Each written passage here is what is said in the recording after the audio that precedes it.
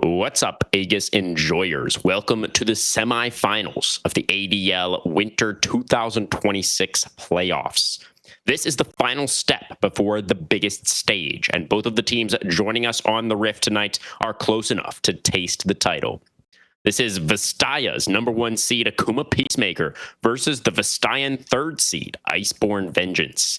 The Peacemakers did take their second game loss of the season last week in their quarterfinal match against Deathmark Esports, but in the end, they continued the dominance that they have displayed all season long. On the other hand, Iceborn had a very competitive series against Ascension's 3rd seed Flash Syndicate, but that series did conclude with a dominant Game 5 victory for Vengeance. Will the Peacemakers continue on the warpath all the way into the finals, or will Iceborn Vengeance be able to freeze them in their tracks? On the mics tonight, yours truly, Crewman44. I am joined in the Aegis production channel by the sturdy Storm for the call. Storm, will we finally get a close best of 5 tonight? What do you think? I as much as I hope so, and I really want to say and bring everyone's expectations, it's going to be a great series. I think this Akuma team is so stacked. And I'm pretty sure they're going to beat Iceborn Vengeance pretty badly. So Akuma's dropped 2 games all year, one of which we saw last week on the stream, and it was a game I think we both agree, basically should have won, and they just made a couple of macro issue plays and stuff and got caught out at one point and lost a game that went kind of late. But like this Akuma team's beaten teams that this Iceborn team has dropped games to within their group. This Akuma team has 3 of the top 10 players in the league if we filter by stats, whereas Iceborn has just the 1 in their ADC Husky Templar. So, there's a lot this Akuma team's got going for them. I'm pretty sure that this series is going to be another blowout from them, and I'm hoping we can get a great finals. It's worth mentioning the other semifinal match has concluded, and XSV Orion, I believe, are waiting to see whoever wins this match. That's right. XSV Orion. We watched them take down their sister team, XSV Pylons, I believe it was, in the round of 16, that first playoff match. And, that was, if I recall correctly, pretty one-sided for Orion. So it seems like they've just been continuing to ramp up. And that hopefully will be a very, very exciting finals. But we got to figure out, Storm, who is going to be going up against them. You're talking about how you feel like this is pretty one-sided on paper in favor of the Peacemakers, this match that we have tonight. So, if we were going to come up with some win conditions for Iceborn Vengeance, where do you think we need to be looking? You kind of touched on Husky Templar already. Is that the main win condition in your mind for Vengeance if they're going to find an upset? Yeah, I think Husky's definitely one of the best ADCs in this league. He's always been really, really good. His Aphelios and his Ezreal are 2 kind of standout picks that I personally have jotted down that I'd be really excited to see him bring out. He has brought them out. He's looked fantastic on them in their last series. Corrin, I think, is also pretty good. He's much more of a safe laner. I think he was 2 deaths a game average or something for the regular season. He was top 10 in CS a minute as well. So he's a very solid secondary carry for this team. Rainy in the top lane, I think, has looked also pretty good for Iceborn as well. But I'm kind of looking towards their ADC and their mid to be the real carries for them. I think they've had a couple of issues with their support. Kraydog is very much more towards the engaged side of things. I think it's fair to say he's looked best on picks like Rakan and Rel, less so on the other side of the coin when he's trying to play things, towards the karma or whatever. He has some of those deaths he gets caught out when he doesn't have that ability to escape when he's going for wards and things like that. So I'm really looking towards the actual carries of Iceborn to step up and have those wow big moments in a team fights. And if you're playing something like, Aphelios, who has all the different ultimates and all those abilities to affect the game, as well as, Ezreal, who can just always change a game by just hitting those skill shots on those key members, I think there's a really good chance that Husky can do it. I will say Akuma's bot lane is also pretty incredible, but Brigand Mortis, I think, is probably the big player to watch, I think, for the side of Akuma in that jungle position. He's one of the few junglers we've seen kind of in ADL who's willing to pick some more, carry style picks. We've seen him play the Diana and other things like that, right? That he is willing to go, no, I'm going to power farm and I'm going to carry this game. I'm going to have an economy. Whereas we don't see that from Iceborn, right? Most of the time they're junglers playing picks that we kind of see are tried and true. A lot of the Zinzao, a lot of these fighters, right? That once you've kind of gotten your Sundered Sky and started building towards your second item, that's it. Your economy's kind of over. Whereas for Rigor Mortis, who's I think technically the number 2 player in the league when we were coming into playoffs by stats, he's very much a hardcore carry. He is getting tons of CS. He's getting tons of gold. He does tons of damage. So we'll have to see, is he given the draft resources? I mean, Akuma definitely a lot of the time I feel like have been able to get jungle counterpick because just so many teams just go, yep, first round rotation. Here's the strongest jungler that we want to kind of build our team and draft around, and they just take it. And then Akuma generally is able to counter and get a good jungle matchup for themselves. So yeah, no, I completely agree. I feel like Rigor Mortis has been able to find some really, big advantages in the jungle, sort of almost in that 1v1. It's weird to talk about jungle as a 1v1 role as compared to the lanes, but I definitely agree. I feel like Rigor Mortis is can't really be ignored on the side of Akuma there. He had that like really amazing Nocturne game last week against the poor little Kog'Maw, RIP. But yeah, it feels like he's definitely more than capable of finding advantages for the team. I do agree with you as well. Your point about Kraydog being more of an engaged kind of support player, but did have a really nice Lulu game last week alongside Husky's Yunara. So it's not like he's incapable of playing the enchanters, but of course, I certainly agree that he does tend to excel more in the engaged tank department. Just to keep everybody apprised of what's happening here, we do have a little bit of a delay. We got some technical issues, I think, with some Discord accounts needing to be verified or something of that nature. So just waiting on some people on the team side to be able to get into the voice calls. That is obviously going to be pretty important in terms of being able to play the game as a team. So we definitely want both teams to be able to talk to each other. So that's what we're waiting on right now. I mean, that's the best part of competitive league and playing comp is being able to talk with your friends and being able to play the game better. It's one of those things. Nocturne, a lot less good in comp and sometimes, especially when you're in that gaming house together and you can see your teammates' screens. It's always one of the coolest things I always remember watching is like seeing people like stand up when they die and going over to actually watch their teammate play and hyping them up and stuff. I remember C9 doing that at the finals in Vancouver. So one other thing that we could talk about here before we get into this draft storm is just the fact that it seems like Akuma is going to be on red side. So I assume they had selection as the higher seed, I believe is how that works. So you're obviously pretty happy, I imagine, to see them choosing the red side here. How big of an advantage do you think that's actually going to be? It's interesting to me. So I actually looked and we went over the stats page this weekend that I had some time to really look in and see some stuff. Blue side actually has the higher win rate in ADL this season. It's got a 57% win rate compared to red side. It's like it is like an actual noticeable thing. But I am the top laner who wants round 5 counter pick. I've talked about this always. I'm a big proprietor of this.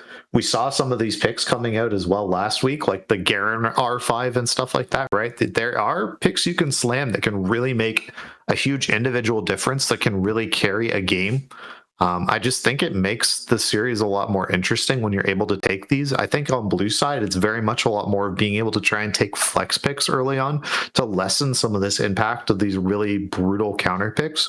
But it's always that thing of you need to be able to get something strong that's flexible, right? And there's not that many picks that are available that are like that, right? If you're taking kind of that classic mid lane options, right? Of something that we see a lot of early teams rotating is like the Ari and things like that. There's still hardcore counters to those out there. The Mel has been stepping up, I think, as a champion that's basically in every series that we see and is so strong into that. Mel herself, does have her own counters and the things like the Victor. Assassins can be really strong into her. The things like I'm saying, if blue side, your first pick is we go, oh, we'll take Zinzao. We'll have a really strong early game fighter. It's like, well, we can take Rigor Mortis and get a carry champion that, we're going to take an 80 mid. We can pick the Gwen or the Diana that he's been playing a lot of.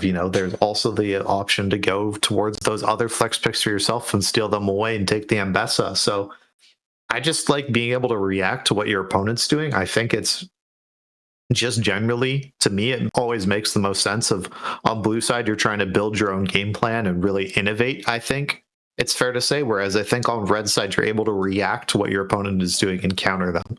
So I like being on red side almost always, but the stats have said being on blue side is better currently. Despite every team, I think the entire playoff series has taken red side with every opportunity. I'm pretty sure almost every game we have cast as well, the red side is definitely winning a majority of the games it has also felt like. So yeah, I haven't been keeping too close tabs on it. I'm not sure, but you could be right, Storm. And it does feel like it has been a little bit surprising to me this season to see how many teams are actually choosing to start over on the red side. I always kind of have been under the impression that blue side tends to be a little bit stronger, but certainly there are advantages, as we've been talking about, that you can get in the drafting phase with that red side selection. So yeah, we'll see how it does work out for the Peacemakers. They did choose red side for game number 1 last week in that quarterfinal as well, and as previously discussed, it looked like they were going to win that game until they didn't. So we'll see. Was there anything else you wanted to touch on, Storm? Looks like we've got at least 5 more minutes here, actually, before these teams are going to be ready. What else would you like to discuss? I was about to say, if you want to, we can fill this time and just talking about like some other stuff. But I kind of feel like maybe we should just leave it to a break. This is a best of 5 fearless series tonight, so it is a possibility that we might be going long. So it's probably a good idea to save our voices and make sure that we're getting into the action at the appropriate time. All right. Well, in that case, we're going to go to a short break, I think, and then we'll be back in just a few minutes when these teams are ready to start the draft. Don't go anywhere, guys. The ADL semifinals for Winter 26 can be starting in just a moment.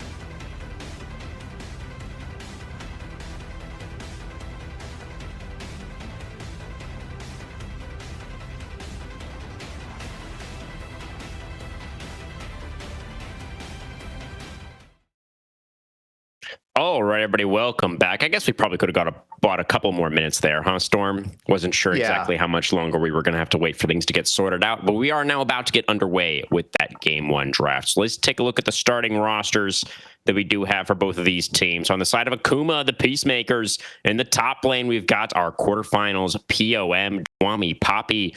In the jungle, Rigamortis. In the mid lane, Labubu Kitty 6-7. At AD carry, Katenology. And in the support position, Arcadius.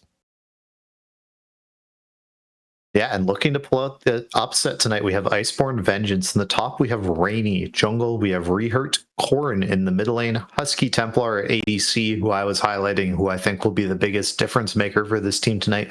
And joining him in the bot lane is their support, Kraydog. Absolutely. And now, let's take a look.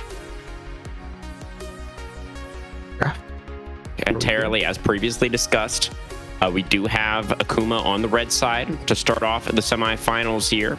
And you were talking about how blue side, we really wanted to see some counter picks. So I know you highlighted the Ambessa, the Gwen as being a couple of things that they could look towards pretty early, potentially. Always, the AD carry position, you could potentially lock in pretty early as well. You highlighted the Ezreal and the Aphelios for Mr. Templar. Yeah. I think Yunara is also quite strong, especially when you have a support like Kraydog who is able to play, even though he does more favor his engage things as well, there are those couple of really high prio enchanter supports that everyone plays, and things like Halulu and whatnot. So I kind of like Yunara as a first pick as well. I just think she's really solid and kind of fits into most team comps as well. I think it's very odd to me to see that Ori has been a constant ban, and she's the most banned champion in all of ADL. Well, that's a very safe blind pick, very high priority, very meta mid laner. Okay. I don't know. I just feel like a lot of Ori's good strong combos as well. Yeah, I always just feel like Ori to me is always the third best mid laner in the game to me, is how I always feel about this champion. I never feel like she's always the best mid laner, but there's definitely a lot of things she's really great with. So both Mel and Ahri are up, so there is kind of that worry of if you're trying to take one, the other can be available taken as a counter. I've always said there's other Mel counters as well that I think are quite good into her. I think Victor's kind of the most standard one if you're not trying to go in the assassin route. I know she struggles mightily into some other things. Annie as well is quite a solid answer to her as well. But we'll see what this last ban comes through here for Akuma. They decide to go with the Nico, something that there has been a lot of pretty great games from Kraydog on. Really likes that champion as they're engaged, gives some great lane utility as well. They're going to go with that flex pick that kind of gives them that room to innovate and maybe pull something out themselves. They're going to take that Ambessa first pick, which I like to see. Yeah, there is the Ambessa Flex. Can come through for Iceborn Vengeance on the B1. Ooh, Hash Seraphine available, though. They're going to lock away the Seraphine and the Xin Zhao for now on the side of Akuma. Threatening that Ashe on 3. Will Iceborn be willing to take it away from them? Yeah, so I think the benefit maybe of taking the Seraphine is there's still the other ADCs that have slows in their kit that you can run with her. MF Seraphine was a really popular combo of old that you can run as a pretty good lane matchup, I think, as well. But Iceborn's just going to slam the Karma Ezreal themselves, take that. Definitely a very meta bot lane counter, gives you a lot of strength within the lane as well, gives you a lot of poke. Ezreal is pretty good into both Xin Zhao and can dodge the beat drops as well, and the encore as well. Yeah, so I think there's a lot of strength there as well. I like most of these picks. Ambessa, I think, is also pretty good into Seraphine as well, just because you're able to lock her down as she is so squishy as that support. They're going to finish it with the Ashe. They're going to make sure to keep that strength and that combo together. So, expecting some fireworks in this bot lane, right? Both teams really drafting for the 2v2. Both teams really want priority with these bot lanes. Yeah, I feel like there's a lot of strong, early dragon taking. We've seen that the game has really gotten into that's the main way everyone is playing. So be interested to see if there's any early dragons taken or anything like that. I'm assuming it's going to be mid lane bans from both teams here. There is that possibility of some top laners as well if you're worried from the Akuma side, if you want to take, away one of those premier blind pick kind of tank options in the Scion or the Ornn or the Cassante or something like that. But plenty of counters available, so wouldn't be that surprised to see those kind of sneak through and just focus on this mid lane ban. Instead, we're going to see the Olaf taken away from Vengeance. Okay, so maybe they're looking towards the Scion or something like that. That is kind of one of those matchups where you can really get a huge lead if you're able to keep snowballing with that pick, because you can just ignore him and just kind of run him down, right? Whenever you are both post 6. Yeah, I guess the Olaf would be relatively strong, probably into the Ambessa as well. So it's not like your Ambessa flexes. And obviously, the Peacemakers are also going to have R5, which they're probably going to end up giving to Poppy there in the top lane. So banning away a couple of his options in the Olaf and the Renekton. It's going to be the Melisandre taken by the Peacemaker. So they could just go Ahri here and feel really comfortable about it. It would be a really strong pick composition if they do just want to lock the Ahri. It feels like the Mel is really the best counter, and that is what they're going to go for. I think this seems pretty strong from Akuma. I'm wondering how Iceborn is going to finish this out. We're going to see where this Ambessa is going, if it's in the top lane or if it's in the jungle. Kind of notable, like other jungle picks. We had the Xin is available, I think. Is kind of like one of the big ones I'm looking at. The Wukong has been banned, as well as the Pantheons. There's not as many AD, kind of jungles. Jarvan, okay. Yeah. I think that's interesting with this team. There's not that much like big AoE combos to kind of follow up with this so far. I mean, we could draft Rumble here, so that would give you the hot pot combo, which would be pretty good. That. I think it's also pretty good with the Ezreal and the Karma. Kind of gives you some poke and the ability to set up before team fights. It would make this team really light on CC, however.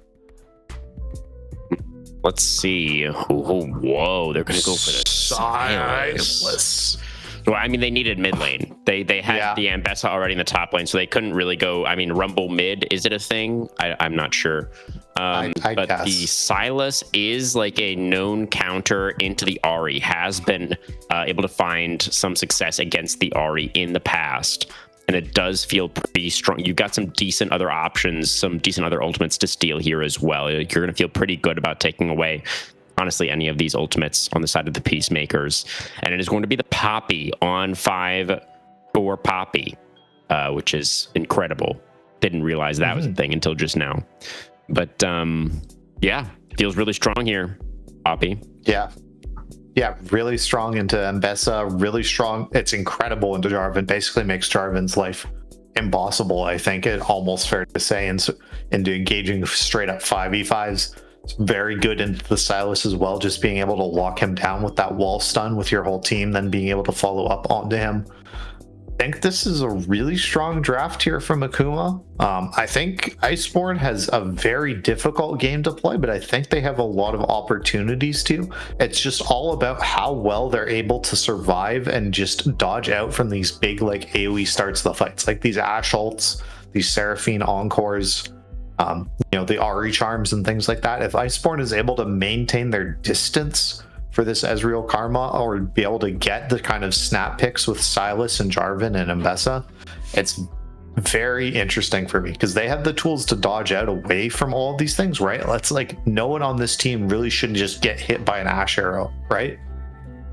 Everyone on this team has the ability to dodge it. Yeah, is fairly mobile with maybe the exception of Karma. So I think Iceborn has a lot of abilities to outplay.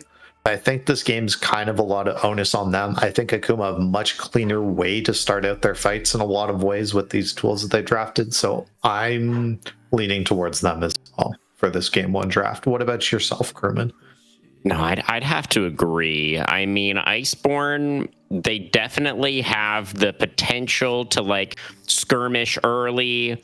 Kind of being able to fight against the Xin Zhao early on could be really beneficial, but I do think it's really, really dangerous to be playing a triple melee topside into like Ashe and Poppy and the Seraphine as well. Like, I hear you're talking about like, oh, like they all have dashes, like they should all be able to dodge away from like these arrows. But if the Ashe player is on point, if the Seraphine, if the Ahri, if they're on point, they just kind of hold their abilities, or one of them at least holds their ability until you're out of dashes, and then it could be you finding yourself in a really difficult spot as one of these melee champions on the side of Iceborn. So, in a sense, I like what their composition can do.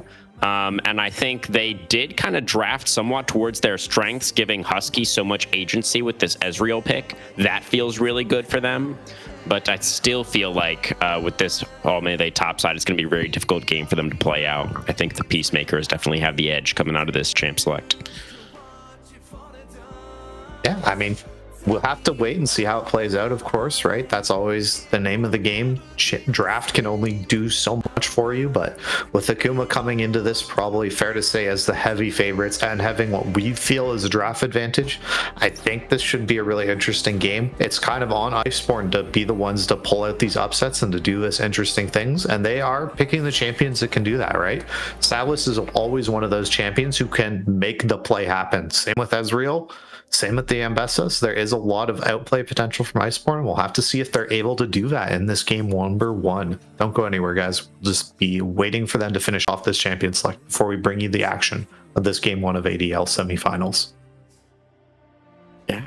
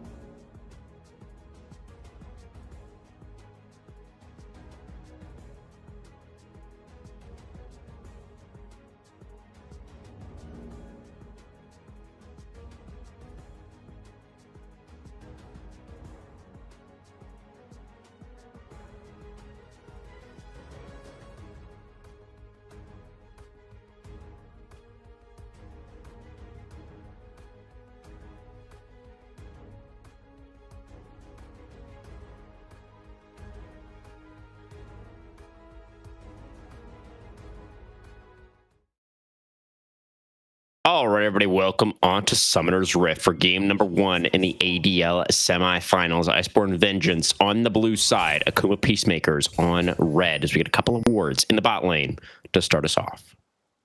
Yeah, both teams trying to make sure that they have all of that early push and priority so that they can get into that bot lane. Do you see that they have snuck that blue ward onto the chickens?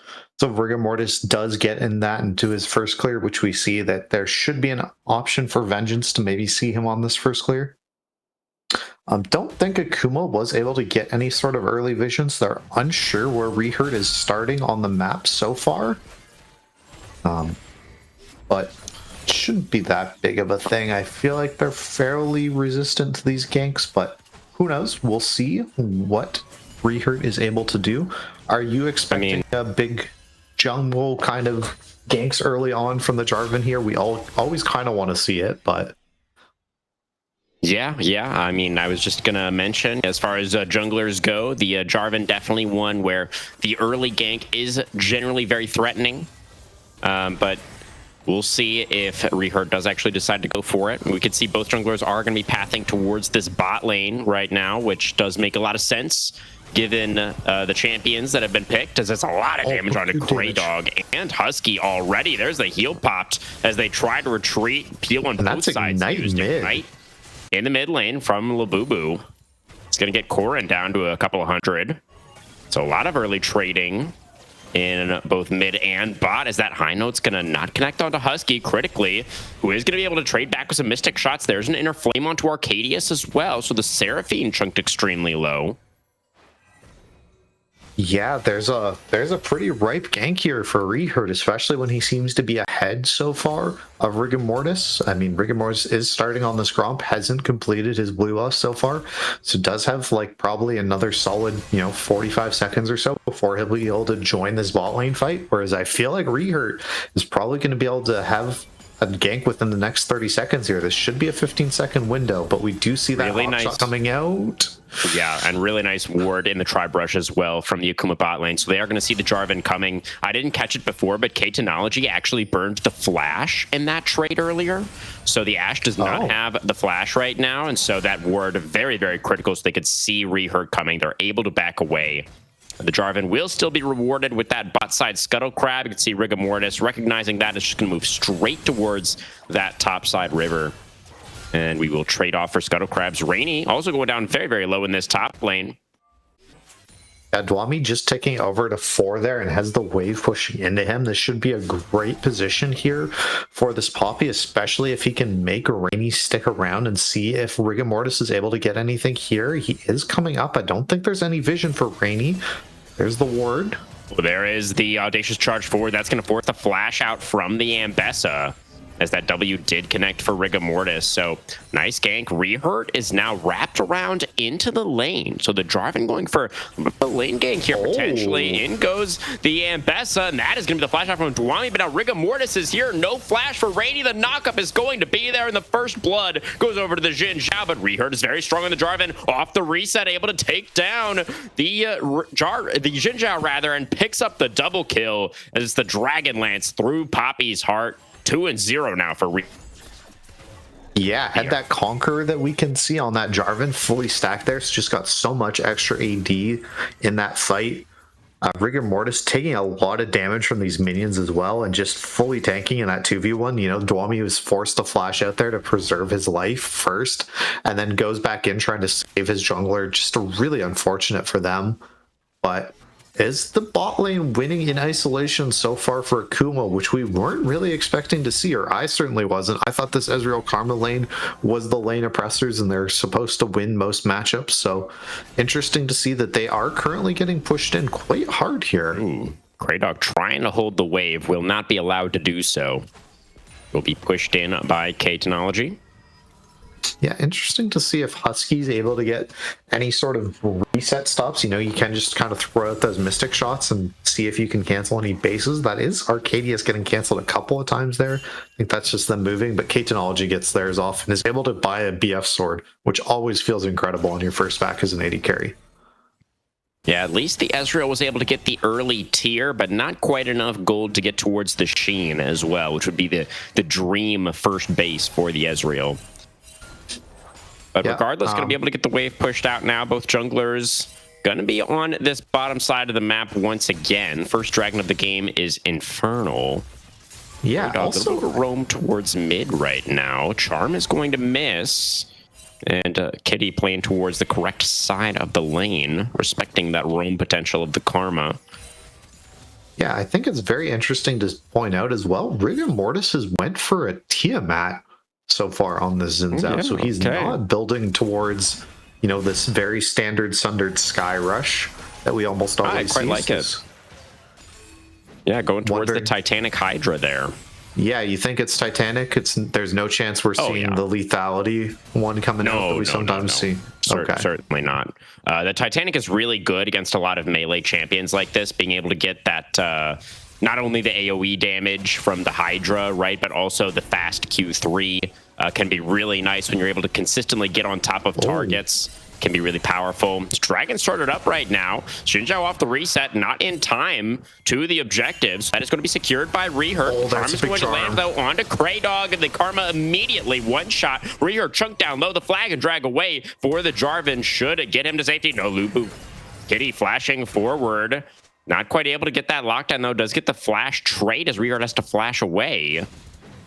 Yeah, I'm kind of shocked he didn't have to burn that in that big top lane skirmish to get those 2 kills early. So that's a pretty big win. I'd take my Jarvan not having flash over this, you know, over my Ahri not having it, especially into this Sylas. I think that's going to open up some big angles here for Corrin in the mid lane to get a kill maybe onto Labubu.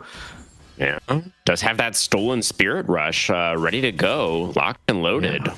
So we'll see if Corrin can find an angle pretty soon here. Is obviously the Sylas, you don't really get to hang on to the ultimates for that long. And I've started playing a little bit more Sylas recently, and I was kind of surprised. I don't know how long the timer is exactly, but you kind of got to be pretty snappy with your usage after you steal the ultimates. Yeah, I have no idea. Not a champion I play. He doesn't have a lot of top lane presence other than, you know, being the Malphite answer. So not something I play a lot of. I think it's like 30 seconds or something. I'm not sure, though. Yeah. Drop going to find the route onto Kraydog. There's the arrow for the follow-up. The Karma does have the flash. Uses it to get back under the tower. Husky shifting forward. That was very scary. The volley is going to connect. The God, down to 100 health. The encore is going to connect. It's the high note to get the kill. But now here comes Corrin with the Spirit Rush. Flashes on top of K10. And the flash for the Ashe. Not enough to get her out to safety. Double kill for the Sylas off of a beautiful roam.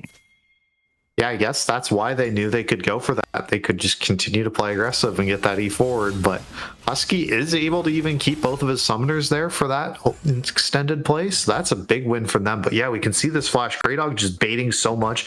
K-Technology is so low, and I'm like, wow, I can't believe he went forward. I think if that Q landed, I think Husky might have gotten that solo kill with that Mystic Shot. Look how low K-Technology is here. Yeah, for sure. The Ashe does go down in the end. And Corrin, you know, able to clean that up pretty nicely. Clearly, the Peacemaker bot duo just not expecting that the Sylas could be there. And got himself a couple of early kills. Had the Dark Seal already in inventory as well. 4 stacks on that sucker already. Yeah, and I think it's interesting to see that it's Corrin making big plays, right? I was talking about I've more seen them playing very back, very safe, playing a lot of scaling options. I think he's been a really big component of Azir. He's played that quite a bit this season, and kind of out of his playbook from what I've seen. He's very much playing an aggressive style carry with the Sylas so far, and he's looked great so far. But Rigor Mortis is on this top side Herald here. Well, or the Grubs, rather. Sorry. Well, we do see. Yeah, there's the Ignite in the mid lane. Corrin going down very low, and that is going to be a solo kill for Kitty. I think we praised him a little bit too much, Storm. Yeah, that was a little bit of a caster curse. My bad, Corrin. I'll stop talking about how great you are. True Shot Barrage, really nice onto 2. That's going to be the Mantra Inner Flame. Technology's almost dead already. The Cataclysm comes down. The EQ Kraydog taking up the extra turret shot. Barely survives with the shield. They get the kill on the Ashe. Arcadius going down very low. The Mystic Shot does not land. Okay, they reset the turret aggro too. Still be dead. Yeah, and Husky Templar is going to be able to pick that one up in the end. Rehurt with the flag and drag. Oh, the flash forward for Rigor Mortis, though. Should be able to find this kill onto the Jarvan, and there it is. Already used the flash, though.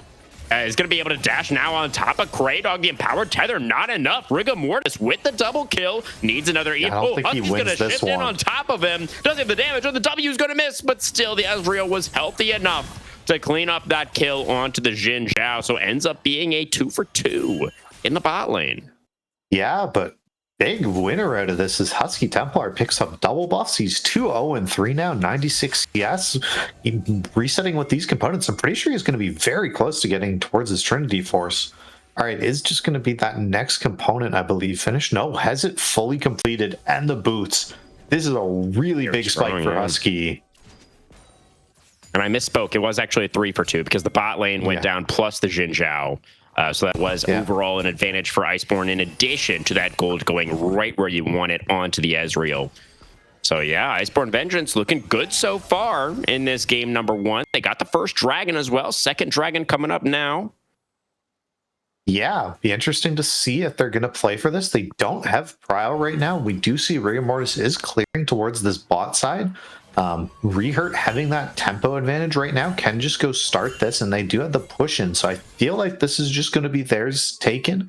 Is a Chemtech Drake, so not the most exciting dragon to have gotten, but that Infernal Drake, the first dragon of the game they claimed, is a big feather in their cap. But this game does go later. Dwami's going to be teleporting in here. They're going to choose to fight into the Ezreal, even on this massive spike. And Husky, look at him. He's just shifting on top of K10. The Ashe is forced to try to retreat. Cataclysm onto Arcadius, but in goes the Poppy. And be able to get that side of the wall. But the stolen encore from the Silas is absolutely massive. The dragon is going to get taken away by Rigor Mortis, but the team fight is a complete wash. Iceborn Vengeance annihilate them. Yeah, I was saying I don't think you should be taking this. They decided that they're strong enough to, and they were wrong. Iceborn is so big right now. They have so many huge item completions finished. And yeah, just look how little damage this Rehurt is taking here, right? There was nothing like shot barrage. Oh my. Yeah. I mean, Labubu didn't do anything in that fight. He didn't even get a chance to use Spirit Rush or Flash. He just died. As we come back to live, K-Technology is dead again. The Ashe has been picked off between the towers, and Husky Templar is getting insanely fed on this Ezreal. He's 4-0 already. 10 out of 12 KP. Yeah, he has a 2.8K. This is almost a 3K gold lead just in the AD carry position. Oh my god, this is going to be such a slaughter. This is like the thing of like when Ezreal is this far ahead, he can just arcane shift onto you and just auto attack you down. Like he doesn't have to use his spells. Like it's crazy how strong AD carry feels when you are ahead of your opponent. It just feels like completely impossible for K-Technology to play. Yeah, I can't see his rune right now. Is he running on the Ezreal? Is it the Conqueror, the Lethal Tempo? I can't see because of the freaking roll quest. Yes. I think you can check for us. I can. It's the Lethal Tempo for the Ezreal. Yeah. So yeah, it's going to shift on top of him, get that extra attack speed. Feels really, really nice. But I honestly, the Conqueror would be great too. So yeah, I don't know if it really mattered all that much which one he had. It's going to be an Ocean Soul this game. As I thank you for production for highlighting that for us. So not the strongest of souls, and you know, with that being the soul that we're playing for, I think probably the Peacemaker's feeling extra bad about the fact that they lost so much just to steal away a Chemtech dragon. Yeah, I mean, the benefit you do have of this Ocean Soul is there is a lot of melee champions on both teams, right? So the regen of this actually does go up quite a bit. And the value of it, because these fights should drag out a little bit longer because there is like the little bit tankier members on these teams here. That's a great play here from Dwami. He's getting some pretty good trades onto Rainy. Yeah, the Poppy is a great matchup. We've known it originally as a Cassante counter, but it works pretty much the exact same way into the Ambessa. Champion just has a billion dashes, and Poppy just kind of says no. Yeah, my just worry here is like, how do you deal with the Omnivamp? There's the public execution. Does have to be flash though. That was pretty nicely played by Rennie, playing around the W cooldown really nicely. Dwami had it back there, but Rainy kind of recognized that, sidestepped it, and then forced the flash with the ultimate. Yeah, and now Dwami very. Ooh. I think an auto W there would have killed him. I'm pretty sure. Okay. Well, we'll give her the benefit of the doubt on that one. Yeah. We can see this Poppy just has Cindered Sky and a tier, right? There's no armor, there's no boots, there's nothing from Dwami there. So I think he was trying to bait that though as well. He does have his ult available, the Yeet.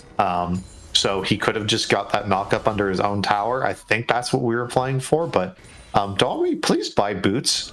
I don't know if you just are used to having that rune where you have free boots. You don't have that this game, man. Interesting lane assignments coming out here. We're going to be sending the Ahri, Kitty going into the top lane now. We're going to send Dwami into the bot lane. So that's pretty interesting. Then obviously K10 and Arcadius into mid. Seemed like the Poppy was doing okay against the Ambessa for the most part. Maybe they just wanted Kitty on this top side of the map to contest a Herald, but looking like Shelly is just going to be taken by Iceborn without a contest. Yeah, I really think Iceborn is just trying to slow this game down for the next 5 or 10 minutes. I think that's what they're really trying to do. Sorry, yes, Akuma's trying to slow the game down. That's my mistake. Thank you, Kirkman. Whereas Iceborn is definitely the ones trying to accelerate this game. That's them grabbing this Herald that's going to allow them to get some extra Jarvan on the ramp or something. Dwami is here. Jarvan is going to give you spotted out now as the Herald was summoned up back behind the turret there. The Reherd wanted to go for, I think, a really aggressive angle with the Herald, but is going to get the charge at the very least. That will result in the mid-outer turret going down in favor of Iceborn. Able to extend that gold lead. It's up to about 6,000, which is very significant this early on.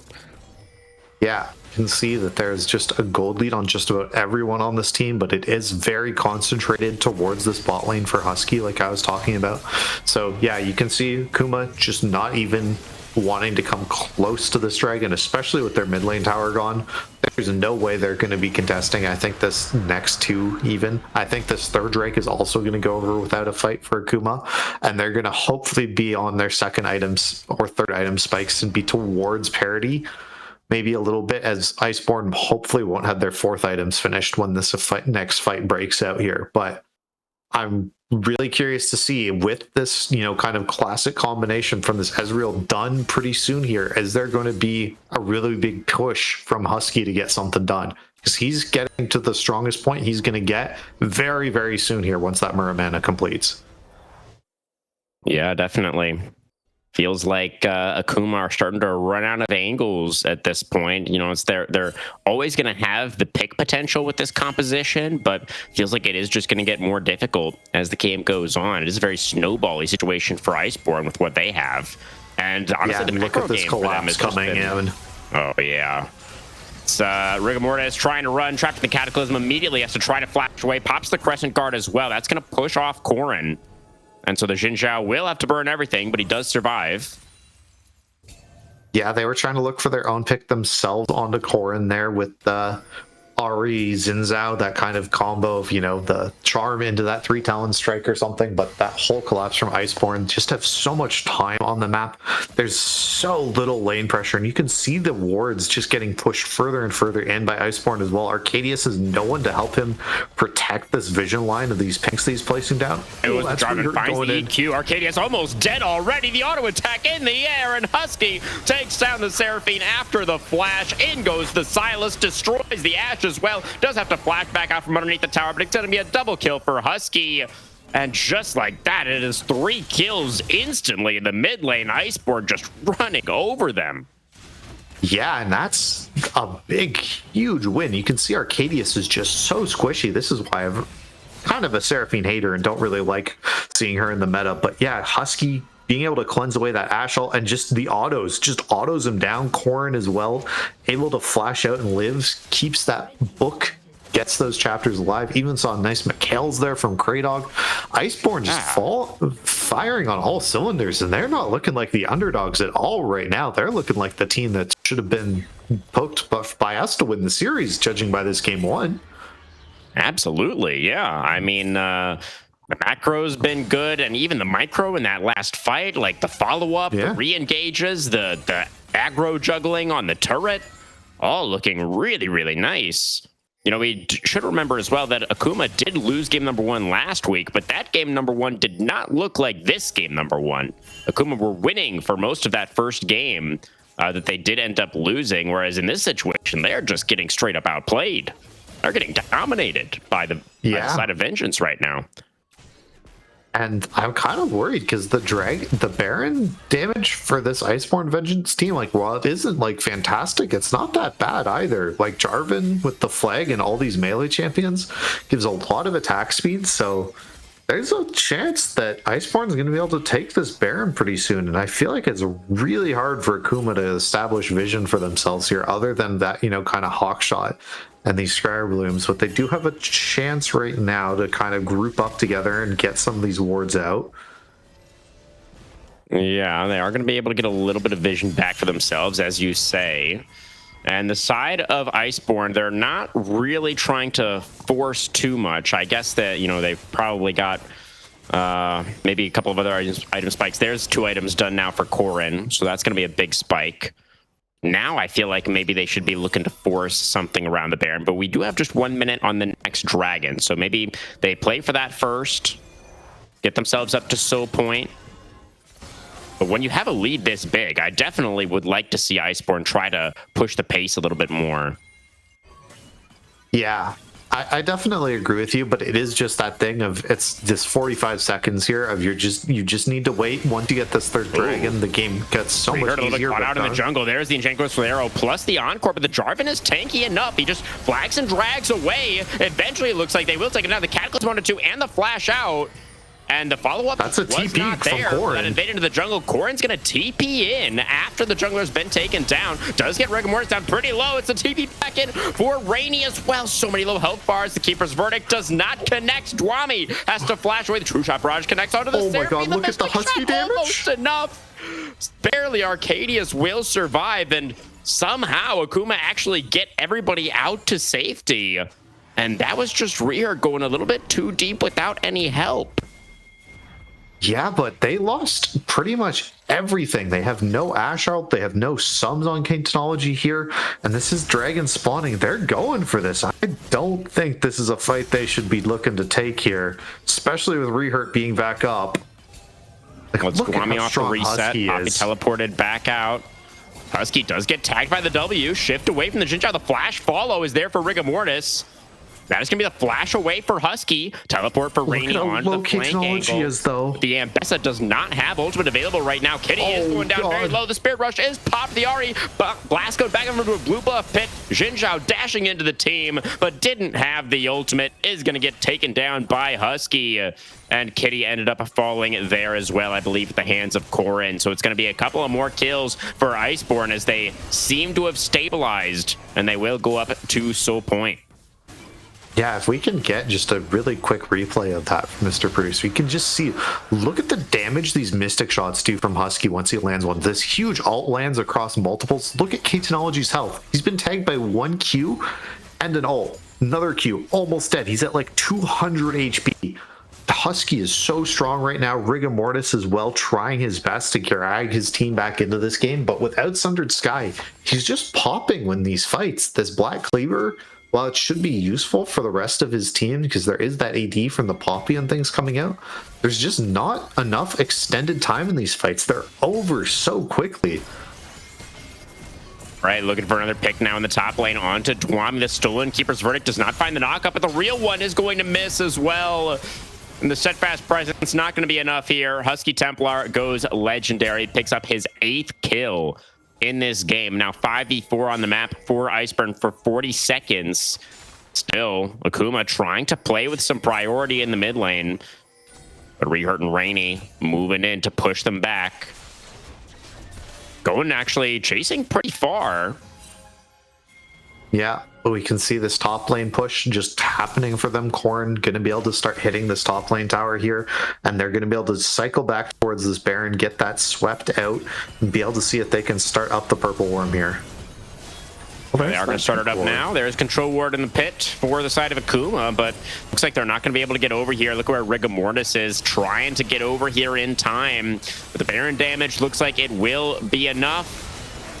Beat drop for the steal attempt not going to work out and the smite is good from Rehurt. So gold lead up to about 12,000 now, and Iceborn should be able to close things out from this position. Yeah, it should just be a simple case of I feel like they're strong enough to just kind of start forcing it down in a lane and just let Husky try and rain down these mystic shots and see if he can pick off anyone before a fight even starts. Let's see what kind of formation they're going to go for with the Baron buff. We've got Rainy split off to the side right now. Corrin's going to have access to the teleport again in just a few moments here. So he is going to move into the bot lane to get that wave pushing. And they've got 3 men in the mid lane right now for the side of Iceborn. Yeah, Husky has committed that mystic shot and got K technology pretty low there. You can see he's already at 2/3 HP. This tier tower is going to go down. There's just that one in the top lane now, and Corrin is starting to buff up this bot lane tower. So I'm hoping we see some inhib damage coming out here, but instead looks like we're just going for these outer towers. On it too. No flash for Dwami. He's going to have it back very, very soon. And Chance Crucial does connect. The Encore finds decent value onto 2, as that is going to be the Karma taken down. But the Jinja rather has fallen as well. Charm going to connect onto the Jarvan. The beat drop is there. The flash away into the death. Double kill for the Ahri, but in comes the Ambessa. Finds that public execution as they take down the Ashe. And now Corrin kind of corralling them underneath this inhibitor turret. Arcadia is going to get taken down, and it's going to be the Kitty, the last to fall, as Husky completes the ace. And it's going to be Iceborn Vengeance taking a commanding Game 1 victory. Yeah, just a huge win from them. It was just the case of Akuma's frontline weren't big. I thought for sure that Dwami and Rigamortis were going to be able to be this kind of engage and not let these flanks from Corrin and from Rehurt really come in onto this team, but instead both of them building pretty aggressively, I think it's fair to say, and just don't have the defensive stats to really hold back Vengeance at all. But instead, this game isn't technically over right now. This gonna continue. Just deciding to take that one inhib. I kind of agreed with you. I thought this game was over, to be honest with you here. Yeah, they had multiple waves coming in, but they didn't all push on the same one. So they've ended up with 2 inhibitor turrets down and that mid inhibitor taken, the bot inhibitor down to half. So, I mean, still, they've got an Ocean Soul is going to be available in 45 seconds. Going to be nearly impossible for the Peacemakers to contest that. Yeah. Because, yeah, this fight, I mean, it was mostly just wallets being very large, I think. Yeah, I mean, I just watched Paintonology there, right on that Ashe with that lethal tempo and everything stacked and the Q fully charged, absolutely wailing on that Jarvan, and his health bar wasn't going down, like, at all. Yeah, he's just very much ahead of the pace of this game is Rehurt. Having a really nice one here to start things off in this semifinal. In complete control over the river right now for the side of Iceborn, as we do see Akuma trying to move in. Rigamortis popping that Crescent Guard very early. Does dash on top of Husky. The Stolen Silas Encore does come out initially, as Rigamortis going so deep, but the Ezreal is just too strong, and Rehurt is just not going down in that back line. Able to take down K-Technology very comfortably. And Dwami, without any friends left in that fight, see Kitty and Arcadius trying to move back towards the base to defend the Nexus turrets, but just an Ahri and a Seraphine I don't think is going to be enough. Yeah, so Iceborn gonna take this Game 1 in the series, a series that I thought was gonna be very, very one-sided for the side of Akuma. Great to see this life coming out from Iceborn. Be interesting to see if Akuma decided they're gonna stick on this red side. We thought they got some pretty great counter picks, but that Ambessa Flex did incredibly well. A really strong starts to the series for you as well, Storm. You got a couple of curses in already there. Yeah. Very impressive stuff. But overall, yeah, Iceborn Vengeance really kind of showing up in a big way in this first game. You know, both of us kind of favoring the draft of Akuma there with the Poppy, feeling like the Ashe Seraphine was going to have such a good time in these fights. But it felt like Akuma, with some pretty awkward decision making early on, ended up falling very far behind, and Husky just took over. Yeah, feel like that's very much the case of the MVP for me is Husky Templar on that Ezreal. I had talked about it before the series started that this is a pick he is incredible at. And look at the damage chart. Oh my god, he did 42k damage basically. Did he have damage? Yeah, in less than 30 minutes. Yeah, did he Impressive. outdamage the rest of his team almost? He's very Combined, close. 30, yeah, not quite, but it was pretty close. Yeah. And yeah, I think a pretty easy POG vote there for sure. Yeah. I mean, the rest of his team did a great job of setting him up as well. I thought the entire top side played really nicely in all of the fights, to be honest.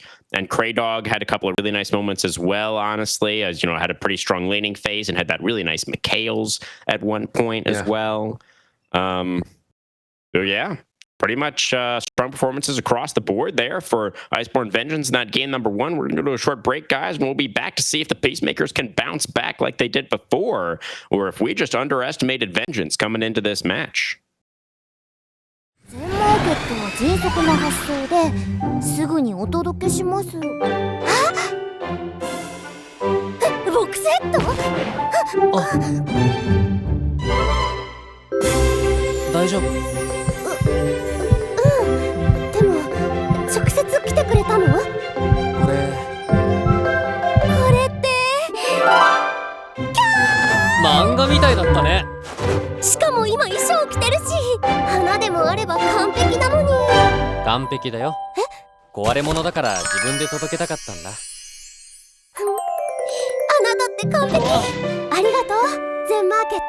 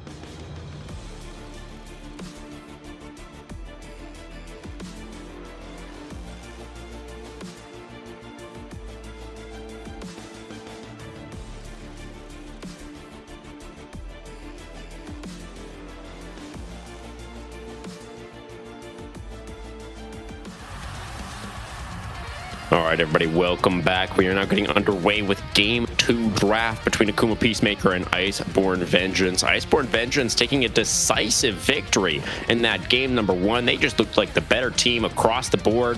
Akuma now trying to bounce back. They have chosen to move over to the blue side. So already switching things up, Storm, compared to where we started with that game number 1. Now let's see what they decide to prioritize with this blue side draft. Yeah, I'm kind of interested to see what the prio pick is for Akuma, because there must be something. They must have like a ban change or something that they're gonna do in between these games that's different, because they're going hard at support bans right now. So is it just the case of we're gonna take Lulu or something? I don't know, or some sort of like. I guess a couple of the Primo Enchanters are already, Fearless banned, and the Seraphine and the Karma, and now they're going to ban away arguably 3 more ranged supports. I mean, Anivia, we do see still in the mid lane or even in the top lane sometimes, but it feels like it's been most popular as a support recently. And it feels really weird to be doing that into Kraydog as well, right? Somebody we were highlighting as kind of like an engage specialist at the top of the show. Yeah, this feels very, very odd here, but Akuma are definitely cooking something. This is completely different. There's the Rise ban. Okay, there's the Nico pick that they banned away in game number 1, and they've taken for themselves. So what else is up here? Let's see. I mean, the Yunara Lulu is just kind of sitting there, hanging over us right now in this draft. Yeah. There's Corki Nami available, or no, Nami's been banned away. Never mind. But the Zahen is available. That was banned away by Iceborn on blue side in the previous game. Nocturne. Okay. The Oriana pairing is not available though. Yeah, that's what I'm weirded out by. I wonder what you're gonna pair with this towards your mid lane. But I mean, you can just take a support here and match what you're assuming is a Nico support, I'm guessing. Nico can be played in other roles technically, but it's been a very long time since I've seen a Nico mid, or God forbid we see Nico jungle. Is that still viable? I guess they didn't. I don't think it was ever viable. They put her. They gave her some numbers, and the only way it ever worked was when you like cheese ganked people at level 3, and they didn't know you needed to count minions at level 3. We're going to see the Jhin come through actually on 2 for Iceborn. So Husky going to be on something pretty different. Not really a hyper carry by any stretch of the imagination. I think he did play a Jhin game last week, I want to say. He plays a lot of it in solo queue. He has a 4.4 KDA and a 70% win rate currently this season on that champion. So he's pretty good at it. There's the head coming through from Akuma, so I'm guessing this is their jungle kind of matchup into the Nocturne that they're electing to take, wanting both of them to have kind of that slower early game style and the ability to impact team fights. But I think Iceborn have like a pick comp kind of enabled for themselves right now as well. There's the Nara locked in. Don't really love this without one of these enchanters that have been kind of thrown away almost by Akuma. They've banned away, right? So wonder what Iceborn's going to take with their Jhin. There is a lot of, kind of poke style things that generally Jhin likes to play with. You can just go with the tank support as well. The engage, there's the Recon, something that has been great for Kraydog this season, has played a lot of it. Has some great targets to leap to with that Recon, with the Nocturne and stuff, right? You Nocturne ult into somebody, you're able to activate the quickness and that Recon ult and just get on top of people incredibly easily. So I think that's a pretty strong pairing. Jhin also can generally be left alone in lane. He's pretty self-reliant as well, similar to that Ezreal. So Kraydog does have that ability to roam around as well. Look for maybe an early grub fight or something if that's going to happen. Yeah, I feel like that is a strong possibility that we could kind of just see Husky left on an island in a lane this game, just kind of farming up on the Jhin. Well, I'm really curious to see what Iceborn are actually going to end up getting with their R5 pick. Because obviously we are going to be able to ascertain, I imagine, where the Zahen is going to end up. Taking a look at the second phase of bans here for now. We've got the Aurora and the Gnar banned away. Yeah, I feel like Gnar would be pretty strong with Iceborn. Just gives them another side lane target and someone to kind of play towards as well in the side lane. Just have that threat for themselves and is generally, you know, pretty safe as a blind pick as well, right? Not a lot of really great stuff into it, you know, unless you're playing something like kind of weird or something. Like, I don't feel like there's Akuma wants to take Malphite or something like that. That's kind of the no one Gnar counter to me. But I'm gonna see these other bans come through. Galio taken away. Thought that would have been pretty interesting to take for Iceborn. You know, that Nocturne Galio combo is pretty strong, but they're gonna take Syndra as their blind pick here, giving themselves Syndra top lane counter. Yeah, they're gonna have a lot of burst damage there with both the Syndra and the Jhin, but I think the Syndra was actually a really big pick to look out for tonight. I kind of feel bad about not mentioning it earlier because now I don't look as smart as I otherwise would have. But both mid laners had a great game on it last week. Labubu played it in game 4. That last game against Deathmark Esports was 9-2-7 on the Syndra. And for the side of Iceborn Vengeance, it was actually in game 1 that Corrin played the Syndra. It was 8-3-7 in that game. And Iceborn did not win that game number 1 where Corrin was playing the Syndra, but he did do the most damage in that game at 58,000 damage in 42 minutes. So definitely played very well on it despite the loss. And now we're going to see the Akali come out for the side of Labubu in response. How do we feel about this Akali Syndra matchup? I don't like this matchup all that much because it is one of those things you can generally just stack the Syndra splinters onto Akali.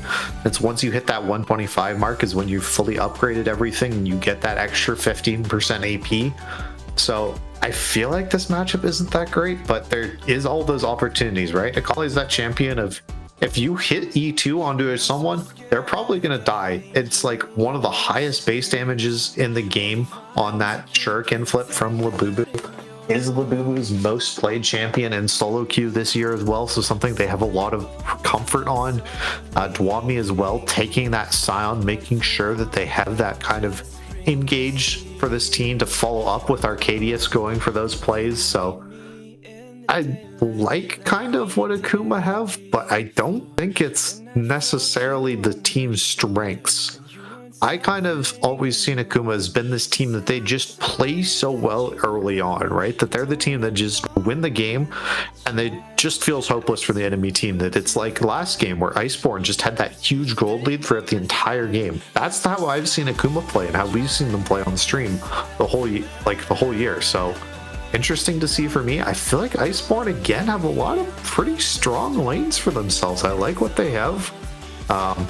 I'm not really going to talk about Mundo and Scion.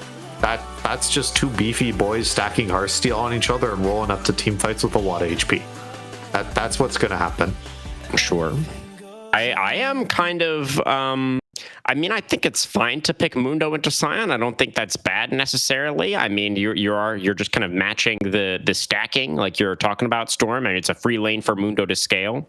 So like Mundo is very comfortable in that sort of situation. But I feel like Iceborn did have an opportunity here to go for a more aggressive counter pick into the Scion. I mean, your carries are on Syndra and Jhin, right? Both carries with a decent amount of self-peel and a lot of range. They don't necessarily need like a super beefy front line to stand in front of them and like tank a bunch of damage for an extended period of time. So I feel like there would have been an opportunity here, especially with the Nocturne in the jungle. I think if you go for something more aggressive into the Scion, you unlock potentially an ability to play through side lanes.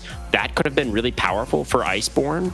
But certainly I don't think the Mundo is bad necessarily. And you know, if your plan is to just kind of rock up to some team fights later on, that's, you know, objectively the easier way to play the game, right? So if Iceborn just want to try to simplify things and not kind of spread themselves too thin, then it certainly can be a reasonable option to look towards.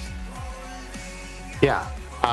As someone who plays a lot of both of these champions, this top lane matchup is very much just like Scion wins early, right? Pre pre-level 6, pre-ults, pre-first item, Scion wins against Mundo. Mundo can't match his push. You can only really take a really good trade every like 35-40 seconds when you have your passive up and you're able to use your W and your passive to kind of regen up from those Scion charges Qs, because you have no way to interrupt the Scion Qs, the decimating smash from Scion, so he can just fully charge them basically in your face and you can't really do anything about it. So I don't love this matchup, but you are able to, you know, cleaver farm effectively. It does a ton of damage against Scion, so he can't just straight up itemize armor against you and things like that. So Yeah, it is a max health damage, I think, for the cleavers, right? Or the... It's current health, but it's okay. But yeah, it does like a lot. So I think this matchup's like fine. I just feel like there's like the opportunity if you could have gone for the set or something like you were talking about, like gone for a more aggressive counter pick to try and play for the side, because you had, you know, Jin, you have the Nocturne like you were highlighting. There's the ability to definitely do that. I'm just kind of like, I'm wishy-washy on this one. I don't think there's like a clear draft winner here. I think this Akali has a lot of really excellent targets to try and one-shot here. So I think Labubu is definitely the person I'm looking at the most this game and who I'm going to be the most interested in seeing how they play. Okay. Yeah, we touched on the bot lane a little bit already, you know, talking about how the Rakan is going to have a good amount of agency here to potentially look to go for some early roams if he would like to. Is that something you're expecting to happen, or do you think this 2v2 is winnable for Rakan Jin against the Yunara Nico? I mean, you are honest also, I should say, sort of mentioning that it's surprising to see the Yunara without that enchanter alongside her, but Nico can definitely be an impressive laner, so... What are we expecting down there? I'm honestly expecting these two to just be farming back and forth. I think that Yunara and Nico should have the push or whatever, but like Jin and Rakan have so much ability to follow up on ganks and create a whole bunch of damage. So if Nocturne is coming down and is able to get, you know, kind of that CC chain so that you can actually get that fear tether to go off onto someone of Akuma, that's like my worry, because the Hen also doesn't really want to be doing anything. But like, I'm not expecting a lot of like fireworks from either of these bot lanes. Like, sure, Nico is oppressive, but there isn't like a melee support like an Alistair or something like that, or the Braum or something like that, where you can just freely kind of stack damage onto them. Rakan is fairly slippery, even though he's technically a melee champion. He has a higher range than Urgot. Urgot's not a melee champion. That's an injustice, I say, Riot. But anyway, Rakan is melee, right? He's technically, so like he has a lower range, but he basically plays like a range support with the cleaving Q, Quill, his Q, and things like that, and the ability to go in with the grand entrance. So I don't expect like a lot of big winning plays to be coming out from either of these bot lanes. I think it's going to be pretty safe. I just worry about how much damage potential Yunara is going to have in these team fights, because she's missing that really important person to be able to buff her attack speeds. Because Yunara is all about, once you've gone into that ascension form, right? Your abilities upgrade and you become so much more powerful, and it's a limited time. And you really need a support, I've found, mostly to play with that champion to really expedite and see the amount that she can bring while she is ascended. You know, the ability to chase down targets with that, you know, movement speed that Lulu provides you and things like that. So I don't love the Nico Yunara pairing.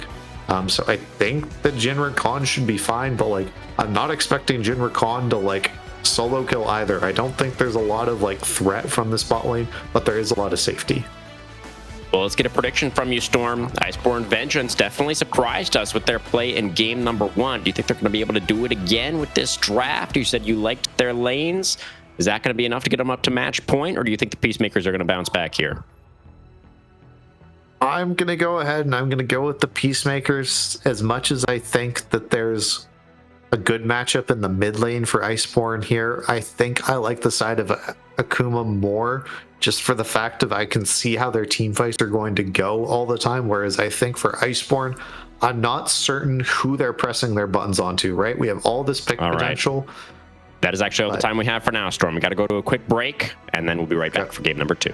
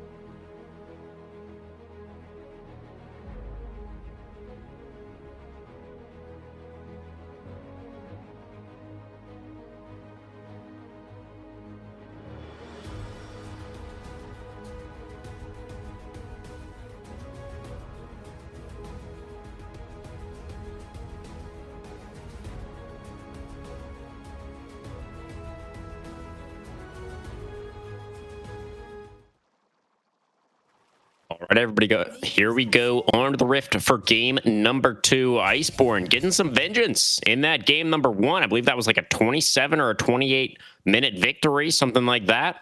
And Akuma now moving over to the blue side. Let's see what they can get done in game 2. Yeah, interesting to see how these lane matchups are going to go. I was kind of predicting that it's going to be the Yunara Nico really pushing in. Have to see if Kraydog and Husky are able to continue. They had that huge bot lane win in game 1, right? So have to see if they're able to keep this pressure up.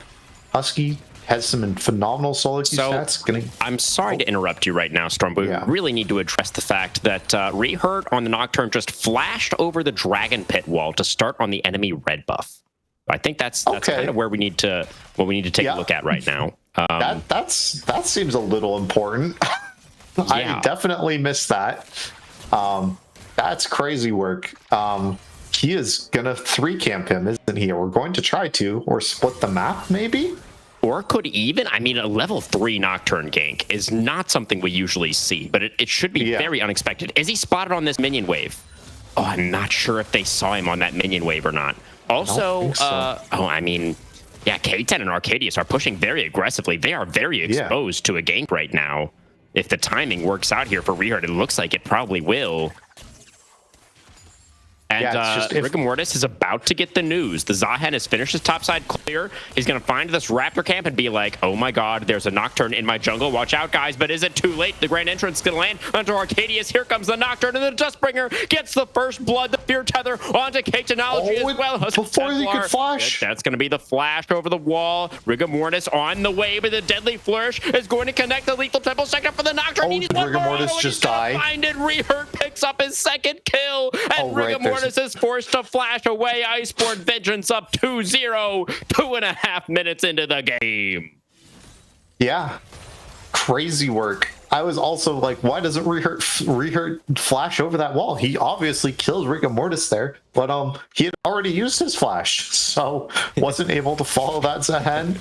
But I mean, this is one of those things that this is definitely, you have looked at your opponent and seen how they start the game and go, okay, this guy starts blue side and pass down every game or something like that. Because I don't think they had any wards to see this start or anything. They just raw flashed over that wall. Yeah, I think you're right, actually. I think Rehurt just blind flashed over that wall. Just called his shot and nothing but net. Incredible. I believe we did see Rigor Mortis just move in to steal away the Raptors. But Rehurt seems to have secured his own red, so no red buff early on for the Zahen. And Rigor Mortis is just homeless right now. He's got nothing to do. He's just going to go for a reset here. Picks up a couple of long swords. Yeah, this is absolutely diabolical, honestly.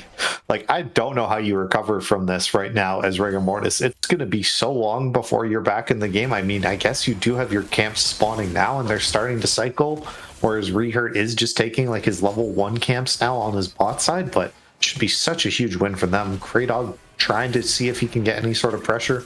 Man, Arcadius first connects onto K-Technology. The Yunara rooted up, already down to about a couple hundred HP. Husky Templar flashing for the third shot. Grenade gets it. Husky Templar just styled on him.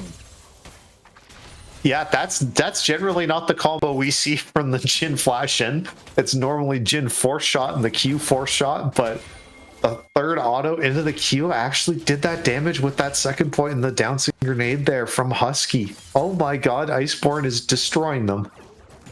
This is, I mean, I didn't think he had the damage there either. I thought he would have needed 4th shot, but he just, I mean, it's not like he even has any AD. He's got Boots Thorin's blade. Yeah. It was just enough. Husky Templar, I mean, you called it out. He's got the reps on this champion. He's played it a ton in solo queue. He just knew he had the damage there. Yeah. Also, we'll mention Rainy is losing top lane early to Silent. That Dwami is playing the lane well, knows that he can abuse this Mundo early on before he gets to his Hearthsteel and that Warmog's combo where you can really start bullying back. But it's like, honestly, as Mundo into Silent, it feels awful pre-6. Like, you cannot outpush him. You can't trade effectively into him. You can't chase him down. We see that Dwami just bought Cole at Teleport 5.5 in towards minutes into this the game. dragon for Kitty. The Akali has the Hextech alternator. It's going to be the charge in for Rigor Mortis. Rehurt with the spell shield, but it's going to get pulled back in by the Xin Zhao. And the collapse was there onto the Nocturne. A little bit of an overstep there for Rehurt. And that is going to be the game nearly equalized. Although the dragon is not committed to by Rigor Mortis. Yeah. I think he is so low on this Zahen, right? And he's really behind still, despite that death. He's still 8 CS behind. He's 2 camps down. Can see that there's just not a lot on the map as well. He has to take this reset here and wait for his topside camps to cycle here. So, really worried here for Rigor Mortis, who's generally Dwami gonna find another massive trade here onto Rainy. The Mundo does have the maximum dosage available, but he's even gonna use it. Finally does get it off, barely in time. This was just a game of chicken there between the top laners. Oh, okay. Dwami's gonna should get this, I think. Again. Wins out with that last grass proc. That was very much, I do not like Rainy charging there at the end, because if Dwami had have just held that Q there, because Rainy has Ghost, I'm pretty sure he could have gotten an extra 200 damage there and gotten to the point where there was maybe a flash follow-up with a Grasp Auto after to get that kill. I think there was an angle there. Looks like we got Rehurt moving on towards this dragon once again. This time he's got the bot priority to try to make it happen. But Kitty is trying to be annoying still on this Akali. For a little bit of a roam. Spotted out by Kraydog in that bot side jungle. Yeah. Yes, I know the Scion is low, but is there really something? Yeah, here we go. Here we go. Now we're looking at the right part of the map. As the scatter is going to land onto the Akali, the Shroud does go down. And so Kitty will be all right. Dragon taken by Rehurt. Yep. Committed that Nocturnal Order just to deny any sort of chance of Rigor Mortis looking for any sort of, over the wall steal there with that ultimate to be able to get himself back out or something like that. Maybe committing that flash. But interesting Labubu getting that kill. I think Labubu getting that kill, that's the only point I'm going to bring up before I give it back to you, is so big for Akuma, right? He is Akali getting early damage is crazy. Like with Hextech Alternator. Zahen on the wraparound. Perfect execution can come out from Kitty. R2 is there. The flash away for Corn. The Shuriken will land, but we're not going to be following that up underneath the towers. So getting the flash out from the Syndra. It is traded for the flash of the Zahen. Okay. But yeah, like I was saying, that just means you're able to get so much kill threat with you have this X-Tech Alternator. It feels crazy to say, but like honestly, Akali at level 8 with Alternator and Ult Up can probably one-shot you as Syndra. She hits all of her abilities. Now, Dwami in the enemy jungle right now. He is going to get feared. Does have flash. Will use it to get into the grub pit. But now Rainy is going to come on the wraparound. There's the Unstoppable Onslaught, or the Unstoppable Retreat, I guess I should say, in this case, for Poppy. And he is going to be all right. Just mining up a whole bunch of ruby crystals right now on that side. Yeah. The Quadra Crystal build. Very interesting.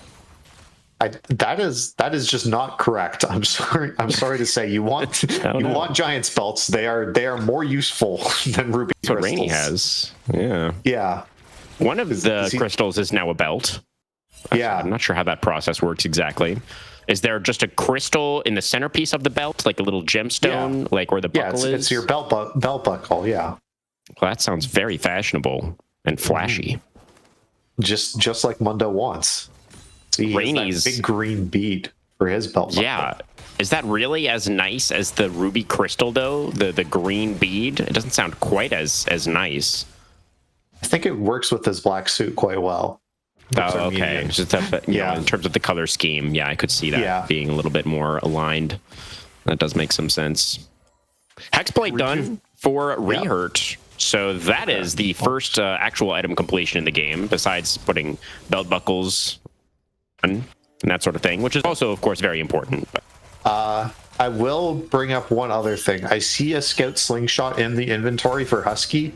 I think he is doing the Jhin build of I have no damage, and I hate him for it if he's doing this. Oh, God. Please don't build Rapid Fire, man. Please just don't do it. The dreaded RFC first build.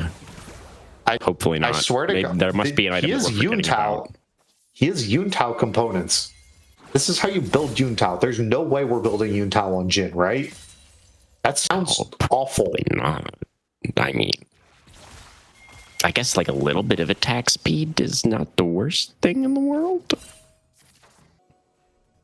Okay. It's probably Rapid Fire plus Infinity Edge or something. He's just built them because he had the ability to get the BF sword on back or something. But please, dear God, let that not be it.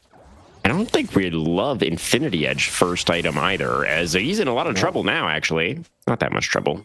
He did dodge away from the Tangle Barbs. Here comes the Nocturne. Paranoia into the bot lane, but the counter gank is available for the Zahen. There comes the teleport into the lane as well from Corrin. Teleports right into the entire team, and Kitty immediately destroys that Cinder. The Grand Entrance does find the knock-up onto Kitty, who's forced to use the R2 in retreat.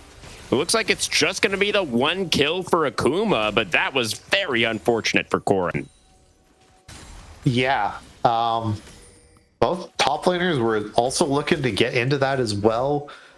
But yeah, you can just see both the junglers, you're forced to TP, right? Just because of Nocturne and how he works. But Corrin being the one who just gets stuck in that and just being so far ahead. Husky not able to fully utilize the curtain call either. And this is the point as Sion where you start losing this matchup, is your opponent is going to finish his stupid item and get Warmogs early on as a rush. I really hope Riot removes this so that they can make Mundo a real champion again, because it's the only way you can play him is by abusing this item. I just hope they remove it anyway. But once that Warmogs is done for the side of Mundo, as Sion, you just can't do anything. You'll run out of mana before you have enough damage to actually kill this Mundo. Yeah. Yeah, I mean, the Scion will still be useful, of course. He can't really do anything against the Mundo. It's fine. You don't really pick Scion to win the side lane anyways. Guami is not too concerned about it. I know it hurts your top lane Heartstorm to hear that other parts of the map exist, but they do. We got Dragon started up right now by Iceborn Vengeance. They're looking for the double dragon situation, but Kitty already starting to move over. We've got Rigor Mortis. Stop looking at top lane, please. Okay, here we go. Paranoia popped. Grand Entrance, and the quickness comes out. They're going to find the knockup onto the Zahen, who flashes forward. Look at where Kitology doesn't find too much value, but Corrin immediately is going to get taken down. Zahen picks up the double kill, and there we go. The top laners have found their way onto another part of the map. Rehurt going to get taken down by the Tangle Barbs. And that is going to be a massive win for the side of Akuma Peacemaker. They pick up 4 for 1 in the fight, plus the dragon. And Rainy, unfortunately, did not get the memo. He's still just stuck in that top lane. Definitely top lane brained of going, I am not TPing to this fight. Good luck, guys. I'm mining plates. I'm going to be useful in the side lane. Back off from the fight, and your entire team loses, and you look like a complete dickbag. I support you, Rainy. For sure, this is worth it. You're going to carry the game, right? Off of this gold lead you just picked up. Oh, you built Warmogs instead of Heartsteel. That's a good sign. All right, let's see.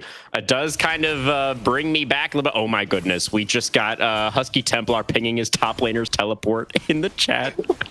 I just wanted to share that. It's Stormrazor. Okay, Stormrazor Jin. I like this item. Thank God. Apparently that's how you build Stormrazor, and we both just forgot about it existing. Yeah. Based Husky. Pinging top laner teleport, building the correct item. I'm loving it. Kraydog. A little bit of an awkward spot right now for the Rakan. Tries to dash away, interrupted by the Zahen, and is free food for the Yunara. That's actually K10's first of the game. Yeah.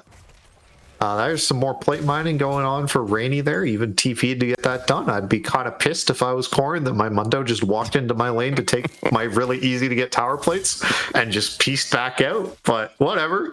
I'm sure Rainy's going to do great with this. He's carrying the game. That's what's happening. Yeah. I think Labubu's incredibly strong here. He has his Hextech Gunblade done. That's a huge spike for him. We see the Kraken Slayer done now as well for K-Technology.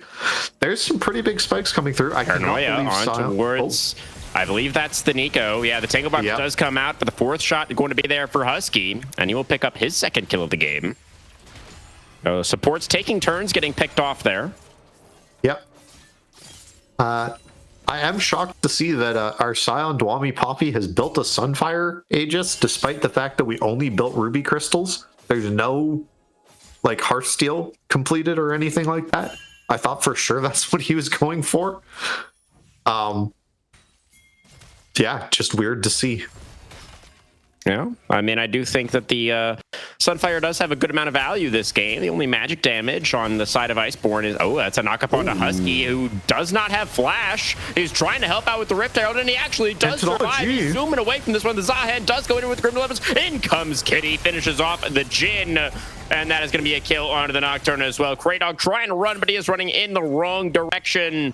And this Rakan is eventually going to get taken down, I'm sure. The Tango Barb is going to land. They're going to be able to give it over to K10, who does now have number 2 on the Unara. The Herald does get secured by Rehurt, but it's 3-0 in the fight, and Akuma are starting to pull ahead. Yeah, but they're not really. Look, if you look at the gold, right, it's very, very close, and it's thanks to all this damage they've been getting from these towers in the side lane, right? See, all the towers are standing for the side of Iceborn, right? Akuma haven't been able to take any. All of these grubs doing some work. Grubs are good, guys. I swear to God. Rainy getting some damage done as well. Should be able to go back to base and buy its Hearthsteel soon, and needs to start stacking that sucker up so he can join these fights and one-shot Katanology. Because that's kind of one of the things. If Katanology does not have anyone to help him with this Scion, or this Mundo, right? If Mundo just comes up to him and whacks him in the face, not a lot other people can do about it other than maybe Dwami to try and help peel him. Yeah, it does feel like it's going to be mostly... Oh, that's a very annoying for Rainy, as his recall does get stopped there by Poppy. Missed the cleaver there as well, or the briefcase, we should say, so isn't able to chase Paranoia, we that. got a fight breaking out in the bot side jungle as the Fear Tether onto, I believe that is the Nico. Once again, Arcadius does get taken down, but now here comes the Akali. There's a double pullback from the Zahed as well, and immediately 2 kills will be traded back. The teleport in, plus the onslaught. It's going to be Poppy finding the knockup. Corin trying to get the angle on the Blasco, but it's the laser over the wall and the auto attack as the Syndra's flying through the air. Katanology picks up another one, and Dwami Poppy, I gotta say, just by far the superior top laner in this game so far. Yeah, definitely. I mean, if Rainy was going to be playing like this, maybe we should have picked Yorick or something. I think it might be fair to say. But yeah, just look at the damage Husky gets. That pullback actually from Rigor Mortis that you called out was disgusting. I didn't even know it could hit multiple people. I actually didn't know that either. Yeah, pretty crazy stuff. This is going to be a dragon secured for the side of Akuma as well. They do take down that mid-outer turret also. So now the gold lead's starting to be something. They're up to about 2,500. As that looks like that was the bot outer turret falling down as well. Yeah, and look at all these bounties on all the available members. There's some pretty big wins. You've also taken all the early towers. There's no current bounties able to get like on the map easily either. And Dwami has now finished his Titanic, or Rainy has, so he has the ability to just wave clear super effectively with these 2 items in front of Rainy's face. So Rainy shouldn't easily be able to get the push anymore in this matchup. Yeah, which is like, I feel like the big way Scion wins. Or would be the way that the Mundo wins is by out pushing him, right? Yeah, yeah. You're both just trying. Yeah, you're both just trying to get the push. It takes way too long to actually kill each other, right? Right. You're just kind of like taking these fights in the creep waves and then like leaving. Scion then like is able to just leave because he's able to get the push early, whereas Mundo is just trying to regen in between it. So this is why I hate this Hearthsteel build as well, because you don't have like any damage and any way to like actually one-shot the creep waves. Riot has nerfed Mundo's E over and over again because he's just such a low elo stomping champion. Paranoia coming out once again, looking towards this bot lane. The Akali is pretty slippery, though, but the grand entrance is going to find Kitty. The R2, though, to create a whole bunch of distance. The scatter, though, is going to land over the wall. They need a little bit more lockdown to take down Kitty. The Akali still on the run, dashes away from the spear. The Dustburn connects, flashing in his core, and gets the scatter. And the Unleashed Power is enough to secure the shutdown. In comes Rigor Mortis. Now the curtain call over the top, and the Nocturne in trouble. The Grim Deliverance comes out for the Zahen. They need a little bit more. Hurt flashes away, still alive. The Nico pop or the Q is not enough. The Nocturne will live. They get the pick onto the Akali. They get the shutdown they were looking for. Yeah, I want to shout out Arcadius there for that whole sequence there. He did so much there to get Labubu close to getting out. He burned the heal. He landed that double Tangle Barb root onto both Core and Enda, and Rehurt as well. He played incredibly well there. Great job to Arcadius, but just wasn't able to quite save Labubu getting off. And I think Labubu even played that incredibly well. Had the Shroud available while that Paranoia was channeled. Was able to dodge out from the quickness from the Rakan for the most part as well. Just incredibly well played for the side of him. Yeah, they did force the flashes out from both Rehurt and Corrin to actually get that kill. So those are not going to be available for the next Dragon fight. And we often talk about Chemtech Soul not really being that powerful, but it's going to feel amazing for both the Scion and the Zahen. Yeah, really, really big for both of those champions. This mid lane tower is still up for them as well. Something that really needs to get claimed before this next Dragon fight, because it just gives you so much map time and much pressure that I'm really hoping Husky can just go up to this and get that final auto off or clear this wave and get this kill. But that slowing circle just makes it so hard to actually push into the tower. Right now, some nice vision control being established by Iceborn in the river, but already we're seeing the Peacemakers group up. Looks like they're getting ready to push into that neutral territory themselves. Yeah. The Paranoia and the Unleashed Power, at least, will be available once again. I'm glad we're watching these top laners beat the hell out of each other. It's so entertaining to me. I love playing this. It's so fun. The numbers, they just go so high, and your AD carry goes, look at how much damage you do. And I went, well, look at how much damage I did to this Scion. Who's the real winner? Feel free to take a little bit more charge there, Macros. Let's try to keep spectator camera honest here. I don't think really that the Scion Mundo matchup deserves as much attention as it's currently getting. 25 seconds now on the Dragon. River control has been retaken by the side of Akuma. They're now in a pretty good position. Yeah, they had the push. Everyone on Iceborn having to react to it, not able to join this Dragon fight as easily. And it's really tough to face check into all of these members. I wouldn't want to step forward into this Akuma team. And instead they're not. They're just calling the bluff and saying, we're just going to push the next wave. Paranoia does get popped. There's going to be the Deadly Flourish connecting onto the Zahen. The Paranoia is not actually going to be activated by Rehurt. Just wanted the darkness there for a moment. The Scatter is going to land over the wall onto Dwami, but he's underneath his turret. The Scion's not going to get taken down that easily. Kitty feared inside the Shroud. Going to use the ultimate to disengage from that one. The Great Scatter tangle does not quite land. Quickness really nice from Grey Dog. Finds that onto 2, but the shot's not landing from Templar. So that is a couple of ultimates burned on both sides, to be fair. Dragon looks like taken by Rigor Mortis. Was not a participant in that fight, was just focusing on the objective. Will get Akuma up to Soul Point.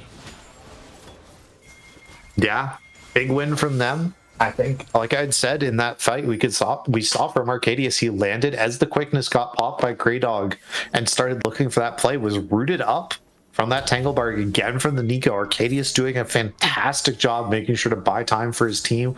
Labubu as well, playing it well with that Shroud, just being patient, making sure that everyone on the side of Akuma have just been able to keep it safe and not die to this combo of this huge burst damage coming out from this Nocturne and Syndra. Yeah, they have been able to play pretty well around it, absolutely. And now it feels like they're just slowly choking Iceborn out of the game. Iceborn just really struggling to find any angles right now. Dwami level 16 now on the Scion, closing in on his third item. Looks like it's probably going to be the unending despair is what I'm expecting. Yep. More armor. He also could go for Knight's Vow if he's wanting and just thinks that this game's going to devolve into full 5v5. That is still the same build path on those items. But we'll see. It's probably the unending despair. We see it's Spirit Visage for this Mundo here. Rainy picking that up, not going for the Titanic or something like that. Not sure if that's correct because I don't know how much straight 5v5s is going to matter, even if you have this giant Mundo to soak damage for your team. Yeah, and it's not like the magic resist is doing a whole lot for you in this game. You're not going to be the one targeted by the Akali. Yeah. So feels a bit weird. Paranoia popped once again. Kratos thinking about going in, but does have to backstep because the Scion was coming in. Dwami, again, very active. Rainy does teleport in this time. Pulled back in, though, by the Zahen. And Rainy getting chunked down to about half already. Maximum dosage still available, though, for the Mundo. So we do have that 5v5 brewing in the mid lane.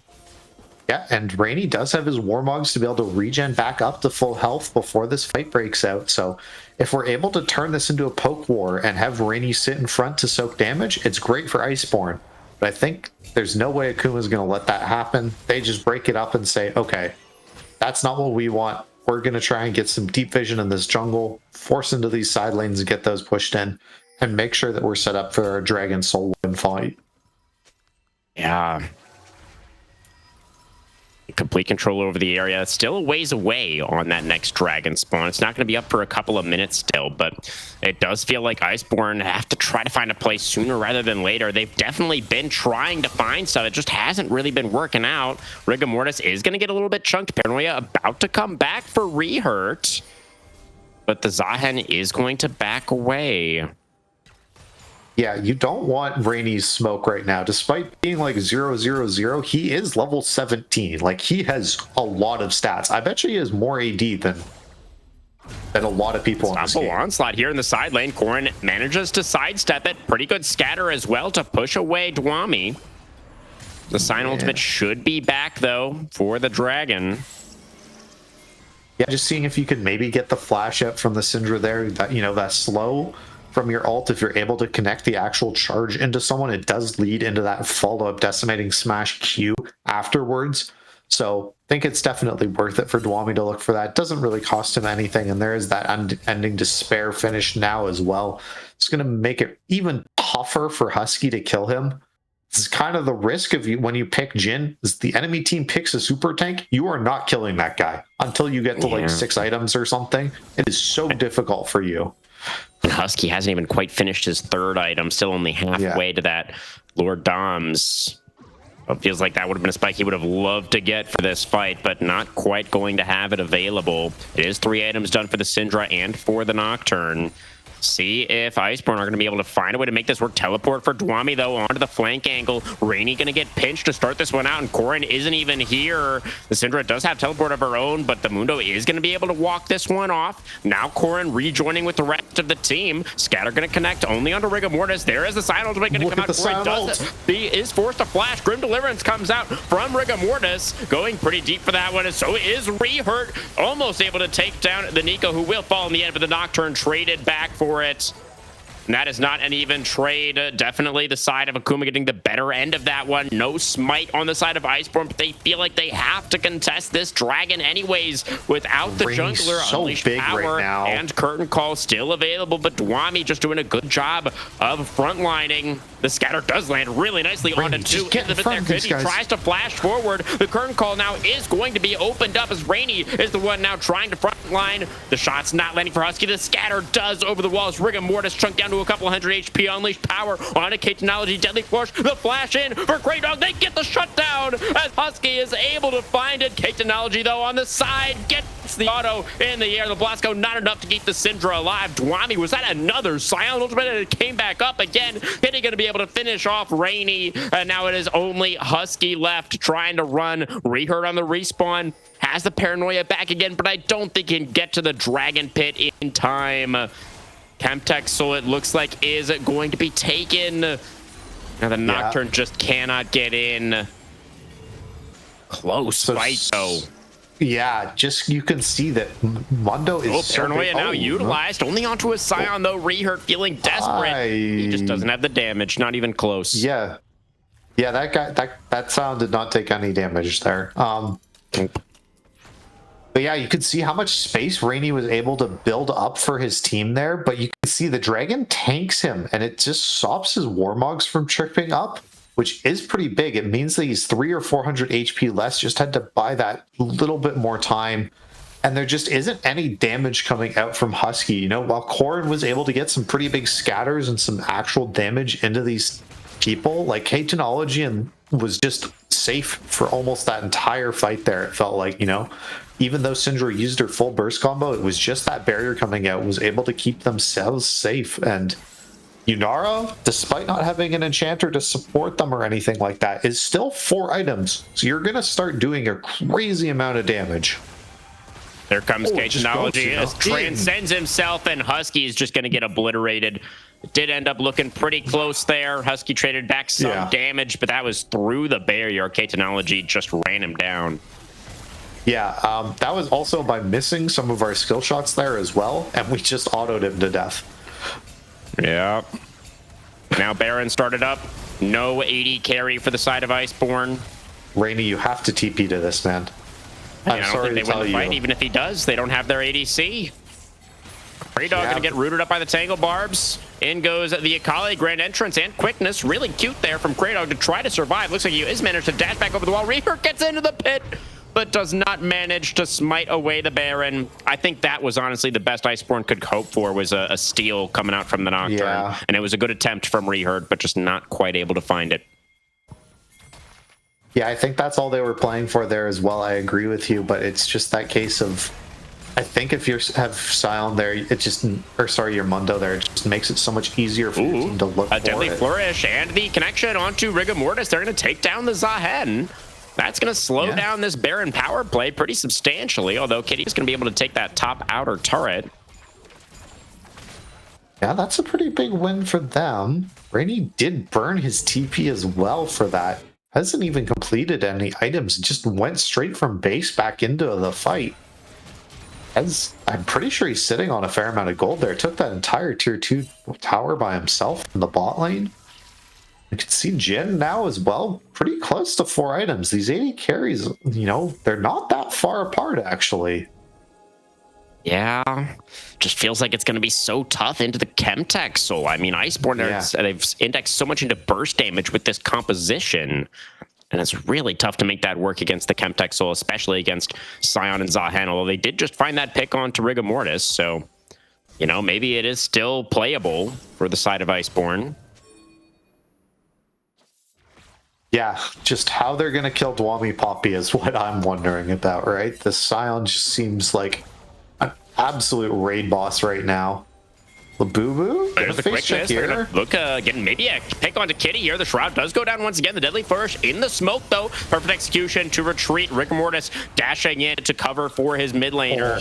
Now it's going to be Dwami Poppy on the flank. Finds the monster engage on the Husky. Getting smashed. Finds the knock up onto 2 as well. And the rest of the team starts to pile in. In comes the Zahen over the tops. They've taken down 2 already. The Pop Blossom is going to find the Syndra. And Corrin is going to get taken down as well, and that might be the fight to end the game. The inner turret will fall.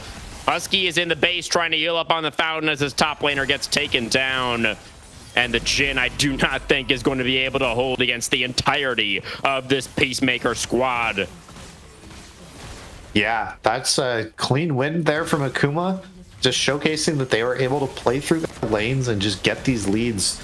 Labubu, I think, did an incredible job towards that mid game, getting his team the lead and just bought so much time.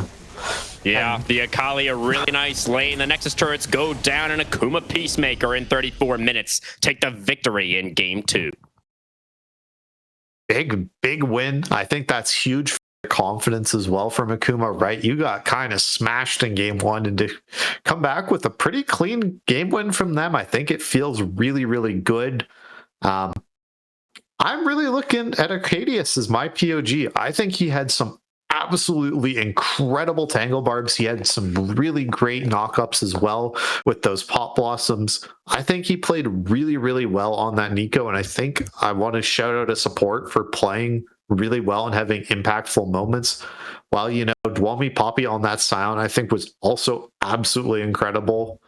I just think that was some incredible play from Arcadius, but K-Technology as well, I think really benefited from them and just had so much time in these team fights to free fire and get these incredible stats. So that's where I'm leaning. I'm going Arcadius, Nico support carry.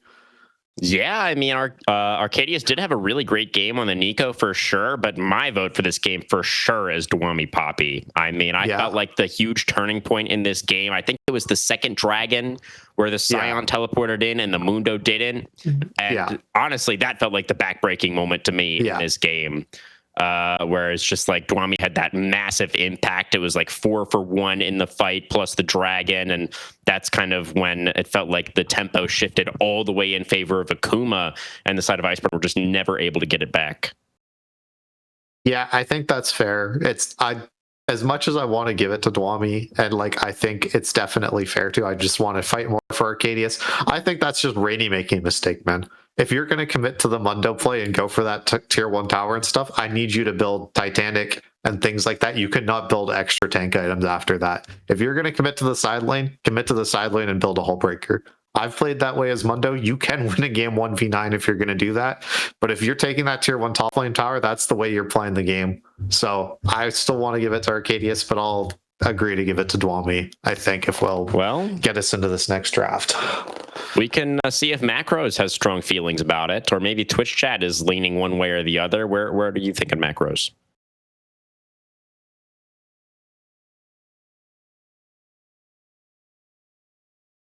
Maybe we'll get his... We'll get back to it. We'll get his opinion during the break, guys. We're going to get into it for right now, and we'll be back in a moment for Game 3 draft. Don't go anywhere.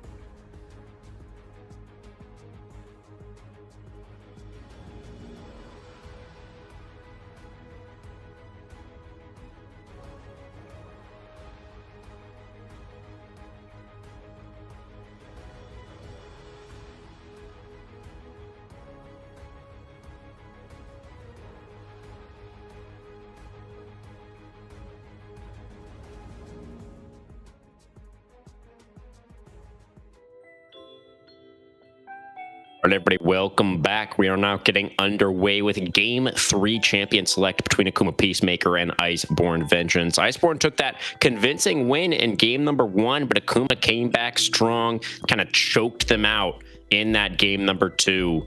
Ended up, once they got the lead, it felt like they were very controlled, knew exactly what to do with it. So back on the blue side again here, Iceborn electing to stay on red. Looks like we're getting a little bit of a support focus again for Akuma, but they're leaving the Bard open this time on blue side.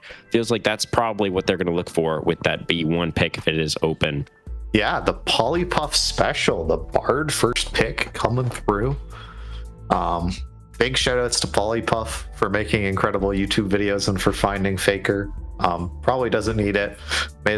Had got a ton of views, but nope. Gonna be the Vi first pick. Bard coming through the draft. Is this the pick? Is Iceborn gonna pick Bard and something random to go with it? Because it's not like Bard has like an AD carry he especially synergizes with. He kind of leaves them by themselves. Generally, he's really good with Ezreal and like Jhin, and neither of those champions are available. So, don't really think the Bard Power Ryo pick is that big. Yeah, fair enough. I guess that's why it wasn't banned, right? Because Akuma just feel like it isn't that strong with those 80 carries off the table. But there is going to be the Nefiri picked on R1 for Iceborn. Very early Nefiri pick. Yeah, I think this is their jungle answer here into the Vi. Nefiri is now just a jungler, doesn't get to be in lanes anymore. No one played her in lanes anyway, to be fair. There's going to be Ziggs coming out as well for Iceborn. Don't know if I love this into Vi. Maybe it's a flex and maybe this goes mid lane or something and it's just your mid jungle synergy. You have AP and AD. Maybe it's the possibility of playing it towards bot lane and you're able to threaten away Akuma from playing towards one of these hyper carries.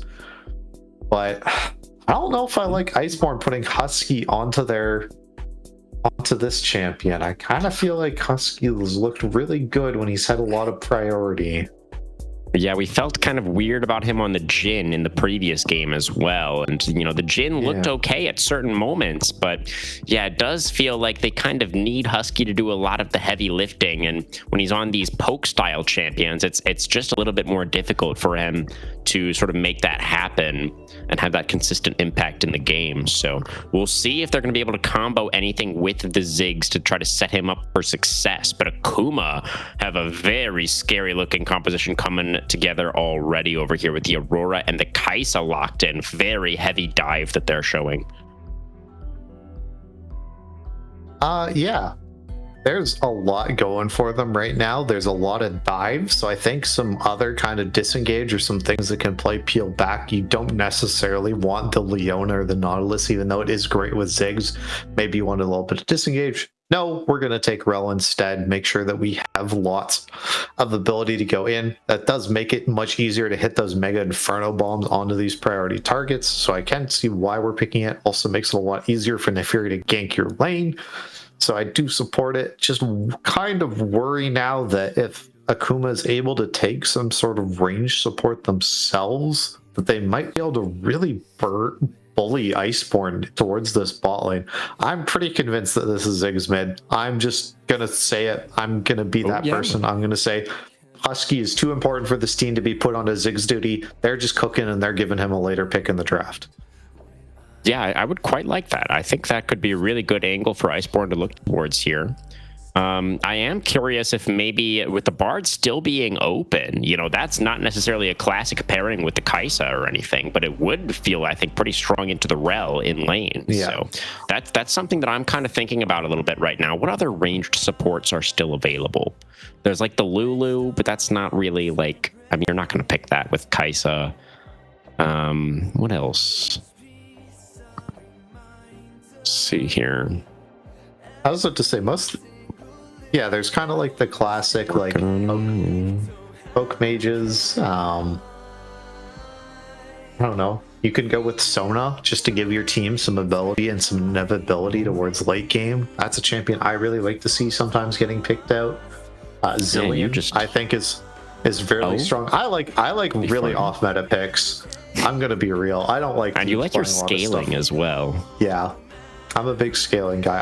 I'm from old school League of Legends, and we didn't know how to close a game out, so games went 50 minutes, and you got to win off of picking Oh, no. your champion.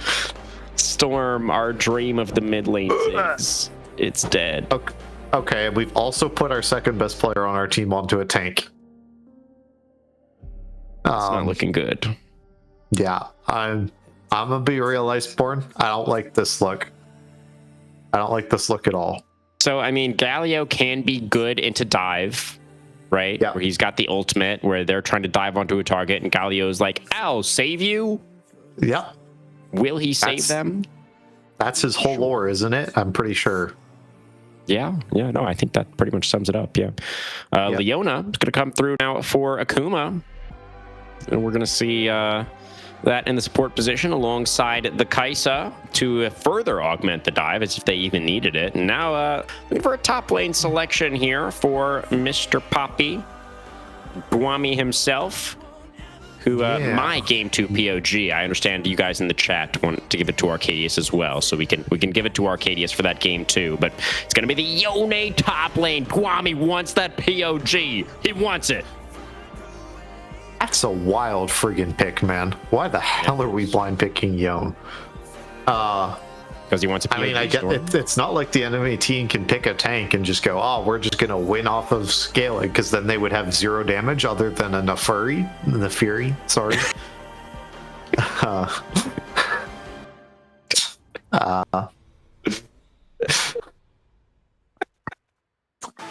But yeah, I don't know. I feel like Renekton gonna be the answer. That's like the Yasuo classic counter pick. Pretty sure it's probably still also really good at Yone.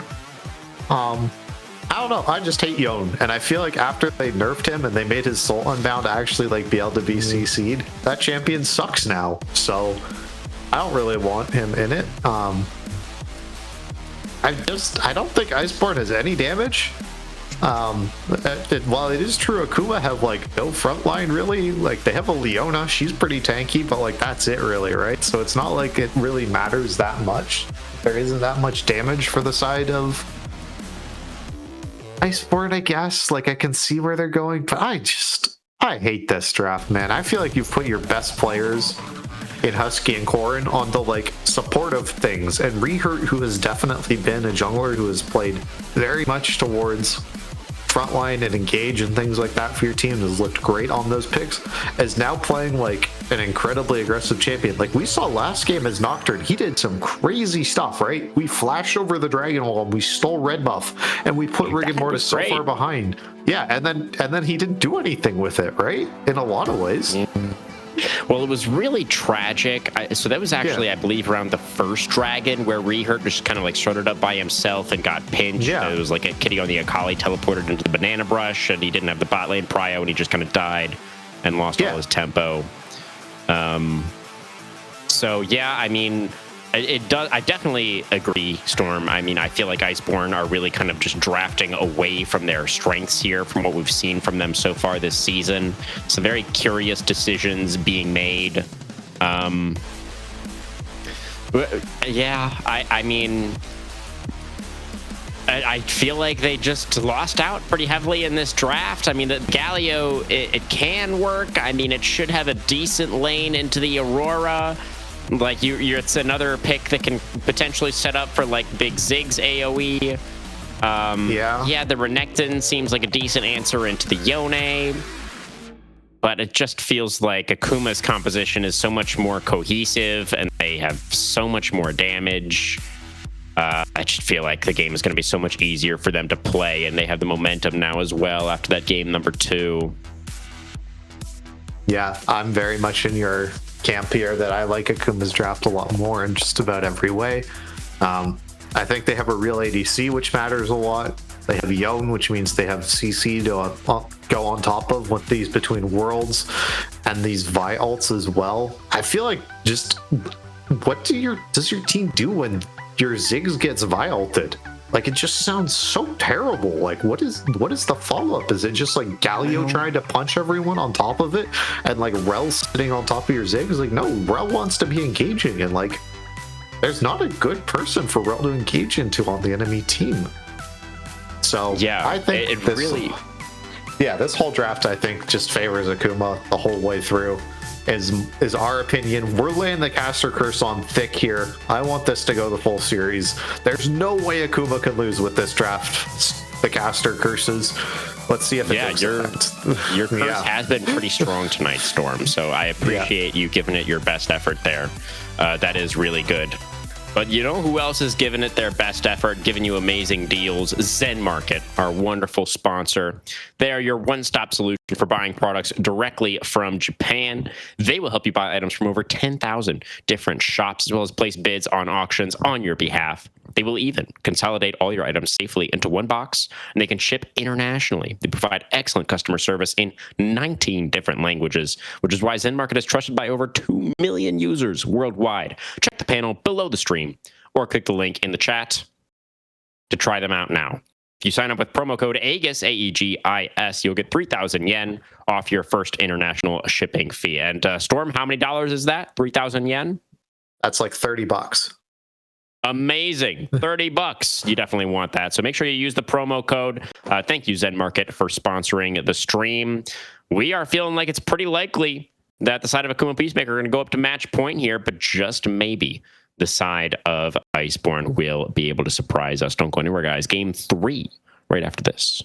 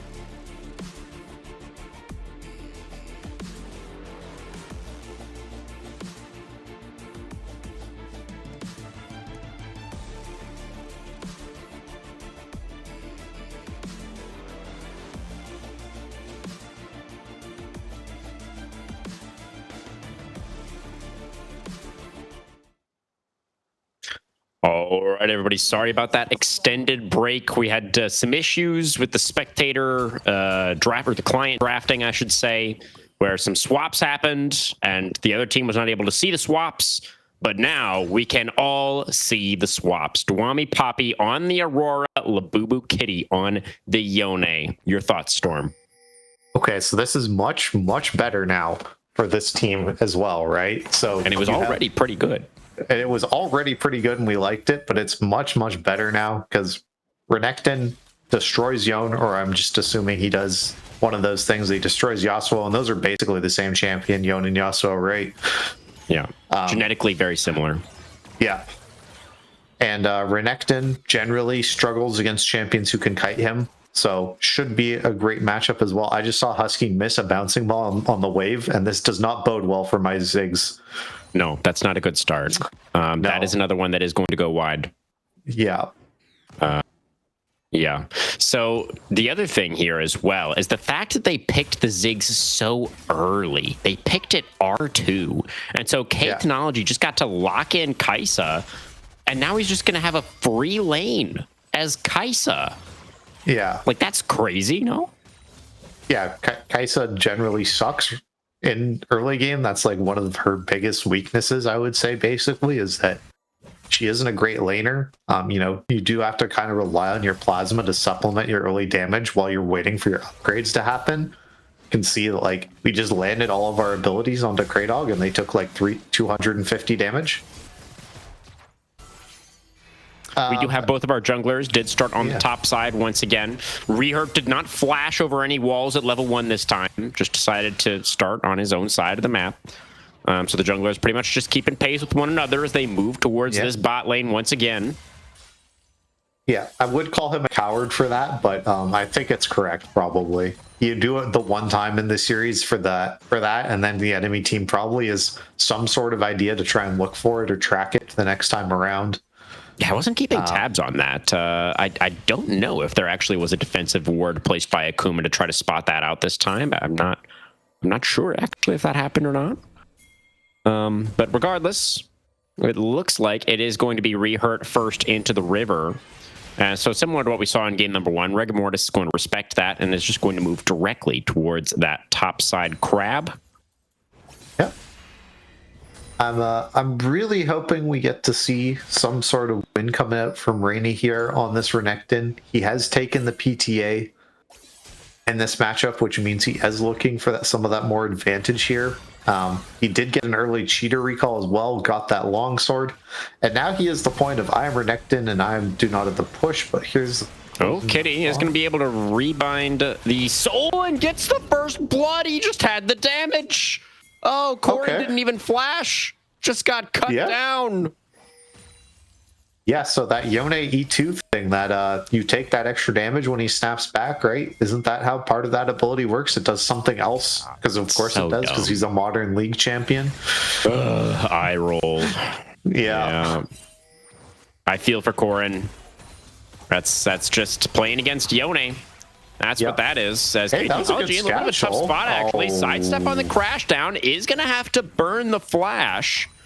There's a little bit of a win for Kraydog and Husky down here. The wave's coming into the Kaisa, though, so should be able to pick this up. And let's take a look at this kill again. Yeah, I see just that there's that brief timing window there from Rigor Mortis as Rehurt's going for this cycle, where he's able to come in, he lands this Q, gets that E damage as well to reduce the armor from the Galio, and just needs that just a little bit to get that first blood there. Oh, it's so I think close. that's a great call out on the armor shred from the Vi W. I think that was the difference. That's why that snapback on the E did a little bit more damage maybe than Corin was expecting. Whereas, so the smite, I believe, did go to Rehurt there, secured the Raptor, and Rigor Mortis is going to have to flash away. There's Corin on the rotation as well. So Iceborn having a decent opening to this game, despite the fact that their mid laner did go down. Yeah, I was wondering if they were even going to start that early dragon there or something. They had everyone kind of ready for it, but Rehurt is only level 5 there. Corin doesn't have level 6 yet, had that ult. And Labubu, we can do see, does have that Fate Unsealed, so can look for some of those multi-man ults. Does have the Vi follow-up as well. Yeah, Soul Unbound. The Fate is sealed, not unsealed. Oh, But I could see where you would get a little bit mixed up there, Storm. Easy mistake to make that one. okay. Yeah. Sorry, Yon is much too edgy for me. I am not a 14-year-old boy, unfortunately. That's fair. Yeah, I'm sure you would have gotten it if you were. Yeah. But we are going to see Rigamortis start up this first dragon. So I was going to be, it looks like dragon number 1. Reherd is in the area, but is not actually going to check the pit. Yeah, It looks like that is just going to be taken by Rigamortis. Yeah. The flashless Vi kind of able to get away with that one. Yeah, now it's even TP committed from Husky down towards bot lane, and nothing's going to come from this. I don't think there's any sort of dive here as well. Katenology's really healthy too. Oh, that was a... that looked a little bit weird for Dwami, but is going to be able to go across the veil and then goes between a couple of worlds, and so is able to trade back actually decently onto the Crocodile, who did also pop the Dominus. Yeah. Yeah, I'm just spacing and trying to get as many autos in as possible to stack that passive up as well. All right, Here's wrap around the from roam. Brain Dog. They're going to find the CC onto Kitty. Do they have the damage? He's going to seal his own fate, and that is the fate of surviving the gank. Absolutely fine. Yeah. Oh, we got 130 ping for Rigamortis right now. That's not ideal. No. That's pause. And that's why we have a pause. Yeah. Yeah. I used to play League with near that ping when it first came out. Define play League. I played all of League in season 1 before I moved across the country when the servers were in Los Angeles, and I lived in Ontario, which is like above Detroit for the Americans out there. Yeah. I live near Toronto, so my ping was 122, I think, like normally. And I played League for that entire like most of season 1 with that ping. All right, if you say so. Yeah, That is really awkward. You're kind of like the server was running away from you. Then you moved to the West Coast, and then the server went into the Midwest. So that's, pretty. Yeah. They just didn't want you to have good ping, did they? I did experience a year of having 7 ping, and that was magical. But now it feels like almost worse, right? Because now you know what you're missing out on. Yeah. Yeah, I'm very mad. I had a teammate who lived literally in Chicago and would play League and would ping that he had I think it was 3 MS. Yeah. So I was always very jealous of that. And you have that advantage too, don't you, Herman? What's your ping? Is it sure single do. digits? It was in my old apartment when I had Ethernet, but now I have Wi-Fi, so my ping is usually 12. It's very awful. Unplayable. Yeah, it's really rough. I do struggle with it quite a bit, but we do the best we can. Yeah. Anyways, back to the game at hand. We do have some grubs spawning right now. Kraydog on the early roam on this rail is making his presence felt in that topside river. Getting some grubs for your Ziggs would, I'm sure, feel very fantastic for the side of Iceborn. And Husky should be pretty safe, as Dwami is going to have to flash away, as Kraydog wanted to make a brief venture into the top lane.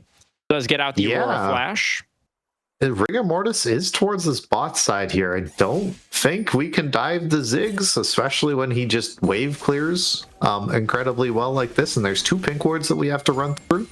Hopefully Husky sees this and just, lobs his ult the wave or something and kind of runs away, waits for Kraydog maybe to escort him to his tower.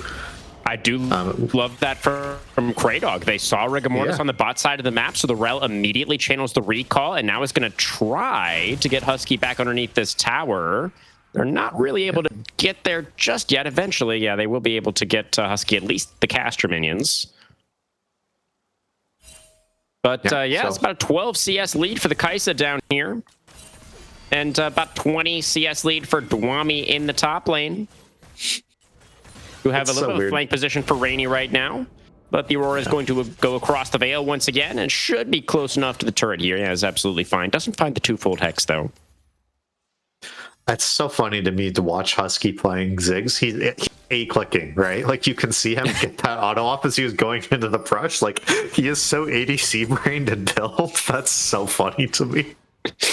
That is very funny. Yeah. Yeah, if only he could A-click with Q.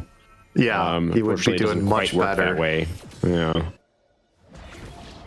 I guess could you like it's kind of like what you do with the Zeri, right? Like almost. I know it's like not the same, but like a similar idea.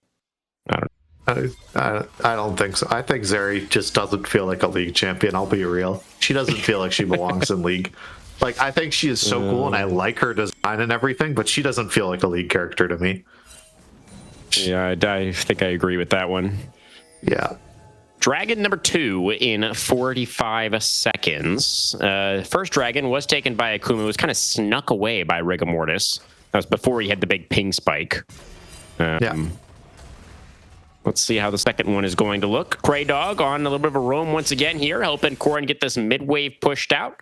Now they're going to move together into the river to try to get a vision line down. Yeah. Bork noticeably not done for Labubu Kitty here for this fight. That is a huge spike for this Yone. Is much weaker without that item completed. So hopefully they're able to kind of get this dragon to stall out until that comes out. There's a nice ward pickup for Arcadius using that auto reset there on the Q. Leona things, yeah. Yeah. Very nice. Just support things. Yeah, Kitty does have the teleport as well. So if the Yone is going to be able to get up to, I don't think he's quite going to get enough gold.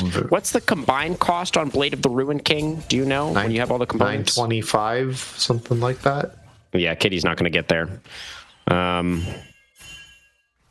But it's the side of Akuma actually trying to push in through the bot lane where they do have some prio to work with. The crab was taken, though, by Iceborn, so they can kind of see everything that Akuma are doing at the moment. Still some vision getting cleared out here. Both top laners with teleports available, notably. Remember what happened last game. Yeah, but you can see Rehurt was able to reset and has their Profane Hydra done now as well. So that's a pretty big spike for them. Yeah. That is, of course, matched in the jungle. The Sundered Sky is done for Rigor Mortis. Dragon started up by the side of Iceborn. They've got it down to about half. Here. And there's the flash engage from Grey Dog. Inferno Bomb over the top. K10 trying to flash away, but is on the wrong side of the river. And tries to go back in and is immediately taunted. K10 going to get taken down, but Rehurt is traded back. Rainy, very strong. The crocodile. Fate Sealed, though, over the wall. That's going to be Kitty finding 2 with the ultimate, as the Ziggs now has been taken down as well. Rigor Mortis, though, taunted up once again by the Galio. Rainy's Kitty run still out without the Blade of the Ruined King, but now Dwami is teleported in as well. Going to be able to reinforce. It is 3 for 2 there, I believe, in the fight. Akuma get the better end of it, and the dragon will be theirs. Yeah, huge win from them. We can see just the tail end of this team fight. Rainy was so big as well, but that Fate Unsealed was just a chef's kiss from Labubu Kitty. Again, the Fate is sealed, Storm, not Fate sealed. God damn. Yes. Okay. Yeah, the soul unbound. The soul gets unbound. The Fate does get sealed. Okay. I think Fate Unsealed is a cooler name and fits in with the NG thing, but Fate Sealed. Okay. I mean, I could see it. I could see where you're coming from with that. It wasn't my decision. I didn't name the abilities. Yeah. Don't shoot the messenger. Yeah. No, thank you for keeping me accountable. Yeah. Either way, Double Dragon now secured for the side of Akuma. We've got a Mountain Soul on our hands this game, it looks like, Storm. So, not the tankiest of compositions, but Ziggs playing against Mountain Soul is a very sad Ziggs. Yeah, I was about to say, I think Ice would love these dragons. It is so great for their comp. Oh, yeah. I don't think Akuma wants them almost whatsoever. Yeah, just to make Husky sad is the reason they want them. Not necessarily because it makes them happy. Yeah. Yeah, you're just taking them away. Yeah. We'll see how that is going to continue. I do feel like with the Mountain Soul on the table, that third dragon is a must for Iceborn. I think they need that third dragon to keep themselves in this game, honestly, is my take on that. Yeah, also interesting to see that we've already swapped our Ziggs into mid lane. Husky is not gotten really any plates, right? That's one of the big strengths of Ziggs, and a lot of the reason why you play him is you're able to mine plates and get those tower executes. Let's Ballbreaker onto Kraydog. The Rel gonna get solar flared as well. In comes the Kaisa, and they just annihilate the Rel immediately. Ballbreaker is pretty good. The Inferno Bomb, though, does come over the top, and K-Technology cannot get away from that one. Husky still very safe on this Ziggs, and Rainy able to pick up the double kill. Finally, Kitty gets involved, able to take down the Renekton, then flashes for the Nefiri, finds the knockup on a Husky, who's all out of front line, and it's gonna be the triple kill for Kitty on the Yone. And Iceborn Kingdom, it looked good for a moment, but it does end up a 3 for 3, and Akuma getting all 3 of those onto the Yone feels fantastic. Yeah, you can see just Kraydog just gets absolutely annihilated by that Vi combo, but you can see Kentology as well just gets obliterated as well. Arcadius goes super low. Rainy able to pick up that support there, but the fate sealed from the Yone just seals the deal there and makes that such a huge winning fight. What a great TP from Labubu. That's right. It doesn't unseal the deal, Storm. It seals the deal. That's what that does. And so that is feeling really great for Kitty. And I misspoke again. It was actually a 4 for 3 because Kraydog had respawned by the time that fight was over. So that kind of threw me off a bit. But very good fight for Akuma. They do now find themselves with the 2,000 gold lead as we are less than 2 minutes out on that next dragon. Oh, dear. Well, that's not a good place for a Ziggs to be. Nope, it certainly is not. And that's going to be Herald coming over. So that means it's probably going to be first tower as well for Akuma. Something that you're almost guaranteed, it feels like, to get with Ziggs on your team just because of that sheer power of the satchel from Ziggs. But there's a play coming down here. Hound's pursuit onto Dwami. Is the Aurora going to be able to get across the veil? Does find the twofold hex, and reheard. That was actually very dicey. Yeah. The world's about to come back up for the bunny rabbit. Who's hunting who? Dog versus bunny rabbit. That's a tough one. Herald does go over. Kitty does not get taunted underneath the tower. Oh dear. That's going to be a catch onto Reheard, who's trying to recall. And does get caught out by the Leona, but manages to get away. If we had Ignite there, that was a kill for sure. Shame on you for not having Ignite and having heal like a responsible support player. Yeah, still, it's going to be a delayed recall for the Nefiri with less than a minute on the Dragon spawn. That's going to be the first brick claimed by Kitty in the top lane. This Yone is going to be ridiculously strong. That's at over 2,000 gold lead individually in the mid lane. And they're going to have to find some way to deal with this Kitty, who's actually a edgy sword boy. Yep. And he's a collectible anime figurine, or sorry, I don't know what type figurine of some description. I don't know if they're figurines. They're dolls. They're weird. I don't get the children of today. We'll get back to it in a moment, Storm. Right now we've got Shelly summoned up in the mid lane, and we've got the side of Akuma forcing their way into the river. Herald charge. I don't know if it's quite going to finish off the tower. Rigamortis, a little bit isolated in the mid lane right now. Does have some support from Arcadius as the dragon is going to be started up by the rest of the squad. Rigamortis on zoning duty as Rainy is just... Okay, here comes the Renekton as the fight is going to break out. Rigamortis is going to use the cease and desist onto the Nefiri. They're trying to burst down the jungler. They will get him. Husky is going to be forced to flash away. Gets into the blue buff. Oh, the fate shield is massive again. Finds onto 3, but the Yone does get taken down. That is because the Aurora was busy dealing with the Ziggs. And now I just don't know if there's enough damage left here, although they do manage to take down K-Technology. And it's just Corrin and Kraydog left. Dwami Poppy going to be able to go across that veil one more time. Finishes off the Rel. And now it's just going to be a Justice Punch from Corrin to try to get away. Dwami flashes for the twofold hex. Can't quite find it. The turret shot and the rocket belt. And it's shut down for Corrin. Oh my goodness. Can Rigamortis solo the Mountain Dragon quickly enough? I think probably yes. And we got a teleport coming in from the Yone as well. So Soul Point going to be secured for Akuma despite the shenanigans at the end there. They still do win out in the end. Yeah, just having that damage right now.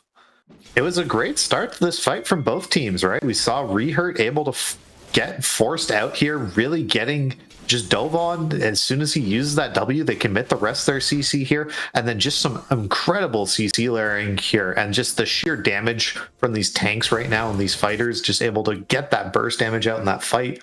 really well played, I think, from both teams, looking towards their win conditions and playing well. I think this, I'm hoping that Ice is able to get a dragon or something and turn this into a game, but Akuma might start running away with this one. They only have a 2k gold lead right now, but it could grow so quickly, I feel.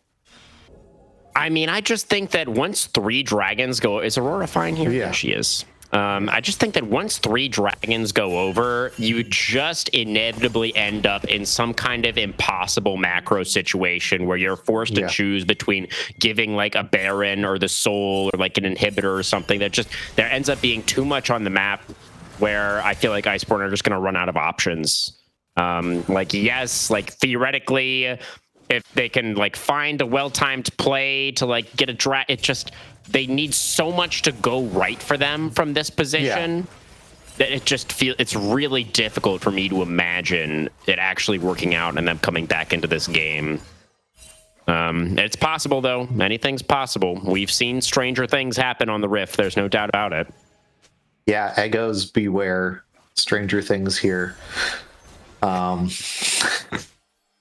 But I mean, you were actually much kinder to the teams in that last replay than I would want to be on first inclination. I feel like I understand, excuse me, understand why Rigamortis wanted to prioritize bursting down the Nefiri, but I feel like your target should always be the Ziggs. So let's see what happens here. Nefiri's going to try dashing over the wall, tagged by the Solar Flare, and the CC chain is going to come through. That dog's going to be old Yellard. And now we've got teleport coming in from the Galio. Corrin in the middle of the entire enemy team. You've already lost all this damage to Laboon. Really isolated on the side, but nobody's able to get on top of that Ziggs just yet. That's going to be a kill onto Rigamortis, raining down pretty low. My God. In goes the What is killer instinct of Takeology. Oh my God, I don't know about that one. Dwami, though, is going to be able to take down the Renekton. And we're going in again for Arcadius, but Husky is still full HP. 3 for 2. Iceborn on top. I'm sorry, if Husky was literally any ADC, this game would be so easy for this team. He is playing and positioning like a marksman. He is not playing like a mage at all. And you can see him auto-attacking so much. I hope he builds a Lich Bane or something, because like it's crazy to me how little he is concentrating on his spells hitting and so much on his movement. But the other thing that I really wanted to mention is that Iceborn, I feel like they're not playing around their Ziggs. Yeah.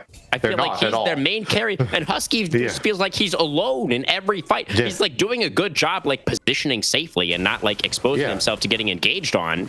But just imagine if he had like any peel. I feel like it could look so much better for them. I mean, to be fair, Akuma is also like hard diving onto people that aren't him, and we were going, there's no way Ziggs ever plays this game. Oh, here they go. Okay, a flash Q. They are going to just use the point and click to get on top, and that's how this is supposed to work. That is what is supposed to happen. And it happened, and now I think Kumar are probably going to win the game. Yeah, they probably get Baron off of this. They probably could even get this mid tower here as well before starting this up. You can see that Wami is there in the mid lane trying to see if they can get that. They see Rehurt as well, just on this mid wave. And look at how fast this Baron is going down. There is maybe a contest. There is this TP coming here. This is late TP. This is very, very late. The Baron is gone. We've got a Rel flashing into the pit. There's no Ziggs alive, guys. We're fully committing to the fight. Without Ziggs, technology is going down very low, and Rainy is going to manage to get the kill. The Renekton is pretty large. We've got a low health bar there for Arcadius as well, but there's just not enough damage, Storm. Yeah. Our damage was sitting in the base. He's now in mid lane wave. We're ready to go in, guys. I think Husky's ready to fight. Okay. There's the fight happening now. Wait, why does it say Husky's dead? Yeah. What? Replay technology. Thank you, producer. You can just see there's a lot of damage from Rainy and Corrin in some ways, but like there isn't enough threat onto the backline here. Like, oh my goodness. Rainy has to get right on top of these people. Oh, Husky. This is happening. Yeah. He wanted to get the mid-outer turret, and he did, but he forgot that Kitty had teleport, and so he died for it. And now that's Mountain Soul, and that should just be game over, if it wasn't already. Yeah, that definitely will make sure that this one is no way or shape or form coming back, because Mountain Soul on these carries means they get that extra couple of 100 HP, which means that our full AP Galio is no longer going to one-shot K-Technology. Same with probably Rainy onto this Kaisa. She's going to be safe enough now, especially if she's building towards Zonia's. There's an engage. Oh, yeah, that's a nice cue from Rigor Mortis. The Nefiri is Nefiri, and so will not go down, but does get away. Sorry, did I interrupt you? Were you saying? No, nothing. I was just about to say Zonia is probably coming through pretty soon here. The K-Technology on that kind of AP-ish Kaisa. And I feel like once you have that, there's just no way if I ever is a loss anymore. Yeah. Let's see what they're going to be able to get done with this Baron. It has actually mostly expired already. They've got just under a minute left on it, so they took some time to take the Mountain Soul there. As Reherd, I believe, did manage to secure his wolves before being forced out of his own jungle. This was R1 Nefiri, remember, 0-5 right now. Yeah. Also, I think worth mentioning that this team's siege is pretty terrible. Akuma's, right? They basically need to kill someone. They can't exactly just sit here and like do this because Ziggs is just gonna like clear the wave. He's doing his job admirably, and they're not exactly hitting this tower very much. They've had Baron.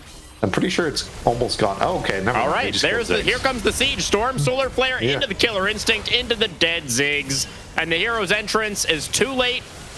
Husky is already dead, and Corrin will be next. Kitty on a spree, and Kraydog is just like, I'm just a rail defending my tower, and now I'm dead. And yeah, looks like it's gonna be about 27 minutes. Akuma just kinda win. We liked their draft a lot more. There were a couple of moments in this game where it looks like Iceborn were maybe cooking something. But I just think that it was a bit of a draft iffy in this one. Yeah, just not playing towards your team's own strengths.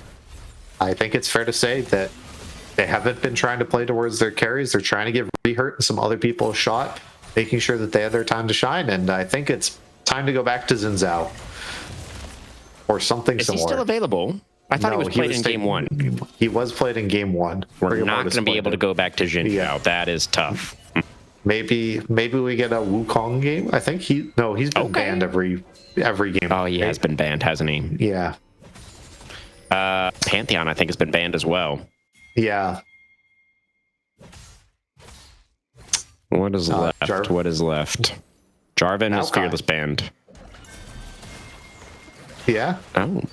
This just in from producer. It has been Iceborn that have been banning the Wukong. So I'm wanting to see a blue side selection for Iceborn into a Wukong. Okay, yeah. Arcadius is going to be doing some face checking. He is a Leona, so he's very good at that. The Fate Sealed is going to completely whiff, and Huskies are satchels into a Kaisa and dies. And we do have the Theory going untargetable for a moment, and then Rigor Mortis is going to punch him in the face. And that is going to be a few quick kills going over. 4 of them, to be exact. That is only Corrin left. Let's take a look at that one more time. Look at how much damage Arcadius took there. His health bar almost went down to the 75% mark. It's crazy how close they were to killing this Leona. Yeah, close one. Really close one there. Yeah, Corrin is going to try to buy some time. Husky in 10 seconds. The mid inhibitor is going to die. The Baron is alive again in about 50 seconds. Yeah. So not having Baron buff right now and the Ziggs respawning means that Akuma actually can't end the game here. And it's looking like this one is probably actually going to go past 30 minutes when I feel like it maybe shouldn't have. Yeah, I think that's fair to say. A small silver lining you get is you get 2 waves of super minions funneling into your base, and it's late enough in the game with everyone having all these items. That's basically just gold funneling into you. We even have Rehurt being able to take his own jungles. There is like a little bit of gold getting injected technically into Ice, but they're still over 10k down plus a soul, so that's not really a silver lining to this cloud. No, I don't think it is. You could say the cloud is sealed. Yeah, essentially. So Baron alive now, and you can see Rehurt and Kraydog trying to get in here to get any little bits of information that they can, but there is going to be the cease and desist. Dash away from the solar flare is there. Rigor Mortis is very deep, but he's very mountain souled, and he's going to live for a very, very long time, and Husky is dead again because he wasn't with the team again. Oh, I didn't see that happening. Yeah, that's going to be a kill for K10. Picks that one up on Rainy. Flash over the wall for Corrin's going to be able to maybe survive. That's the wind sword slash thingy over the wall. Not enough for Kitty to get that kill. And I don't know the name of that ability. Sorry, guys. Rigor Mortis is going to Vault Breaker under a turret with no health. And he's fine because he has Mountain Soul. And he's just going to punch that dog in the face one more time as the Nexus turrets are going to get taken down. And it's going to be just barely past 30 minutes on the game clock as the Nexus will fall. And Akuma Peacemakers will go up to match point. Yeah, big win for Akuma there, making sure to keep themselves in this hunt for their finals, something that I think we've all kind of expecting out of them from their playoff dominance and their regular season dominance. They're looking really good. You got a player of the match from that one. I feel like there's a lot of options there. Probably, I think it would be going towards the guy who sealed their fate. I would be going towards Labubu Kitty. I think that Yone was pretty spectacular. I think it should be one of either Kitty or Dwami. Dwami topped out the damage charts at just under 28k. But I think, because of the fact that they were able to utilize those solo lane picks so flexibly, able to get themselves those better matchups, both players kind of popped off in the fights as well. I think everybody else at various points in this game had like a silly moment or two. On the side of Akuma. But yeah, I felt like Kitty and Dwami were pretty locked in this game. So I don't mind a Kitty vote, but I really feel like Dwami has had a couple of really strong games in a row now, and I do want to acknowledge that. But Kitty was very edgy sword boy in this game. Had a lot of nice fate sealing that was happening for sure. Yeah. We're locking it in, the Kitty vote? I'd like to lock in the Kitty vote. I think he was the best player on the map this game. Yeah, no, I feel pretty good about it. Even though he did play Yone, which is kind of cringe, but he played it super well, so props. Yeah. I think that is pretty much it for Game 3 discussion. I mean, I think we made our opinions about this draft very clear from before the game even started for the side of Iceborn. We were not fans of it. And hopefully we will see Husky on a hyper carry, a champion that actually has agency and can carry the game in Game 4, because I think that's what needs to happen. Right, Storm? Yep. I'm fully in agreement. Kog'Maw. Vise out. Kog'Maw. It's time. You're not too traumatized after what we saw last week? Are you sure you're ready? Are you ready to get your heart broken again, Storm? Lulu's available. Kog'Maw's open. Vise out. We ban Wukong every game. Most of the other dive junglers are gone too. I think it's a Kog'Maw angle. I'm just saying, maybe we're going to play Lulu and we're going to play Aphelios instead of Kog'Maw. But I think you should play Kog'Maw because he's a cool caterpillar. All right. We'll see if that was enough of a pitch for Iceborn to go for it, or if they're just going to put Husky on like Swain or something. I don't know. We'll see, guys. We'll be right back for Game 4.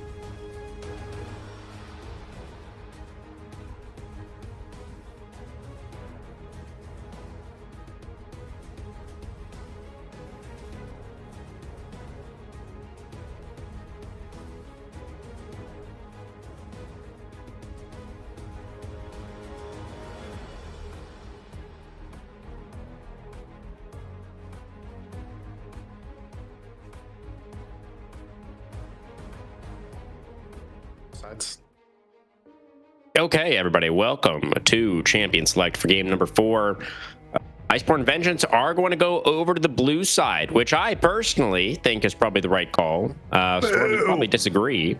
Yeah, it does mean that they can't get Kog'Maw Lulu on 1-2 in that first rotation, but they could maybe take a 2-3, and they would maybe have some more information to work with. I think we take some kind of bruiser or tank jungler on 1, go for bot lane on 2-3. Yeah, that's like that's my game plan. That's what I'm liking. I'm pretty sure they're going to pick Aphelios on round 1. I really do feel that way. They're banning things that are good into Aphelios. We've banned Nautilus. We banned the Hui, which was used against the Kog'Maw Lulu, unfairly oppressing our Caterpillar God. Yeah, very unfair. Yeah. I feel like we're just going to ban some other, like, engage. Oh, it's Seer ban. That's weird. Okay. That's one of the best champions of the mid laner. Corrin, yeah. Yeah, that's one of his best yes, champions. Some good Azir games for sure. The Wukong noticeably still available as well, and that will be left open. So that could be then the B1 option, I'm kind of thinking. Yeah. I'd take that one. That one's good. Okay, I like that is one the a lot. Aphelios going to get taken away now? No. Is now what we have to think about? I think Akuma's going to take the AP jungle route. Like when I think Rigor Mortis is going to play like Diana here again, or Gwen or something like that. We saw him play it last week into the Wukong, and it looked really good. Was Gwen not played earlier? I thought Gwen was fearless, but no, I guess Gwen is still up. Gwen be here. We've seen a lot of tanks, and Gwen hasn't been picked into them. We saw other tanks get picked into them. There's the Diana. Okay. Yeah, you called it. All right. Yeah, we're gonna see the Diana in the jungle for Rigor Mortis over there.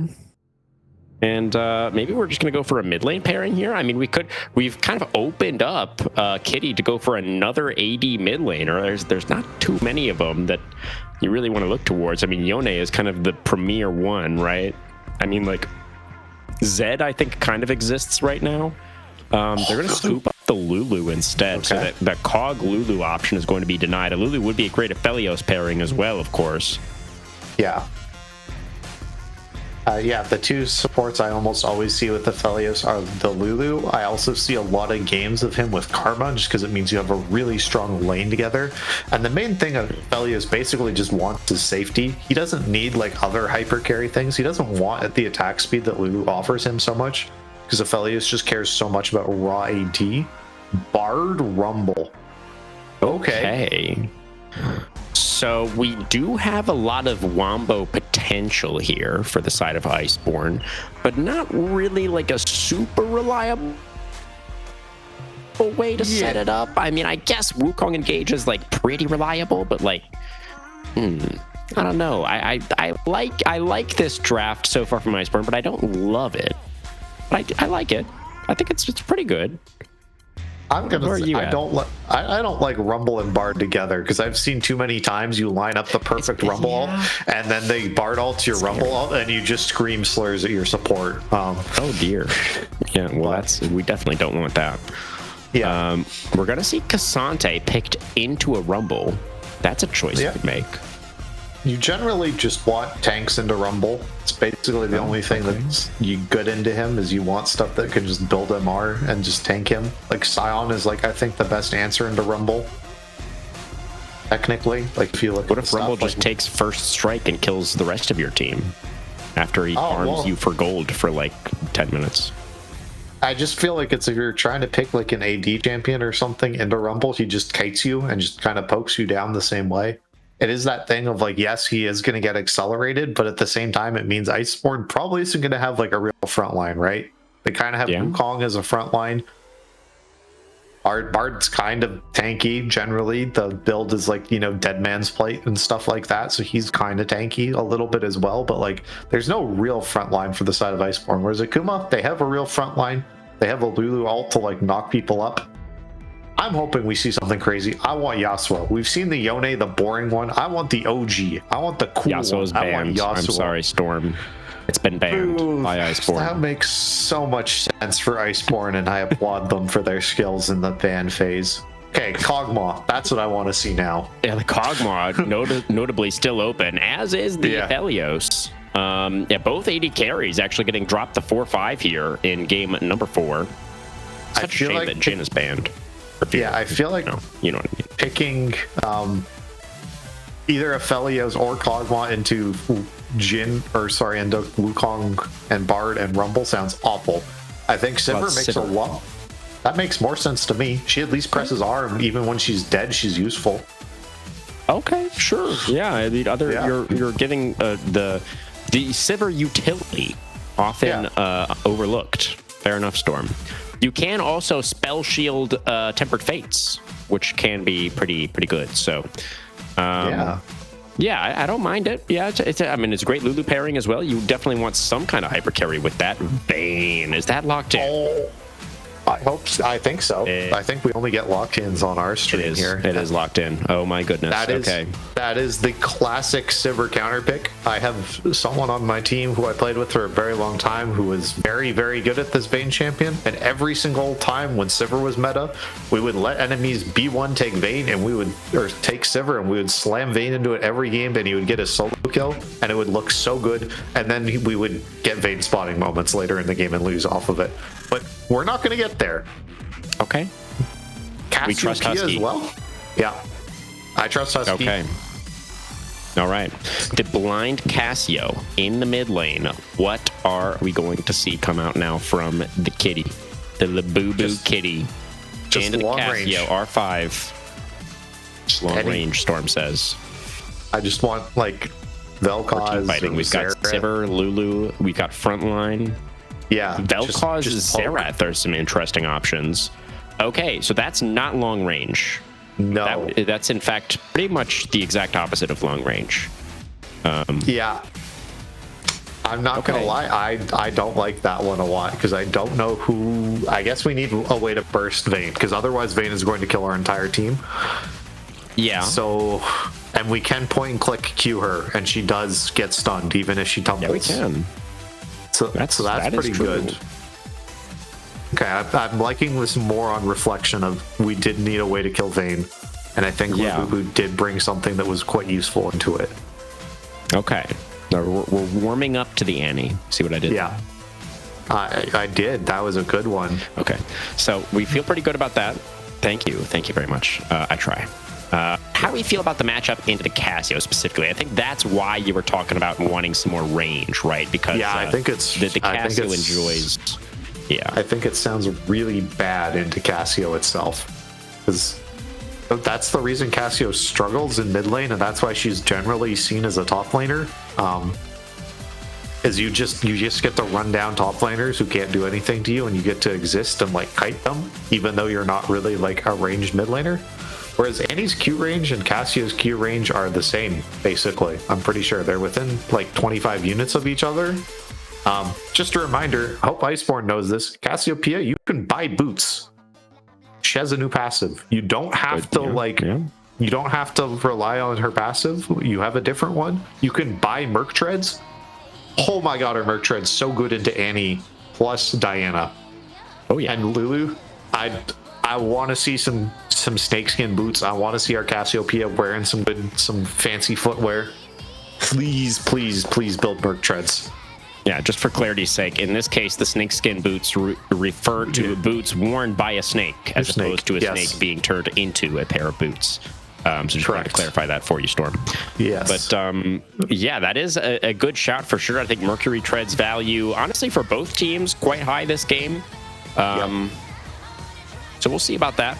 I do feel like while you were talking earlier about how the Vayne is a very strong answer into the Sivir, I do feel that the Vayne Bard pairing is something that I'm not too excited about.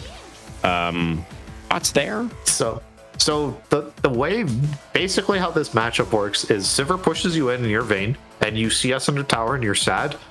And then you hit level 6, and your supports go off and roam and fight for grubs, and Vayne solo kills Sivir, being down like 30 CS.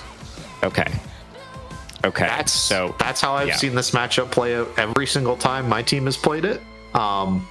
Grub's not as big of a fight priority anymore, and the supports don't roam really anymore for it. But Bard is quite good at adept at roaming, and hopefully he can bait Lulu into roaming to mid lane, and then Vayne gets that sweet 1v1 dopamine factor.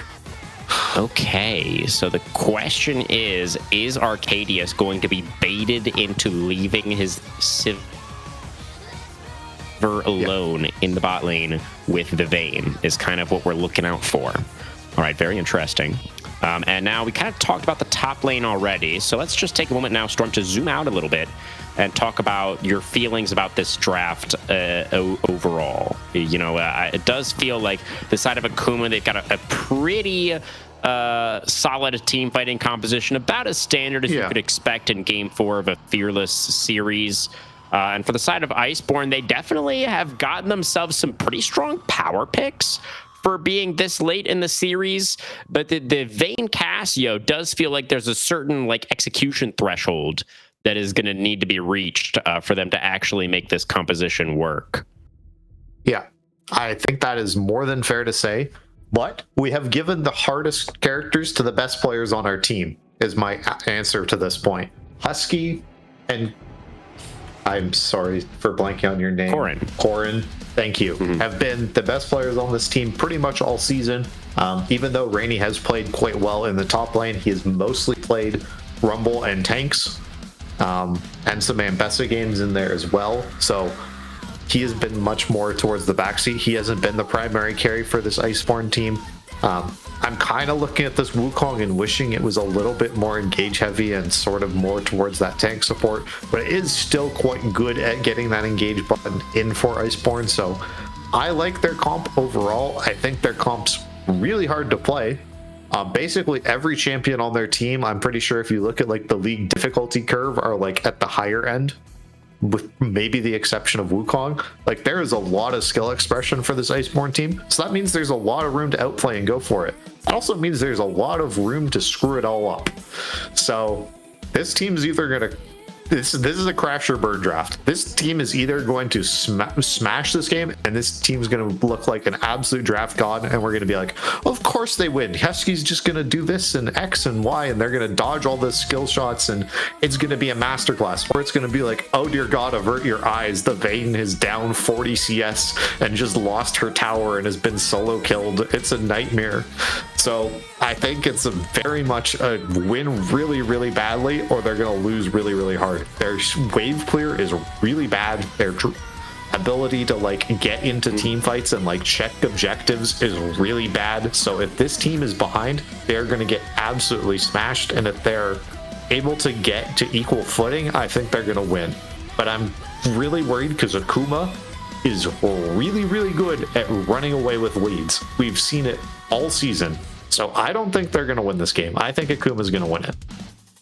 All right. Yeah, it's an interesting thing to discuss, right? Because last game was definitely kind of a crash and burn situation for Iceborn, but we felt like it was because of the draft, right? Not necessarily because of the play. Not to say that there was nothing wrong with the play, but it really felt like draft was the main issue in that previous game. So now it feels like they've got themselves many more tools to work with this time around.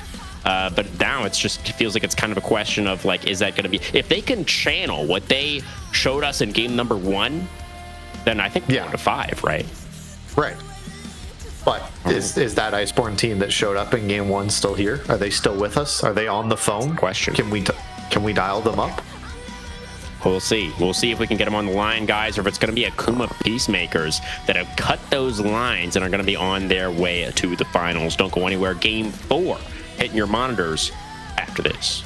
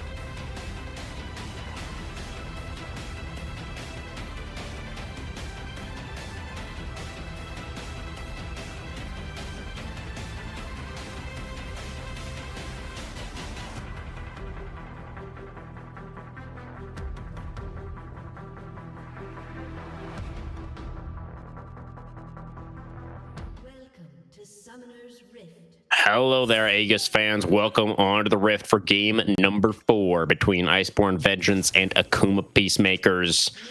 Game number 1, very much in favor of Iceborn. Game number 2, a little bit more of a close contest, but Akuma, overall, once they got the lead, they closed out pretty convincingly. And then that game 3 storm, a little bit of a blowout. There were a couple of close fights mixed in there, but felt like Iceborn were never really able to get their legs under them in that last one. And now they are backs against the wall. Need to find an answer here to push us to that game number 5. Okay, can I get a quick pan to top lane to see the Rumble skin? Is it Super Galaxy Rumble? It is. Thank you. Okay, Yeah. Perfect. Okay, Rainy is good. I will say, Kraydog, I am disappointed with you for playing Bard or whatever, or Teapot, whatever this skin is. This is not Cafe Snow Day Cuties Bard. Yeah. Yeah, it's not Snow Day. Off-meta choice, for sure. Yeah. Did find a really nice trade there onto K-Technology with the Electrocute proc. That was pretty nice. Despite the suboptimal skin. Pretty impressive. Yeah. Labubu also knows how this matchup works and took E at level 1, so that's also probably not great for Corrin. Okay. So you get hit by the poison and you dot reflect damage or E damage a whole bunch onto him. Oh, as a temple forward for Husky, does manage to sidestep the boomerang. Cosmic Binding and a land onto K10. Pretty aggressive trading down here in the bot lane. Level 1, not necessarily what I would have expected with these duos, but probably what I should have expected from these players. Yeah. Husky's gonna go for it. Vayne actually surprisingly good at level 1, despite having, I think, the lowest AD in the game or something, or very close to it for being a non-mage champion. I think she's the lowest AD in the game at level 1, because Riot doesn't want her in top lane, and it doesn't work. She's still up there. Please do something else. Maybe make her only available in the bot lane or something. I'm begging you guys. Vayne can just only have the bot lane role quest. Yeah. Like, Yeah, something I'd be like in that. favor. We have the technology. I'm sure of it. We have the technology. Yeah. Sorry, Ooh, that was did you like that, pretty really? bad. No, because there wasn't a K in front of it. It was like worth a try, but I don't think it quite worked. Yeah. It was worth a try, though. Got our junglers both clearing towards the spot side once again. They're going to be getting into this river at around the same time this time. Reinhardt's going to jump on top of the Lulu, and there comes the passage. That's going to force the flash out from Arcadius. In the meantime, the crab has been secured by Rigor Mortis. And Arcadius looking to join back up into the fray. Reinhardt Nimbus strikes back towards the minion wave, and we'll be fine. We'll see if he's going to be able to get up to that topside river quick enough to deny the double scuttle. Yeah, but Rigor Mortis is sticking around here. He's looking for the dive here on the Grey Dog. Oh my god! Okay, then. Yeah. Husky is maybe going to be able to trade this one back. Gets the Condemn into the wall. Ryor just needs one more auto attack, and he will find it. Now the Warrior tricks her to try to get away, but Husky slowed up, and K-Technology flashing gets the boomerang. It's almost enough, but it's going to be Ryor surviving on what had to be single digits. Yeah, And now Stone he's Skin passive. Okay. Arcadius steals it's going to be Pix that finishes him off. Yeah, I don't think it was entirely necessary for Arcadius to do that, but it's about sending a message. Yeah, double buffs on Lulu. OP for sure. We know that. Technology doesn't even need those buffs. Oh, let's take a look at that. That was a crazy call there for Mortis to go for that. Very aggressive. Yeah. It worked.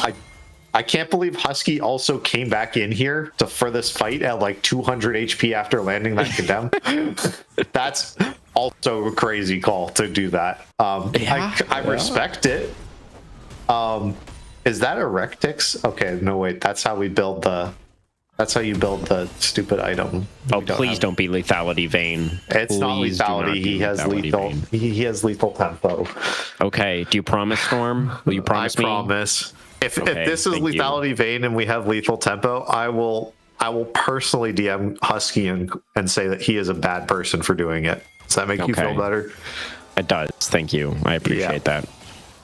As an AD Vayne enjoyer, I don't think into Cassante and all of this burst damage, it is the game to do it. I think this is the game to try and channel your inner Gosu and see if we can go Vayne spawning. In a good way. In a good way. That actually started out as a good way, by the way, and it just transformed into a meme. So, I wasn't aware of the Vayne spotting lore. Yeah, because you can't spot Vayne, right? You're trying hard to find her, and she's playing well. Yeah. So then it kind of became like an ironic thing. Yeah, where it's like, we actually do spot Vayne. Vayne, yeah. Okay, got it. I'm all caught up now. Yeah.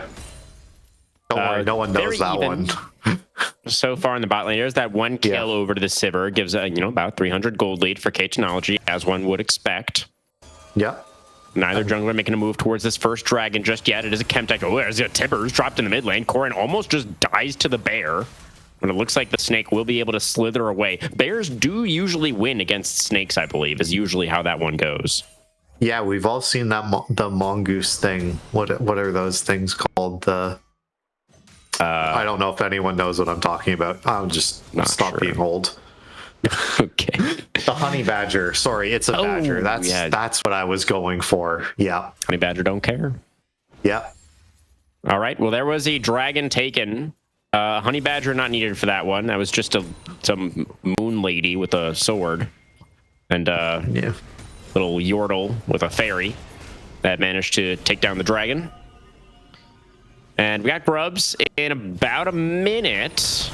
So we'll see. Yeah. This is kind of this window that you were teasing for us in the draft, where maybe the Bard is going to leave, and then maybe the Lulu leaves, and we see a solo kill for the Vayne. So keep that in mind, everybody. See if that's actually going to transpire or not. Yeah, normally that's what I would see. But that's a play in the top lane. That's flash out. Twami Poppy using the all out there before grubs spawn. That's pretty good. Equalizer on the wave for Rainy. Yeah. That makes it less good. Neither top laner with teleport at the moment.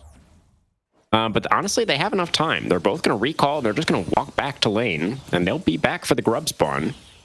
Yeah, Rumble has also bought steel caps. Interesting. Don't know about that one. Feel like Very early. The steel caps rush. Yeah, rush. Into Casante. Is a choice. Yeah, I don't like that. I'll be real with you. I think either. Oh god, Husky can't see us under tower because he doesn't have enough AD.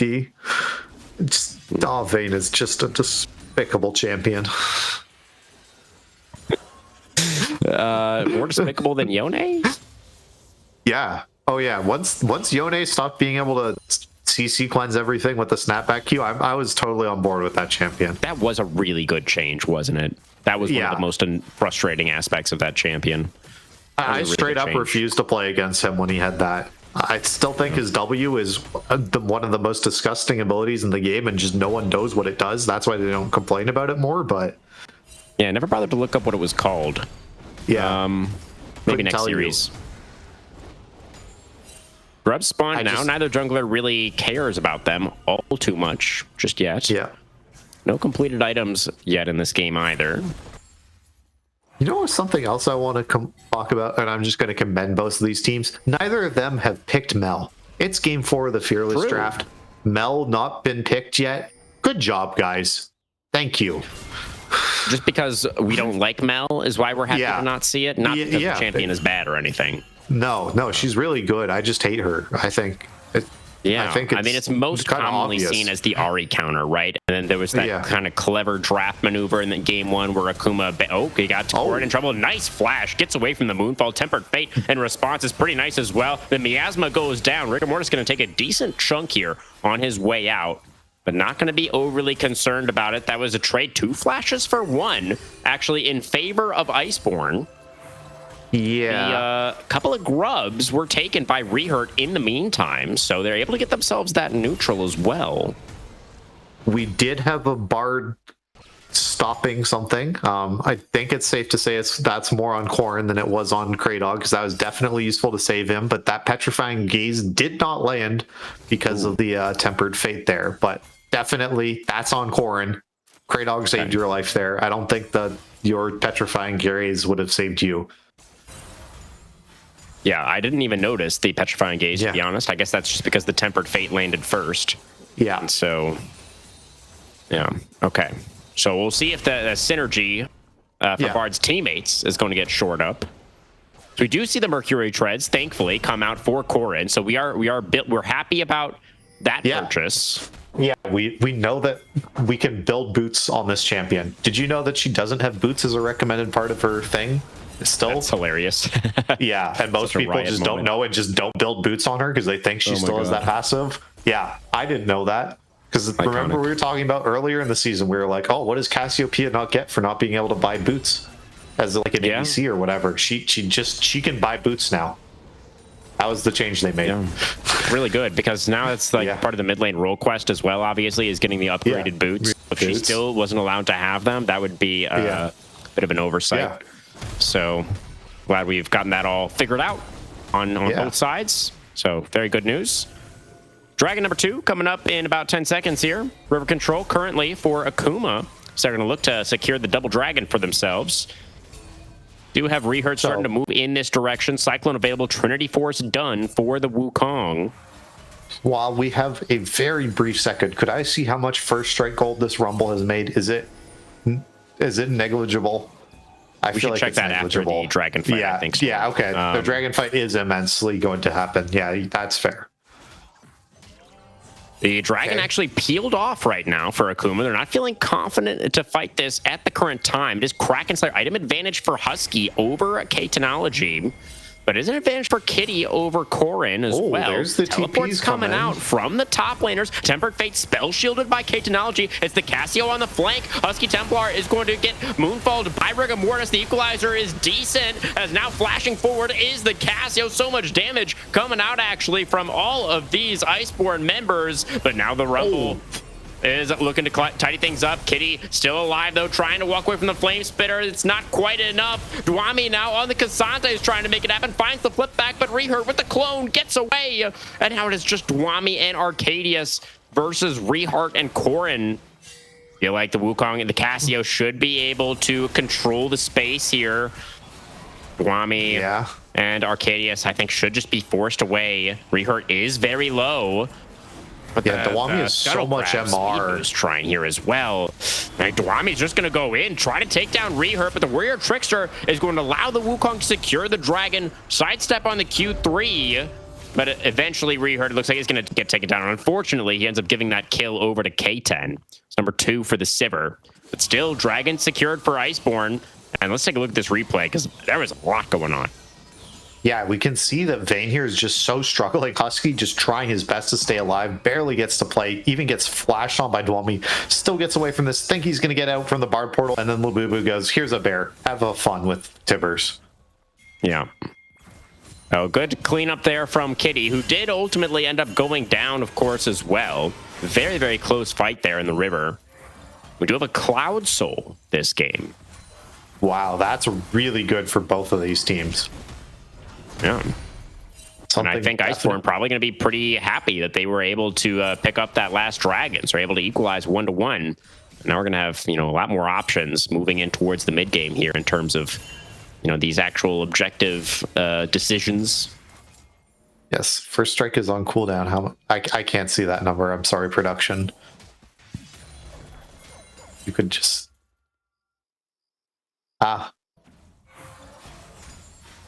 Do you hold C like in the extended inventory, extended thing or whatever to get it? I don't know what the thing is. A little bit of a fight here in the mid lane. Kitty's going to get jumped on. The Tempered Fate is not going to land onto anybody, but the Annie is still going to get taken down. Magical Journey to cut off the retreat path from Rigor Mortis, who does flash back over the wall to get away from the Cyclone. Nice pick from Iceborn. And now back to the first strike discussion. Yeah. Can you check, Kerman? Do you know what I'm talking about? To go like I think I can. Yeah, we have currently earned 293 gold from first strike. Big. We've bought our boots. Okay, we feel good about that. Is that's a good amount? I just make fun of first strike. I think this rune isn't all that good. Because most of the time I go like, wow, you got enough money to buy boots. That's most of the time what it. That's like an incredible game of first strike because it makes you 700 gold or something. It's not nothing. I feel like an often forgotten about aspect of the rune it does also give you damage amp if you proc it. So it's not like giving you the gold is the only thing that it does. Isn't the damage amp like is like the same, like it's the amount of extra damage you do is how much gold you get, right? So he's done 700 damage with his keystone, or 300, sorry. Yeah, something like that. Wait, let me look again. Yeah. God, I'm getting trolled so hard right now.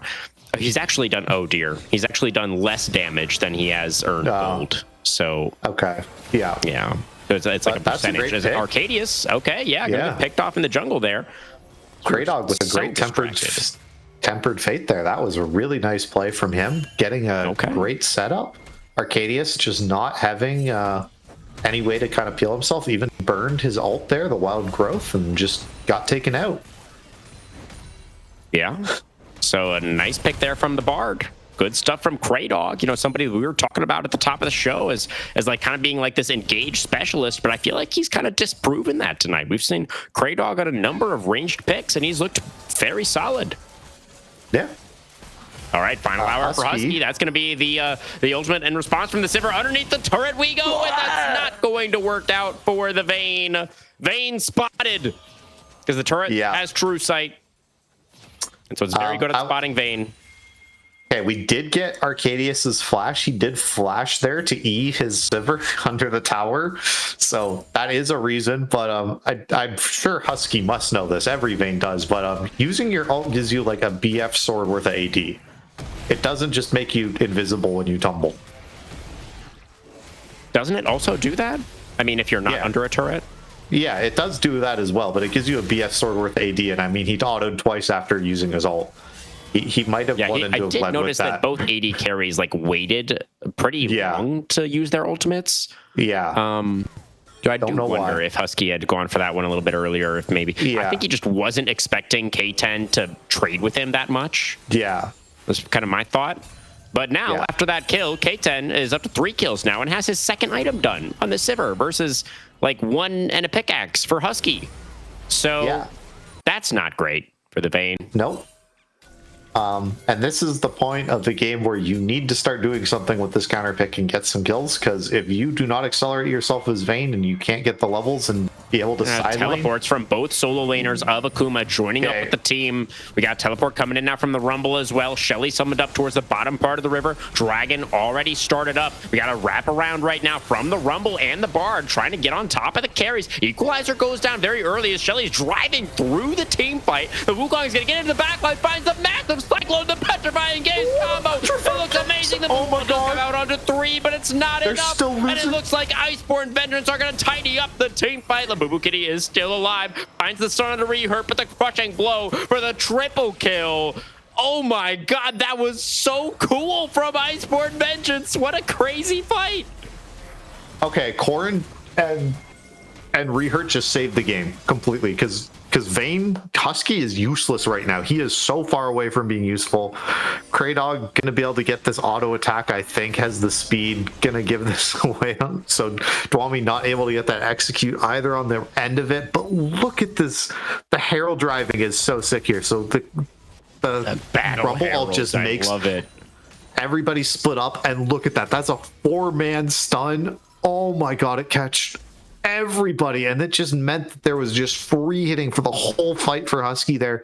Still had to burn his flash in that fight there, but that's so big. Just giving Vayne time. I think this is going to be the Rage Blade finish now on our base here. Yeah, we can see that coming in, so that's really big now. And now we can start getting into these like utility kind of like on hit items. I pray to God we see them come out. I said this for the Kog'Maw last game, but Wit's End is a pretty good item, I think. I think we should build that one, especially into the Annie and the Diana on the enemy team. I think the value of that item just is so high.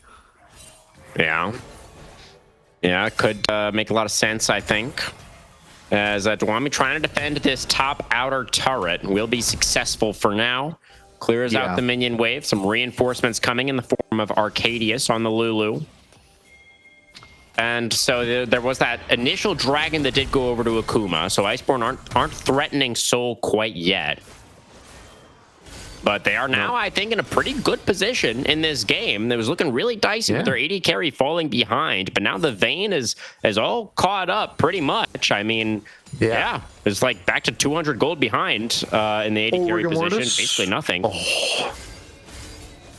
Didn't curve that Moonfall quite enough to get on top of Kraydog there. But I feel like Rigor Mortis also needs to kind of get it. Rigor Mortis is going to get knocked up by the Cyclone, flashes away. Tempered Fate does not connect onto Arcadius. R2 is going to come out, but the Wild Growth is there for the Diana. Now the anti-CC does come through. The Equalizer goes down, though. That's going to force the retreat, and the K-Technology just gets completely exploded by this Wukong, who is extremely fed. Just basically one-shot the Sivir there, as the Wild Growth had already been used on the jungler. And now that is a big pick to find for Iceborn. They're going to move directly toward the Baron. This would be a very early Baron, but Cassio, Vayne, I mean, they've got a lot of consistent damage. Yeah, they just need, and Wukong is fed enough to be able to tank this as well, but instead they're just try to looking for check these now. Picks. Stepped on the miasma, able to walk away. They gotta is slow up the Labubu. Kitty, though, going to get jumped on. Kazante tries to dash back over. That's going to allow the Cosmic Binding to get the stun. Kitty already down very low, as it already used the Timbers as well. It doesn't have it available right now. Dwami getting burned down, and Rehurt is godlike. 9-2 on the Wukong. And it is looking like the curse may have been activated. Iceborn in a great spot now to try to take us to some silver scrapes. Yeah, I may have laid that curse really thick on in the break when you guys couldn't hear, but I certainly did. Iceborn for sure, looking like it. These crushing blows from Wukong, these Qs coming out are definitely looking like it. With that Trinity Force and the Sundered Sky crit, they're just absolutely destroying people. Rehurt is so fed and showing that he is a valuable tank, that he isn't just a tank player, that he is quite adept at all of these fighters. So big game for him, showing why this has been banned most of the series. I'm kind of shocked that this has gone through now in some ways. I mean, we called it out, right? As soon as that wasn't banned in that third ban slot on red side, we're like, okay, Wukong B1 then. Rehurt is making it look very, very nice here with the Monkey King. Rigor Mortis isn't getting this huge lead either. That was what we saw kind of be the big thing for him when he played this last week. The Maw's now done. Thank you for that observation. But like, there was a huge CS lead that Rigor Mortis was able to build up against the other Wukong. Tempered Fate onto Kitty.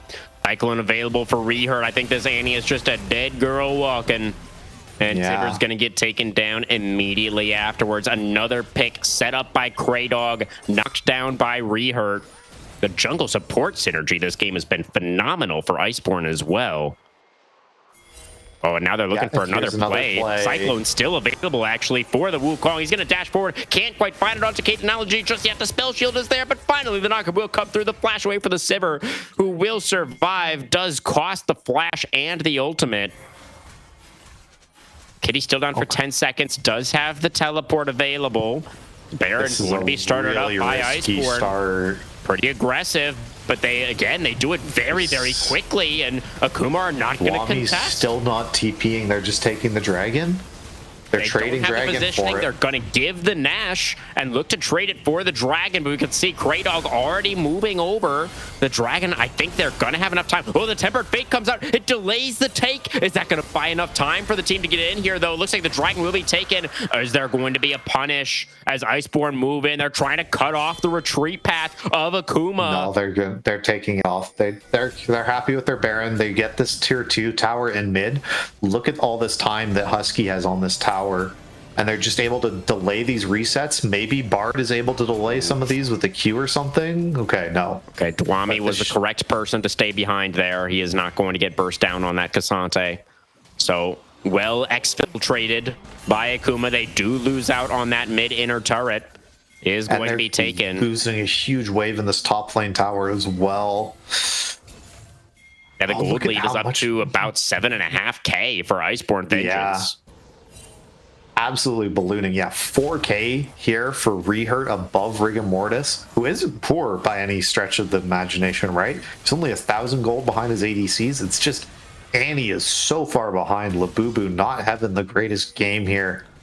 Just gets picked off, right? Just has no way to escape from this Tempered Fate from Kraydog. All right, Baron's still on for about 90 seconds. Tempered Fate not going to land, but Rehurt just flashes in, finds the Cyclone on it too. Kraydog tries to flash to follow up. And they're not quite able to lock anybody down just yet. The Wukong goes back in. Does have the R2 activation going down so low. The move ball is going to connect. They get the shutdown onto the jungler, but the Diana will fall as well. The Petrifying Gaze really nice. Gets that stun on a two, but the Cassante undeterred. He goes all out. Husky flashes over the wall to stay alive. 1 for 1 in the fight, and a pretty heroic stand there for Akuma. Yeah, great job from them. Rigor Mortis, I mean, sacrificing himself, but that's a play that's going to get your team back in the game. Delays this Baron, saves your inhibs. You still have the whole bunch of gold that Ice can pick up on the top side of this map. There is that bot lane tower. You can see they're kind of converging that way, making sure they get some sort of gold lead out of this Baron buff, make sure it's even. But we can see gold leads starting to climb back a little. Was 9K down to maybe 7K now. So big from Akuma trying to get back into this. And Rigor Mortis is getting very, very close to having his Zonias done. So that means he can dive and make these plays and buy time for the rest of his team as well. I think that's going to be a really big turning point once that's done for this Diana. Let's see.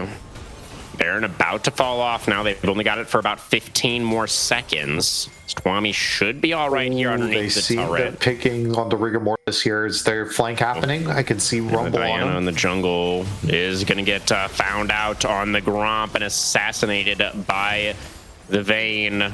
Let's keep picking up number 3 there. The turret will fall. Boo Boo, you need to reset. I don't think you can push for this tower. You don't even take it as this, Annie. Got Kitty pushing, or rather, K-Technology pushing in the mid lane as well. And the Sivir is very alone right now. We've got Reher trying to collapse onto that Sivir, but it looks like he should be. Oh, that blast cone angle was a little bit awkward. The Cyclone, is that going to be enough movement speed? Yes, it is. And there goes the equalizer as well. K-Technology just caught out in the jungle, greeting for that damage onto the mid-outer turret. That's another pick for Iceborn. Yeah. That's another time that I'm just really starting to get worried that Akuma are just kind of checking themselves out. I feel like they're so close to being back in this. They had such an incredible fight there. I thought that would have been the mental for them, but just they're not playing together and they really need to. Spreading out Iceborn isn't the way to do it. They have a lot of really potent side lane champs. 5v5 is where you want to be right now, despite being down all this gold. 1 minute now on the next dragon. It's going to be soul point for either team. They can get it. You have to imagine that Iceborn pretty heavily favored in this fight, but it is 3 items done for the Sivir. They can set K-Technology up and get some battle lines down. Maybe there is still a chance for Akuma. They're very far behind, though. Would have to be like the perfect setup, you'd have to imagine. Dwami a little bit caught out here. Is Cassante should be fine. Is much damage as Tempered Fate does come out. Does find that onto 2. Does Kraydog. The stun onto the Cassante as well. The wild growth utilized there onto Dwami. The turret will fall. I think without the Lulu ultimate, you just give the dragon. I just don't think you could fight for it after committing that.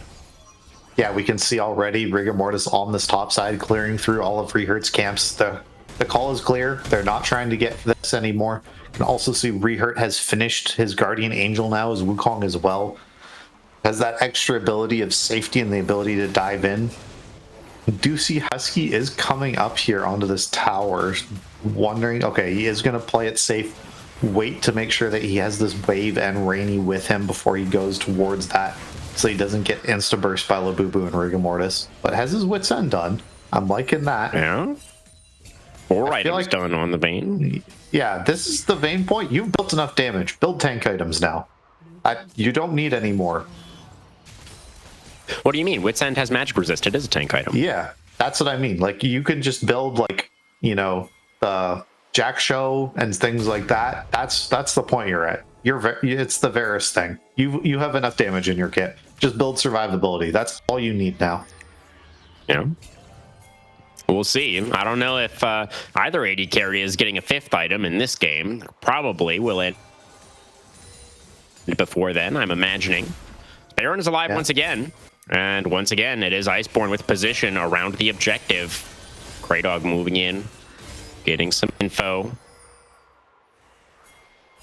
Yeah. Rigor Mortis stunned up by the Cosmic Binding. A lot of damage onto this Diana. The Tempered Fate does come out as Rigor Mortis in so much trouble. The Wild Growth is there, the Flash Wave, but still the Jungler is going to go down. The Equalizer amazing in the choke point as well. Kitty almost taken out as well. K-Technology still able to hit for now, but it's going to be the Cassio on the flank angle. Destroys the Sivir. Both summoners utilized as well. Ring, ring, ring, ring, ring, ring, ring, ring. Hello, this is Iceborn Vengeance. We're here to take it at game number 5.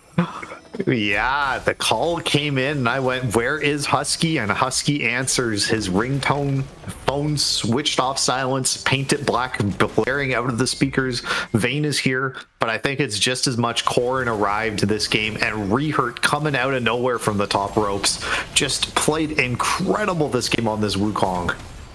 And we're going to the Silver Scrapes. Many members on Iceborn. It's going to be Akuma doubling their losses for this season. They only took 2 all season up to this point, and now they've suffered 2 losses in this best of 5. Iceborn Vengeance making it interesting. So we're going to 1 more game tonight, Storm. Love it. I can't believe it. We got the Silver Scrapes. I don't know if that's going to be playing or not, but I'm certainly going to be channeling my inner Mark and wee-wooing along as we get into this pause. Yeah, everybody, I think as far as I'm aware, we still don't have the rights to it. I don't know how that's even a thing, but everybody just mute the stream during the break. Play yourself some Silver Scrapes. We'll see you for game 5. Oh, no, wait. Game 4 POG. We got to decide first. I think it's Rehert, right? It's Rehert, yeah. He played so good. Yeah. Beautiful. Amazing. B1 Wukong took over the game into the break, and then some Silver Scrapes and game 5.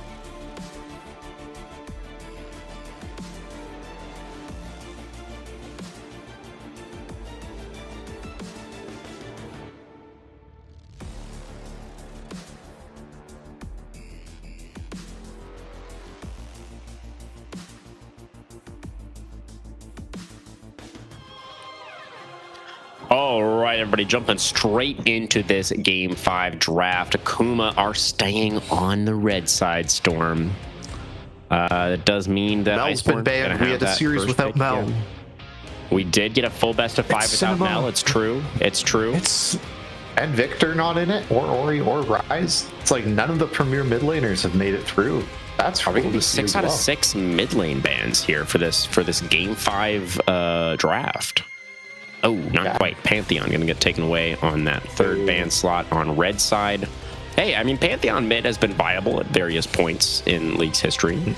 That's true. Black Cleaver meta was a hell of a drug. Oh, there is the Azir for Corrin. We talked about it earlier on in previous drafts, and now it will appear on our screens on the Rift for game number 5. What an iconic Game 5 champion as well. Yeah, maybe we'll see one of those big shuffles and we can all lose our mind and get our neighbors mad at us because it's very late in. Yeah. Oh, the LeBlanc counter pick. The Azir.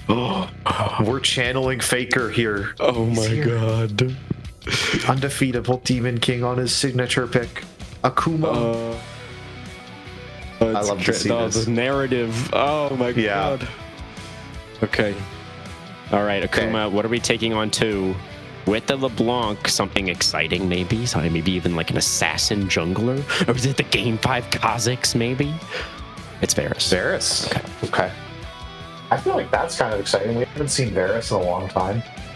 He's also not a top laner anymore, so I like that too. For sure. Yeah, it does feel like it's pretty good into the Azir as well. I mean, you are somewhat susceptible to getting shuffled, but you can kind of match his range. If he's not shuffling in on top of you, then it can be okay. Okay. Yeah, I don't want Kog'Maw to Varus, I'm sorry to say. I don't think it's very good. So what are we hoping to see from Husky in this Game 5? His Aphelios is still there. It's still available. Yeah. I don't know if I like it into LeBlanc Varus either.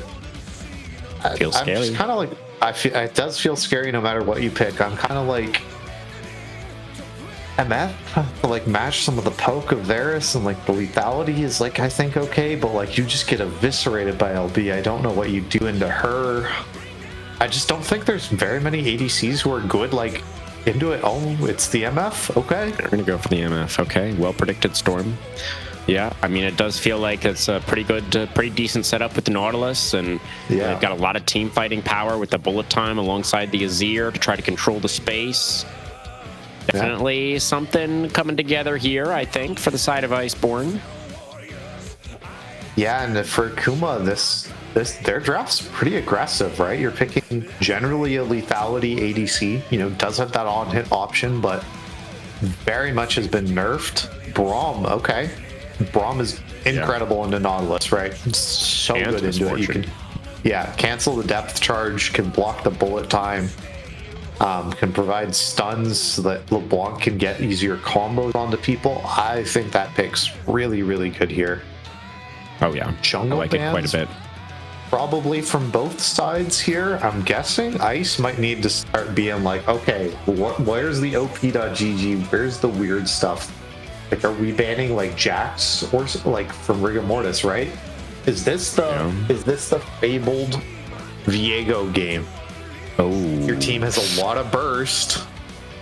Well, maybe you've got Braum for frontline. They would be very light on engage, but if you're just like fishing with poke, maybe it's fine. Yeah.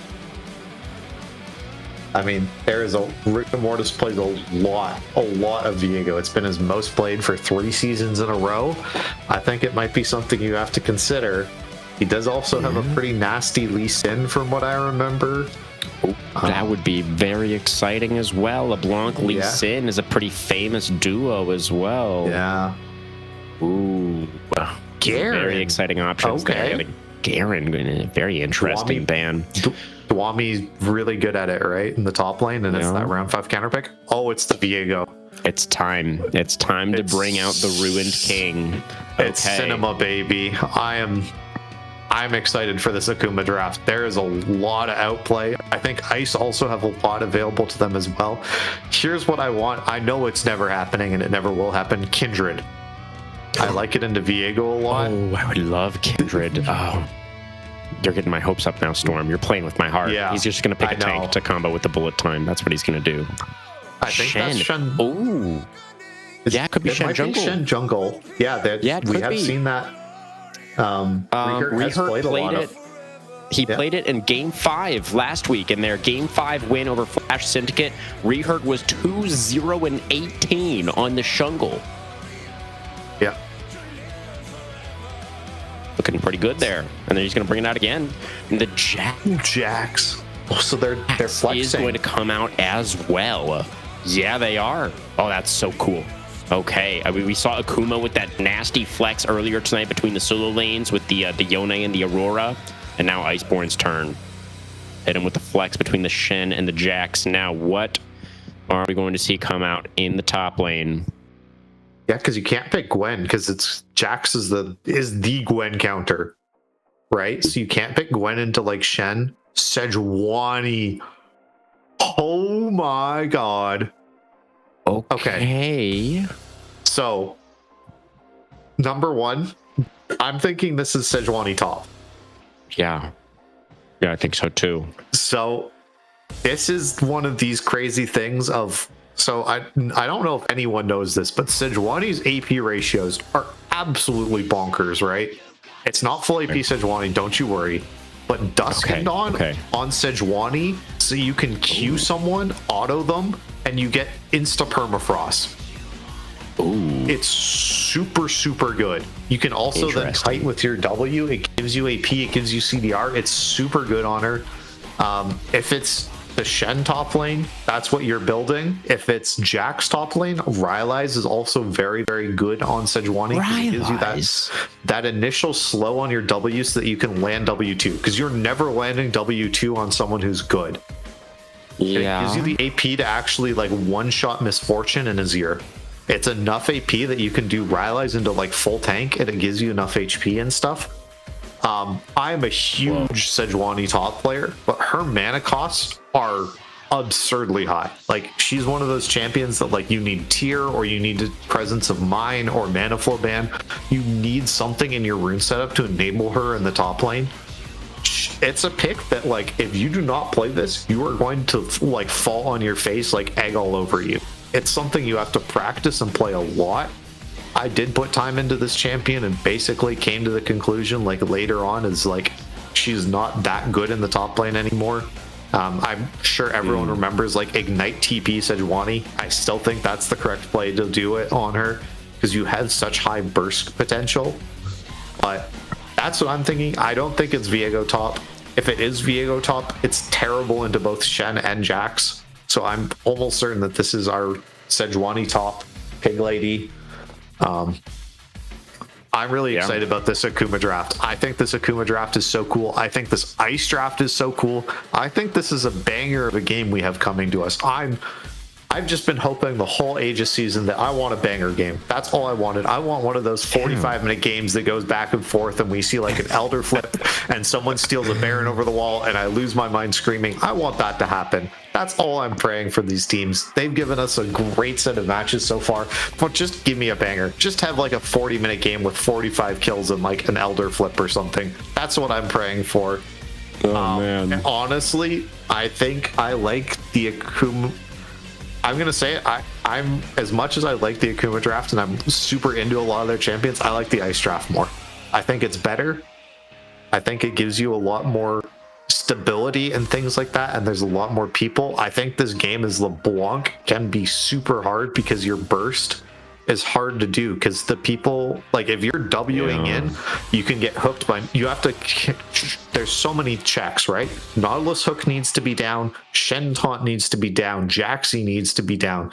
There's so many things you have to be worried about. The Azir Shuffle can interrupt you as well.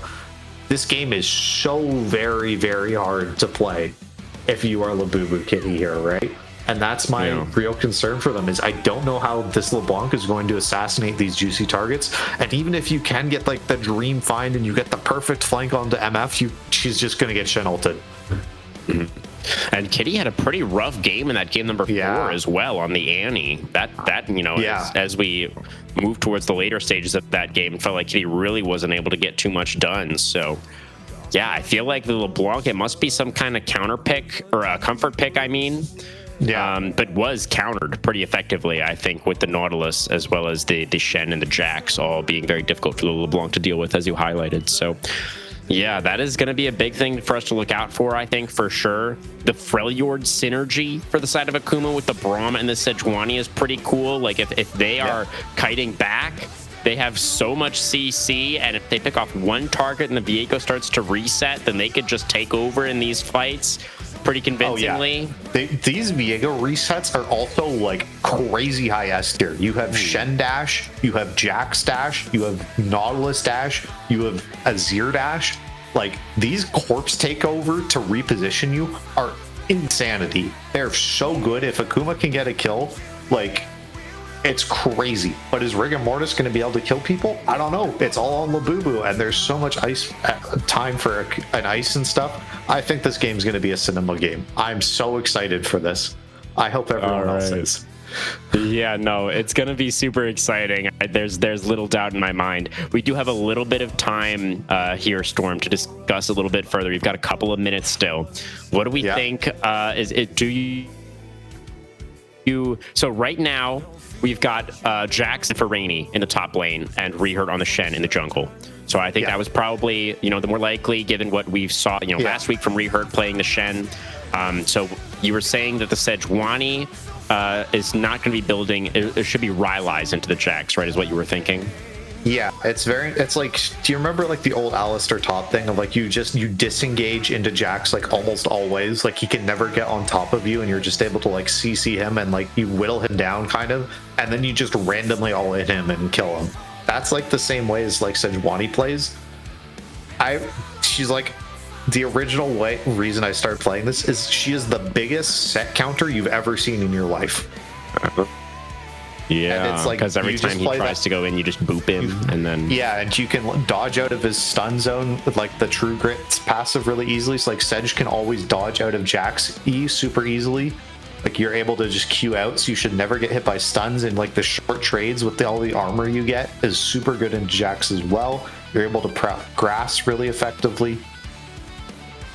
So this is like a really interesting matchup, but as Jax, it's that thing of like you can take Grasp and you can go for the Sundered Sky to get like these short trades that are good for you as well. And he plays this kind of heavy CDR style that's all about the helicopter thing I'm not supposed to say on air, as Captain Flowers phrases it. But the Counter-Strike is all about what Jax is now, right? So he can still play that way, and it's super good into Sejuani. Probably not going to see that kind of traditional, like, I am side lane Jax, I'm going to sit. This is like heavy CDR. I'm guessing we're going to see that Sundered Sky. We're going to see the Zonias. It's going to be team fight Jax. So it should be cinema on the top lane. I think mid lane should be really interesting. It's all about, can Azir survive the LeBlanc early game, right? Yeah. And then it feels like the longer the game goes, the more difficult it will be for LeBlanc to play if she's not fed, right? So and Azir is very comfortable just playing like a slow early game, playing safe and just kind of scaling up. Azir is very happy to play that sort of style. So going back to what you were talking about earlier, it does feel like Kitty is going to have to really choose some moments in this game very carefully to try to get themselves the lead that they need to really make the LeBlanc effective here. We'll see if that's going to happen. And you were saying, Storm, that you like both drafts, but you were leaning towards Iceborn, right? Yeah, I am. All right. Incredible series that we've had on our screens tonight, guys. Incredible performances on the Rift from both teams already in this series. And it all comes down to this. One more Nexus to determine who is going to be moving on into the finals. Vestaya's #1 seed versus Vestaya's #3 seed. Don't you dare go anywhere. You don't want to miss the end of this one.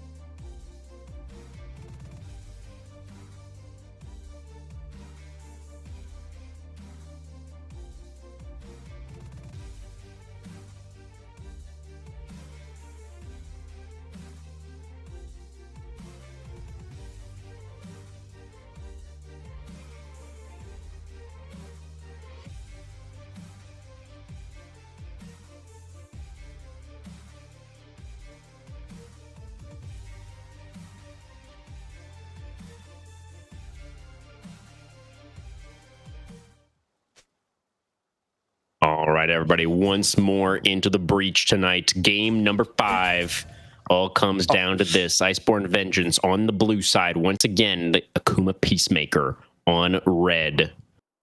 Okay. Let's see. Bo5 knows the tech. We have our Ignite TP on top lane Sejuani. He's gone for the Comet instead of the Grasp. I think that's fair. Probably not going to be able to progress that much in this matchup. I think it's interesting to see as well. Corn here going for the area on the Azir, very much more towards the early game kind of way of playing Azir, right? You're able to get those pokes out very efficiently with that. See if Dwami. Okay. For I think maybe the first time in this. Oh, that's a flash forward for Grey Dog, but the dredge line is blocked by Arcadius. And so Technology will be able to get out with just the barrier and heal expended there by the Akuma bot lane. Okay. I'm going to say this. Dwami started Q on level 1 on Sejuani, and I hate that for him. That's not right. We want W. But anyway, yeah, junglers on opposite sides of the map, as you were talking about, that's huge for this game. I think that's really big. Rigor Mortis definitely wants to be playing towards this bot lane because they have the CC set up in some ways to get it, but so does top lane.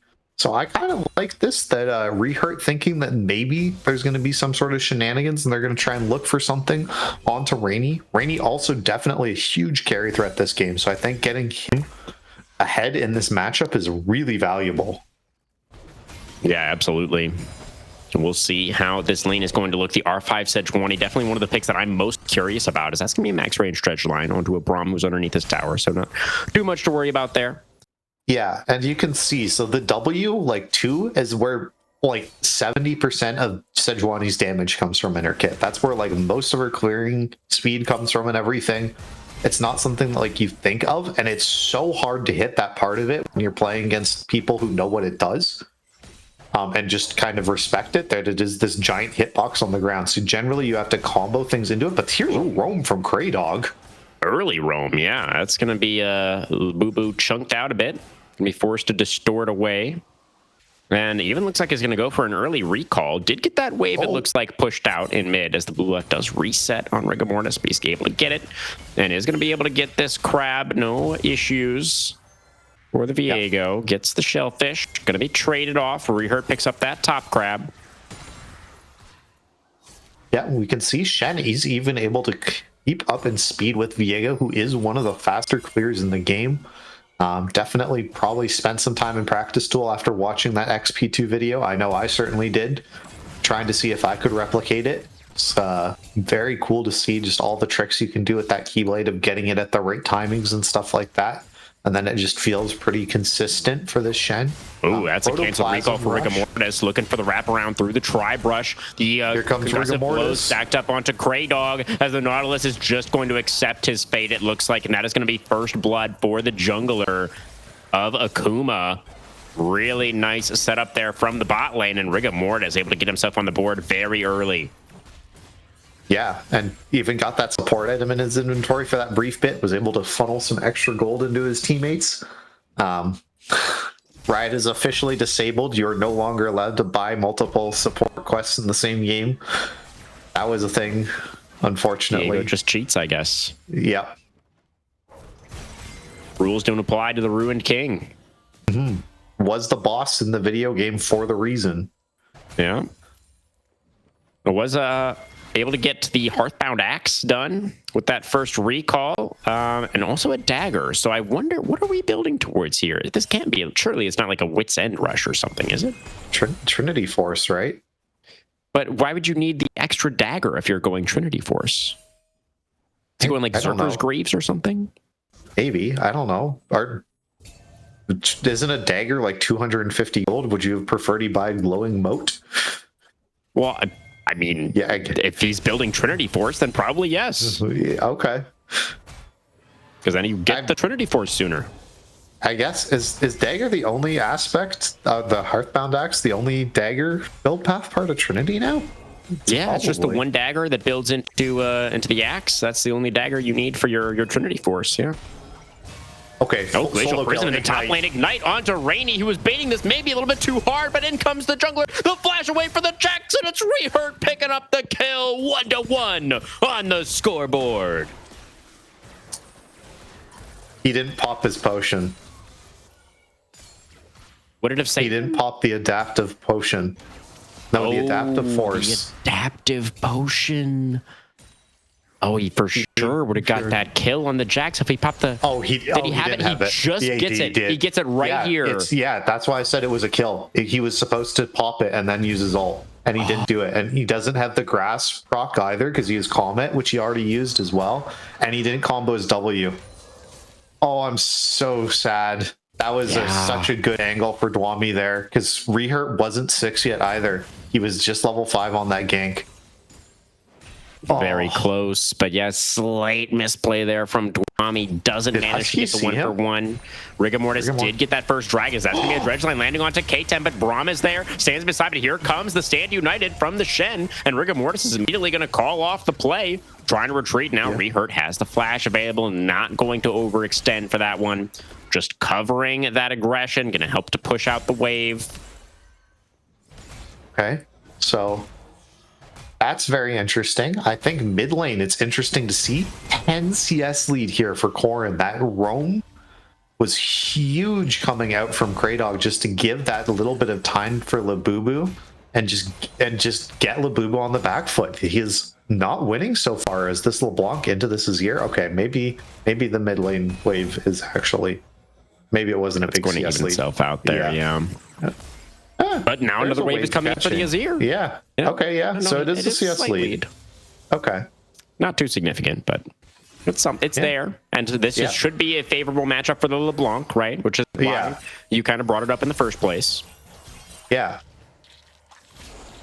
So Corrin on one of his comfort picks. It was the B1 Azir, remember, as well. He's doing quite well in this lane so far. Looks like he's going towards the Nashers first, I believe.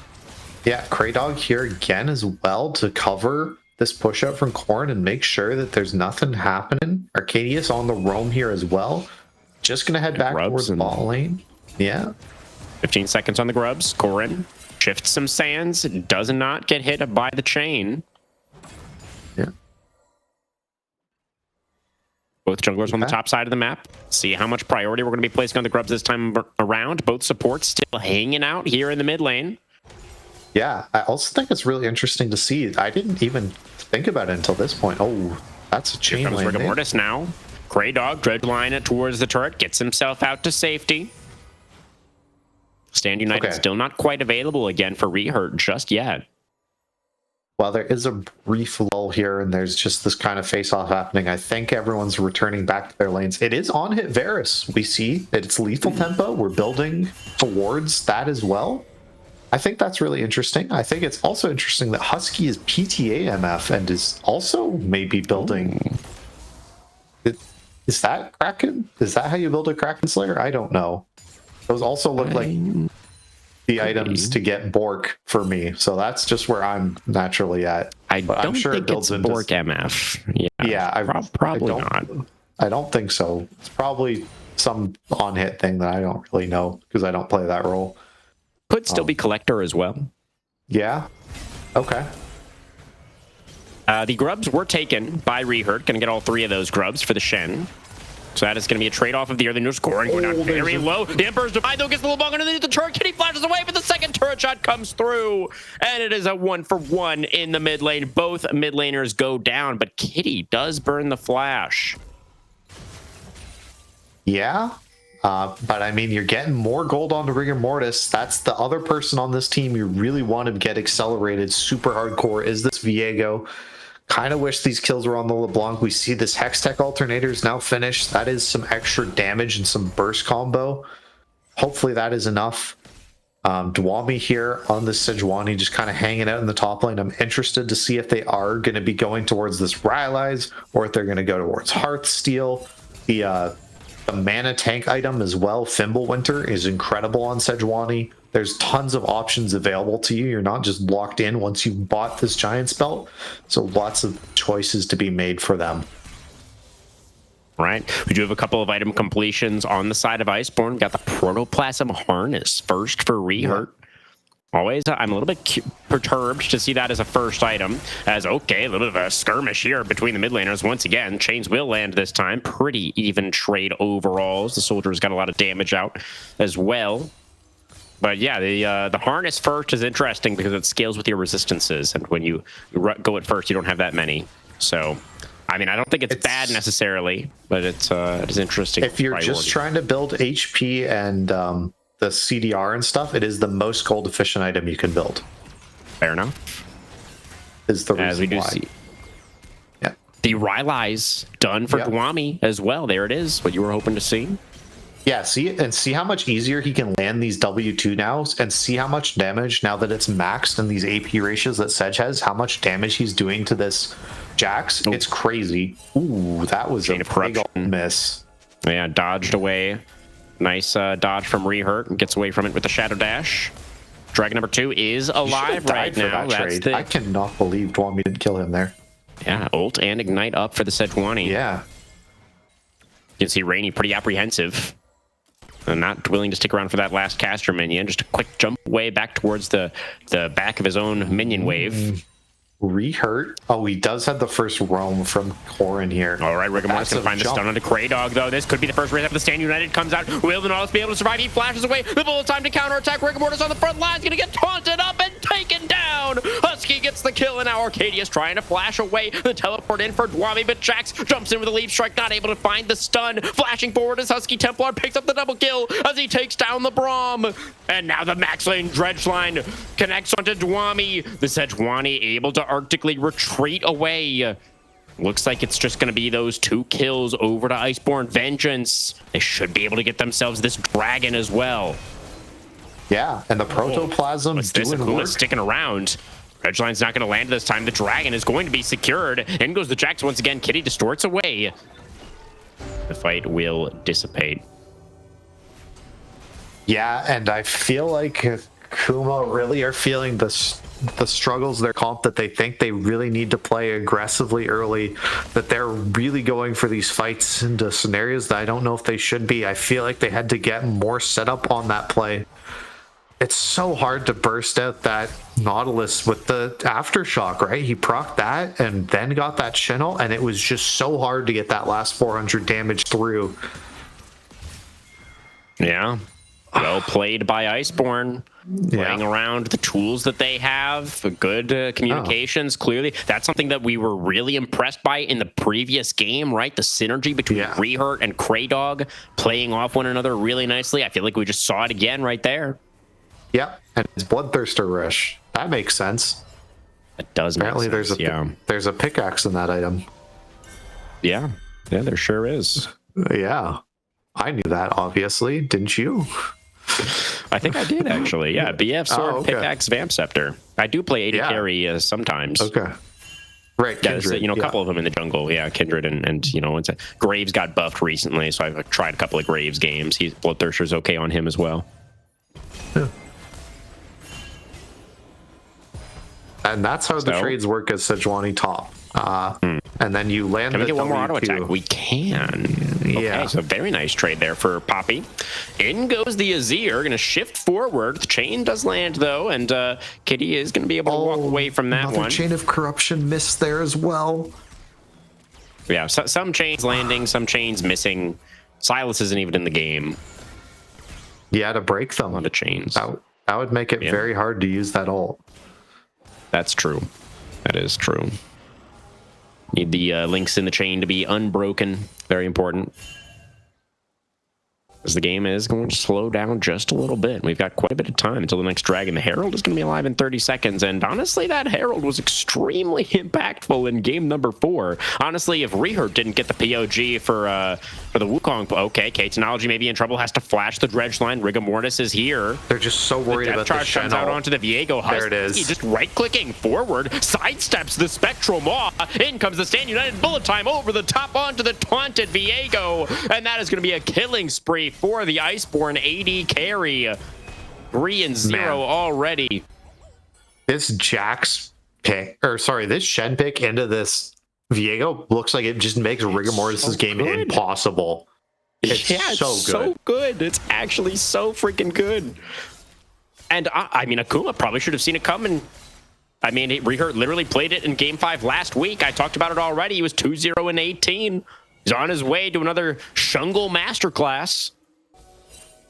Yeah, It's a huge game win for him so far. I mean, I just can't imagine what the Viego does, right? Because the only thing you can do is just keep building damage and see if you can one-shot someone. But Jax or Shen is just going to keep getting CDR, and he's just going to keep having these ults up.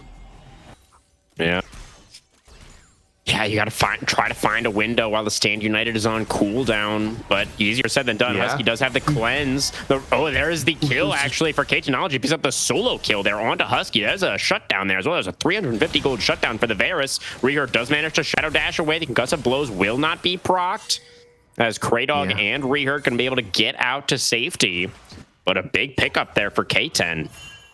Yeah, especially as he's now needs to build his way towards that second on-hit item. That's always kind of the trade-off in between on-hit and crit, is you come online faster, but crit is always so much better later. We can see that crit cloak has come in, so this MF is going that way. Max range hook there onto Kitty. The LeBlanc trying to be tricky with the clone, but it's the side of Iceborn. Know exactly which one is the real one. Still the flash away. We'll get the Master of Disguise out to safety. Kitty lucky to be alive there, but will survive that attempt. Yeah, really big for them, trying to make sure that they are keeping themselves super safe in this lane. It's just hard because you have to look for these picks over and over again. It's like the Viego thing, right? You have to try and make these plays and go in. But with these MR boots finished here for Corrin, it just makes the trade so much harder, right? That every time you go in for those pokes, there's that shield that comes up. And even the extra shield from the summon area when you're dashing in and things like that, it's just so hard for Labubu here to get these picks. Yeah, see, that shield just absorbs the Q there, and it's just any amount of your fight just gets so much harder. I'm wondering what the play is going to be. Dragon has spawned. There's the fight going to be happening. Rigor Mortis did get the Scuttle Crab teleported towards the team fight for Dwami. Yeah, in comes the Sejuani, going to join up. Chain of Corruption going to go wide again. But still, it's control over the area right now for Akuma. But now the side of Rainy has teleported in as well. Jax on the flank position. Do they know where he is? I think they suspect the Jax's position, but another hook is going to land. Dwami is trying to lock down Corrin. They do get a lot of damage onto the Azir. Yeah, and they burn the Jaxi as well. This is a great fight for them. They pull in the Braum, and Arcadius is going to be the first casualty. Corrin sweeps back the LeBlanc, and Kitty's going to get taken down as well. And just like that, it is 2 more kills over to Iceborn. They find the taunt onto K10, who just stuck around after the fight was probably already over. Rigor Mortis tries to heartbreak away, and the Viego, it looks like, will be able to sneak away from this one, but it's another team fight win for Iceborn. They will get their second dragon, and they've gotten up to about a 3.5K gold lead. Yeah, the start of this fight looks so good with Dwami getting this huge chunk on the core, and they burn the Jaxi, and I'm thinking there's their chance. They're going to get in it, and Arcadius just gets caught by that dredge line there, and you can see that shuffle. It's just impossible for Labubu to enter these fights. You know, he waits for so many key tools to go down, but the zero still there.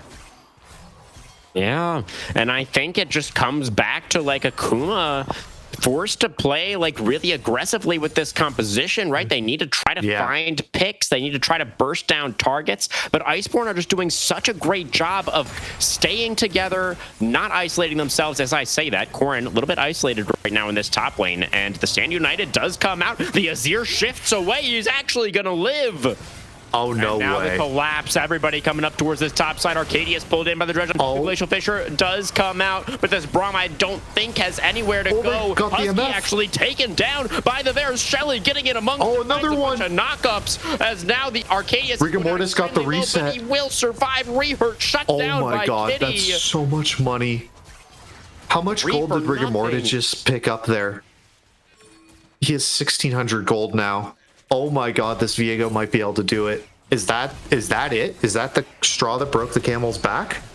Because he's going to get the Herald as well. Oh, wow. Just barely in time as well. The Baron is spawning. He didn't get it. Oh, yeah. He ran out of time. Oh my God, I thought he did it. Yeah, it looked like he was about to get it, but he didn't have smite. Yeah, just look at this. Corrin is so low here, but they call out. They get that passive stun from Braum, and it's just immediate full dive. Corrin, I think that was such a mistake coming back in there. I think he was looking for a flash shuffle play or something, but just gets one tapped by Rigor Mortis being able to transfer over and be that MF. Has the, the passive from the collector, MF, yeah, and the collector too, right? All he needed, yeah. And it's how do we counter the Shen shield? We build Serpent's Fang as Viego. Yep. What really a cinema smart. moment. 1,000 Really shielding already done in. Oh my, that's a great idea. Okay, so we are building. That is Dusk and Dawn on Sejuani. I'm almost certain. Ooh. It might be Frozen Fist. It could be that as well. That's also quite good on her. But generally, you don't build that once you already have the Rylai's. And this is kind of this interesting point of generally you need to start being ahead of Jax as this pick for this. Because otherwise, he's just going to start being able to outstat you. Because Jax just gets so many stats when he presses R, right? And you're never able to kill him. So you have to be able to kind of like slowly whittle him down. And it's 2 or 3 items until Jax starts getting any sort of lifesteal or anything like that. But he's going to start getting it pretty soon. And that just makes it so hard to win in the side anymore. Pretty curious. Look at Dwami still sitting on that potion of adaptive force. Yeah. Holding on to that very late into the game. We'll have to see if he's actually going to be able to find some value with it. But how much adaptive force do you get from it again? 25. I mean, that's pretty significant, even later on into the game. Yeah, but you get the skill up point as well. That's the other really useful thing, and he's quickly getting to the point where he doesn't get any more of those. He's level 15 already. Yeah, well, so okay, a little bit caught out in the jungle right now. He has doesn't no have flash obviously. Yeah, and is gonna get pulled in by the hook and taken down by Husky. You got to teleport in here for Rainy. He's gonna find the counter strike on Rigor Mortis. Glacial Fisher to try to cover for the Viego, who does manage to heartbreak his way out of the bullet time. So it will be just the one pick for Iceborn. But I was going to mention, no? Well, Sejuani's not the jungler. Rigor Mortis did have to use the ultimate. And he's super low as well. They don't have a Zir near the Baron Pit right now. He would have to teleport in for it. I guess. I feel like that was the chance to go for it. I think you could have really forced something out and forced some pretty disadvantageous plays from Akuma, who just burned a lot there.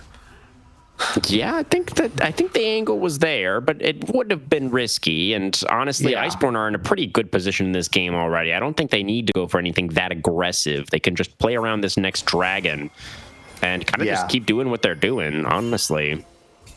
Yeah, it's on Rigor Mortis, and it's on to see if Labubu can get any sort of damage down, because he just hasn't been effective so far at all as this LeBlanc, and I don't blame him. This game seems so hard to play. Yeah, for sure. Yeah, Dwami trying to lead the charge. Hook not going to land this time. Concussive blows, gets the stun onto Rehurt. There goes the Shen. Going to find a massive taunt onto 2 people. The counter strike is there for the follow. K10 tries to flash away. The Jax should be able to chase him down. Interruption for the self-peel. The Emperor's Divide, though, as Rigor Mortis is going to fall, and the Sejuani is going to follow. The team fight goes massively in favor of Iceborn Vengeance once again, as Rainy picks up the double kill, and they will go up to Cloud Soul Point as well.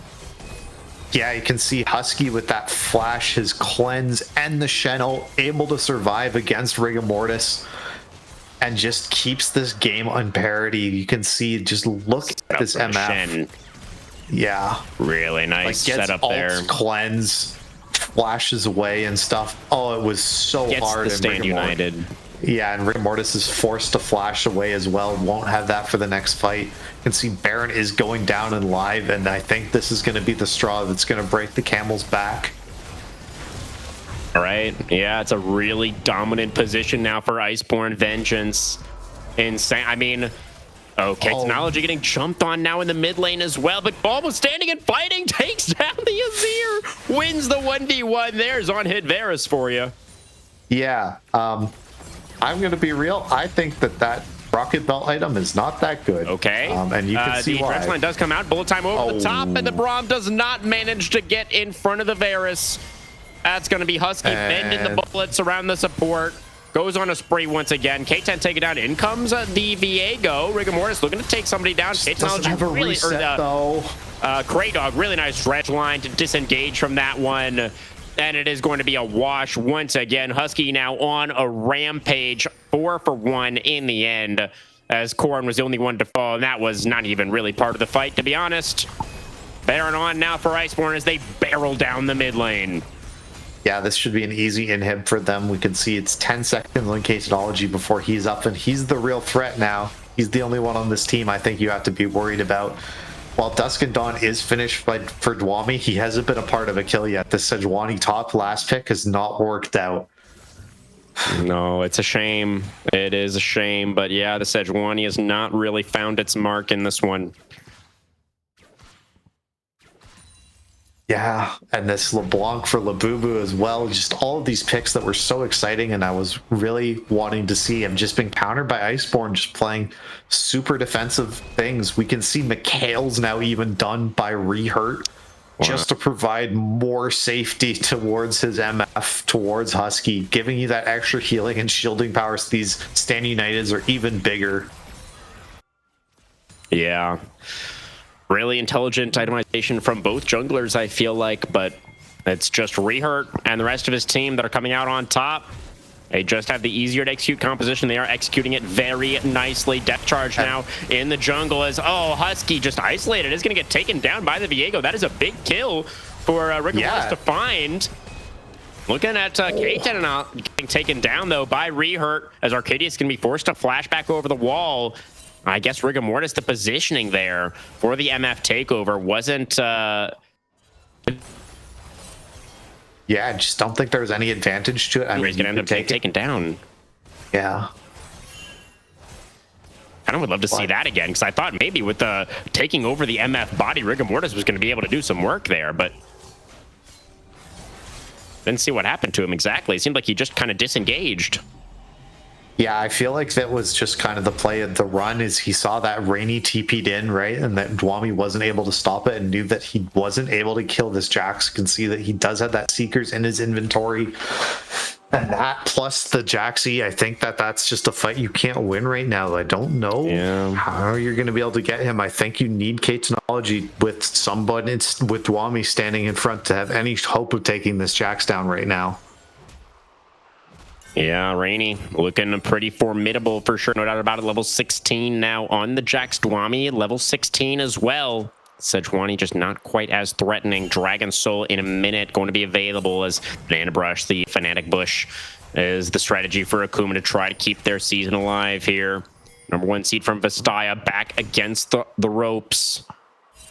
They need to deny the Cloud Soul, but Iceborn don't need to fight for it. They're just going to go for a mid push instead. Bullet time does come out, blocked by the Unbreakable, but Corrin split off towards the top lane with the teleport available, just wailing away on that top inner. Yeah, they don't need to come to this fight at all. They just take their team. They go top lane. They go, if you want to be in front of there, go ahead. We'll just take the free gold on the map. You can see these resets are super late now. Akuma's panicking, not knowing what to do. They're going to lose all this vision. This might even be this inhib going down, and then they're just going to be able to back over to this break. CC onto Kitty. He does manage to survive, distorts back, and will make it back to the fountain. Big chunk onto Dwami there as well. Rigor Mortis trying to find a flank position, but very isolated at the moment. It's too dangerous for the Viego to go alone. He is going to be found by the Misfortune, is forced to flash away. That was 2 autos. Yeah, the Misfortune, 4 items done. 100 or not quite 100% crit, because Bloodthirster doesn't give you crit, I don't think. Nope. No, it doesn't. Raw AD. But still, that is so much damage coming out from Husky. And now the Soul on the plate for them. They're eyeing it up right now. Okay, and now it's Akuma trying to retake the position. But Technology forced to flash away. Rainy with the flash follow. The Stand United coming through. They're on top of the Varus. The sweep is massive. And I think Corrin might have just swept Akuma out of the league, out of the season. Yeah. A double kill for the Azir, 4-0 in the team fight. Dwami, the only one still alive. Iceborn Vengeance, the 3rd seed from Vastaya, are gonna make it happen. They will be the ones to push their way all the way into the finals. Wow, the underdogs coming into this series with a dominant game 1 and ending it with a just as dominant game 5 win here.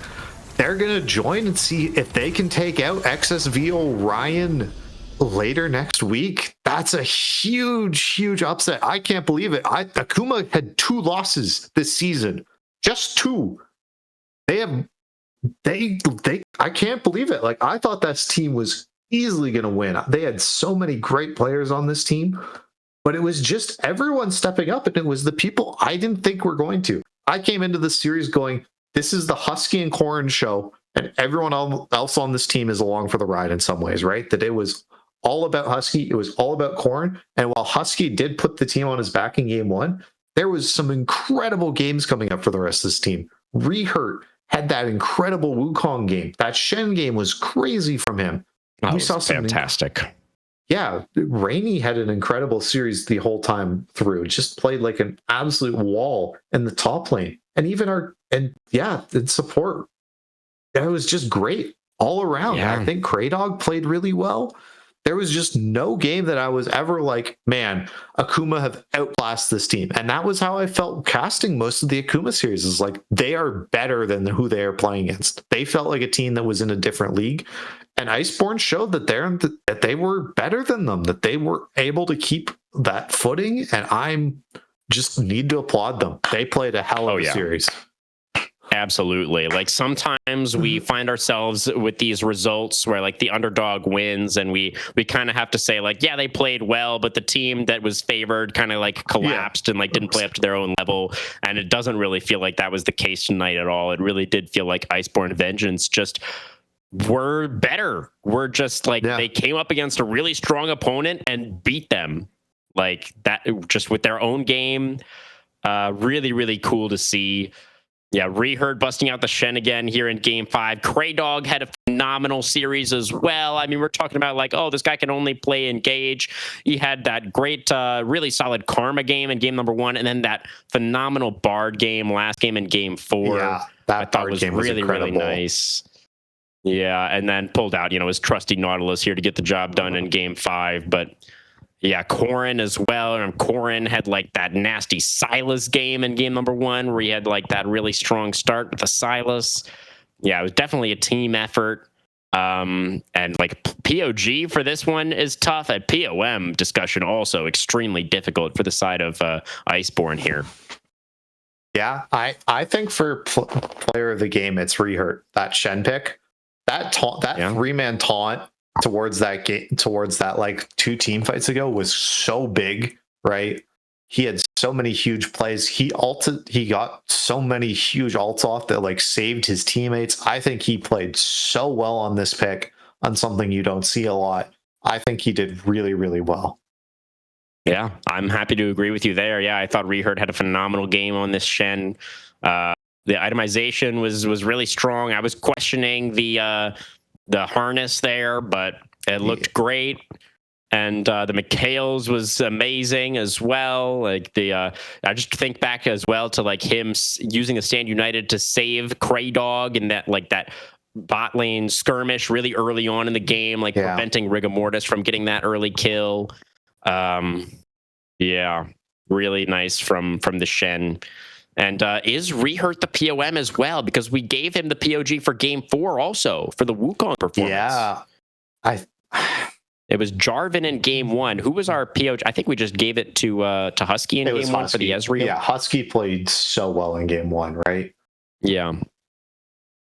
It's hard because I think Husky played incredible this whole series. It's really safe to say, right? I think Rehurt had big moments. I think like the underlying like pick, I think who was the best on this team was Husky, but I think Rehurt had the bigger moments.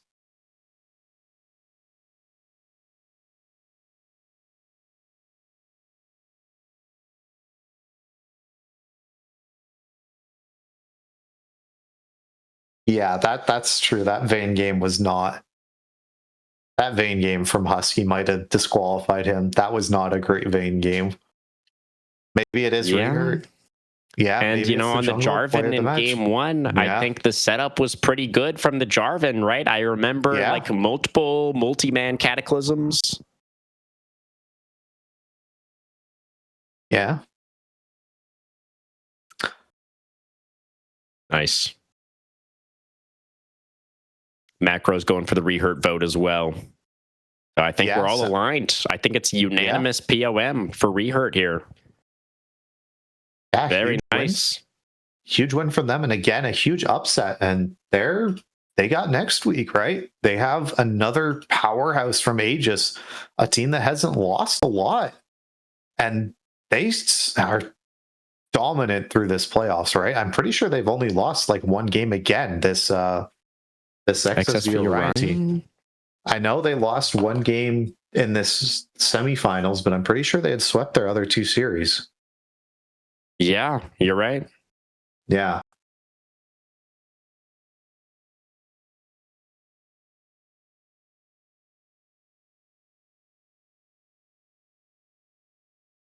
Yeah, they're just dropping the one game in playoffs in that semifinal to the death cards. Shout out to my boy Samba. I was a little bit sad to see that Samba wasn't able to make it into the finals, but yeah, props to XSV Orion, and hopefully we'll get another banger match next week for the championship. Going to be exciting. No, either way, Iceborn Vengeance versus XSV Orion for the chip. Anything else, Storm? Anything else you wanted to touch on before we sign off? It's already very late here. I know you got work in the morning. Yeah, I was about to say, other than fantastic series from both teams, I hope we see them again in Aegis and ADL moving forward. Yeah, I mean, props as well to Akuma Peacemaker. They had a great season. Just outplayed in the end here by another really, really strong team. Iceborn Vengeance getting the better of them here in the semifinal. I'm sure we will see all these guys on Akuma return in the future. But yeah, props to Iceborn Vengeance, able to get their way into the finals and hoping for a banger matchup next week against XSV Orion. Don't forget, guys, tomorrow night we have got, or I guess technically tonight, because it is Tuesday now. We've got round of 16 in the AML. It's going to be Lane 0 Typhoon versus Final Boss Coney Island.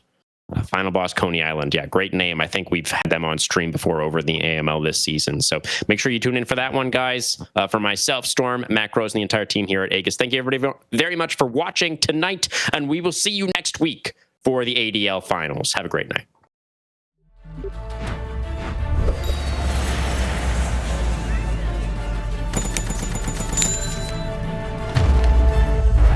Bro, just use Zen Market.